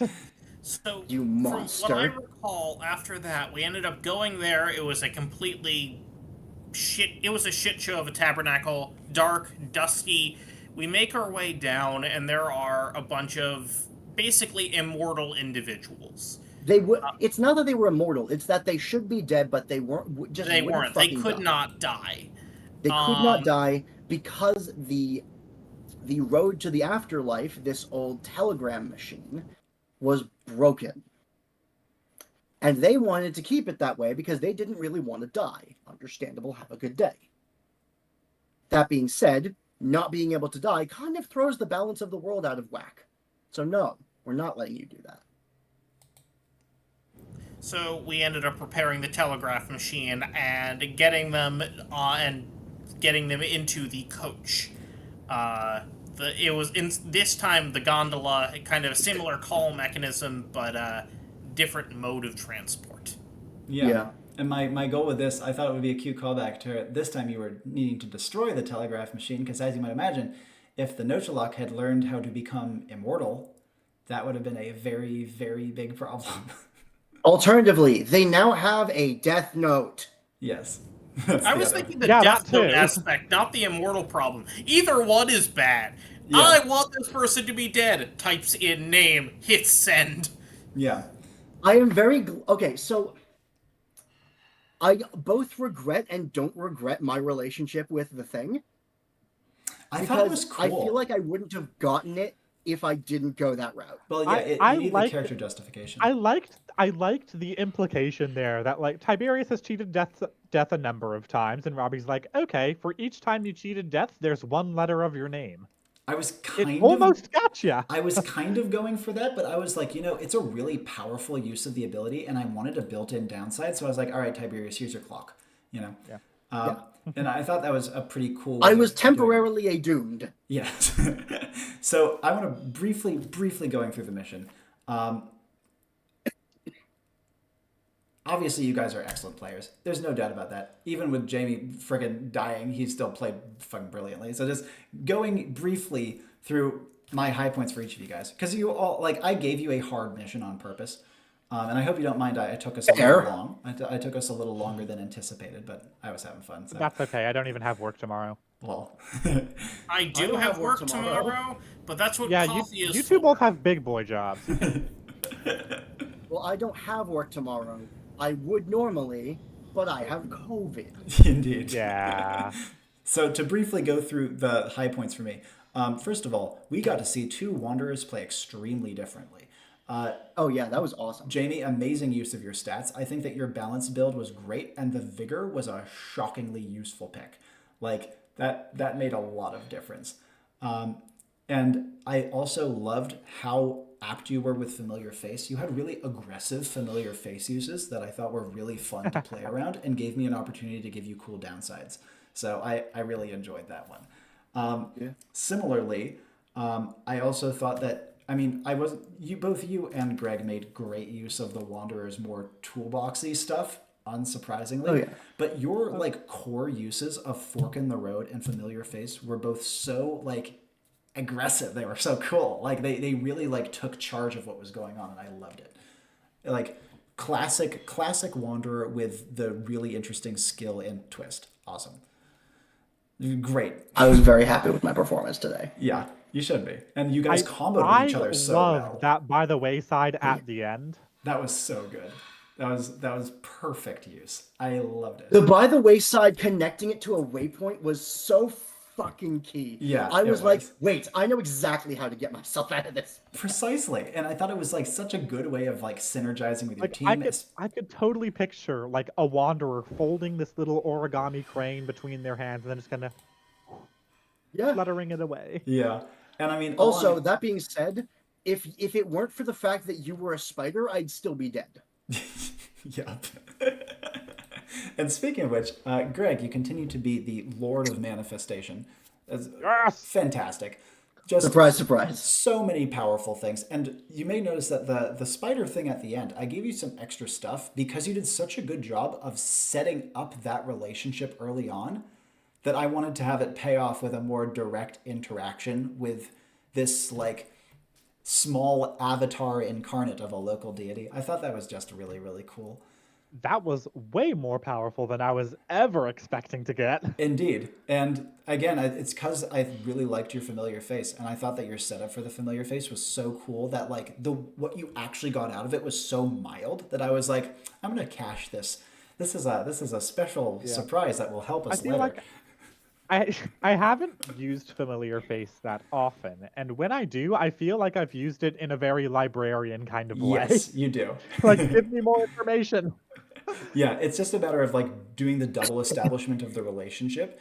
And you had such a nice lead into it that I wanted to make sure it had a higher payoff than you were initially looking for, because you put in a lot of work to that one. So, and also on top of that, it was fun seeing Ariadne under direct threat. Like it was fun seeing that on the other mission too, but this one, it felt like she was able to like pull herself out of it more herself, still synergizing with her team, but just also just great use of the walking sticks pacification effect. That was also really, really good.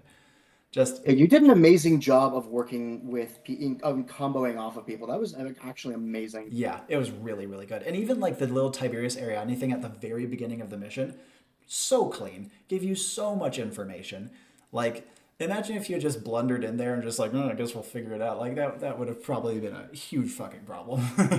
If we just blundered in there, we probably would have ended up going with the just burn the whole ship Yeah, plan. indeed.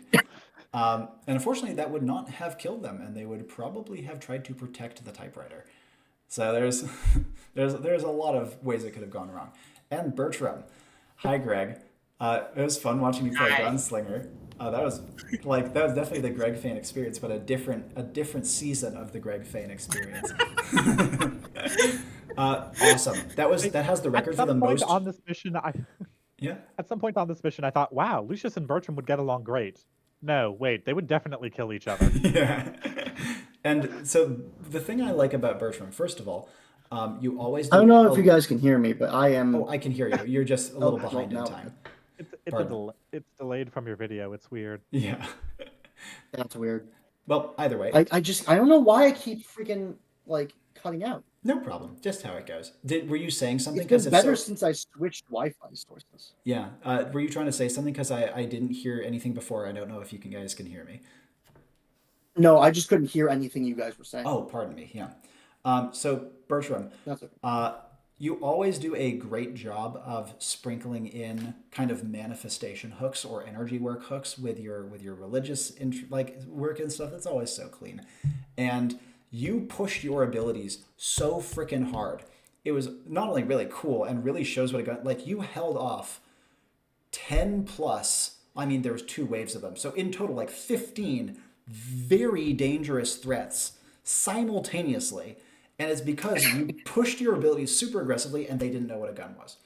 Like, if they knew what a gun was, you would have been fucked. But like, that was part of the design, is I wanted to give you an enemy that you could like exploit the psychology of. And you notice that as they learned about you, they became smarter about dealing with you. And at the very end, Bertram was like, I thought that your kind of open-ended manifestation that you let me riff off of, I was like, oh, he's fucking dead if we don't do something defensive. So let's do something defensive here. Yeah, I was getting jumped by like 6 dudes. I have no defensive tools other than shotgun. Well, and standoff, You know what which you your actually result reminded me of? Yeah.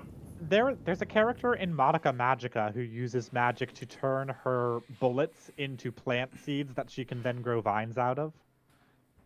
It's like not hideously far off. And I think that the only 2 like mistakes I saw in your play anywhere, which is really impressive for a first-time gunslinger, is 1, you blew standoff too early. It's very tempting to do, but that thing is like that's a really important thing to hold on to. And 2, you didn't use the dash on your coach gun. I think that That like is true. you didn't end up needing it terribly, but it could have been another defensive tool, especially when Yeah, combo I was was shoot out. mainly. Yeah, it was mainly the terrain of the ship, and honestly, I also forgot about it. That's perfectly fine. I was mostly just. Ah! which was sick. And honestly, like the character moment we had at the end was lovely, and not something I normally see your characters going to. To see the Will character, like the Will personality character on the mission, be the one who's like the most torn to shreds by like emotionally speaking, like what's going on, was super cool. Great build up from Torn the to shreds from your physically, essence. and also, they were spent. They were agitated. Yeah, exactly. Like They were you leaned jumpy. Yeah. you leaned into your essence exhaustion really, really well, which I thought was awesome. And I thought led to like a really cool climactic moment for the character. But I think that's a liked good the lead way- into what did you think of the characters? yeah. I liked the way Robbie very smoothly and subtly told Greg, "Hey, you just dropped a threshold." Yeah. I thought that this was one of the most interestingly balanced squads personality wise, because Tiberius and Ariadne, they're obviously both wanderers. They play off of each other very well, and they have good chemistry while being different. Bertram is the odd man out who still found common ground with all of them. He and Tiberius had moments of collaboration on the ship. He and Ariadne had other moments of collaboration. He was kind of like the anchor point off of which the two wanderers kind of like went off and did their own thing. Which was necessary because obviously, as you would imagine, if Bertram wasn't there, the Nochalok would have ripped through that thing and found the typewriter in like no time at all. So, Oh yeah, no. and so I thought that personality-wise, it was a really cool squad. Tiberius is lovely and charming. I love the classic Sakaris voice. Can't think of it as anything else.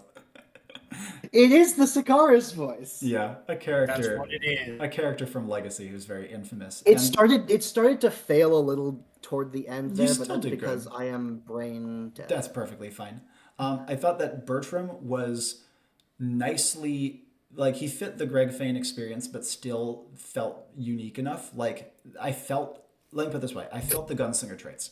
You know, he didn't just feel like, oh, I'm a religious. No, he felt like a gunslinger who had this other element interjected on top of his traits. And then, I mean, Greg, you know I love Ariadne. I think she's an awesome character, incredibly flavorful, fits her traits perfectly. I love how many highs and lows she has in terms of her disposition. And yeah, just awesome stuff. You guys play amazingly. There's no doubt about that. And what a perfect way to celebrate 10 years of Enclave, especially because we went overtime. Classic. Yeah. With that, I need to go the hell to sleep because I gotta get up in the morning. Yeah. There's some people who need jobs. A perfect way to I gotta sign go off. take drugs and go to bed. Let's no problem at all. Let's briefly sign yourselves out. Just say again who you are, and I'll Okay, close for us the record. off. Let's do Greg Bertram, Jamie, and then Greg Ariadne. All right, I am Greg. I was playing Bertram. You got the experience. I hope you enjoyed the experience. I'm Great gonna luck. go to sleep now. You may see me in the chat as Righteous Bench. Say hi. I'll say hi back. Yeah. Perfect. I'm gonna pass out. Good night. Good night. And next. I am Jamie. I was playing Tiberius Sinclair. And I am so glad to have gotten a mission with Robbie. It's been so long. It has. It's been a long It's been ass so time. long. I am going to go try to stop dying. Round of applause for playing as well as you did while sick. Very, very nice. Once again, PSA, don't do that. That's just not a good idea, guys. Especially if you're conduiting, by the way. Indeed. I'm just a goofball. Have a good night, guys. Perfect. And sign us off. Jamie is a professional. Do not attempt this at home. And last but not least, I have been Lethal Butterfly playing Ariadne, Later Witches. And my name, as always, has been Robbie Howell. Thank you so much for taking the time. 10 years of Enclave. Here's to 10 more. And ciao for now.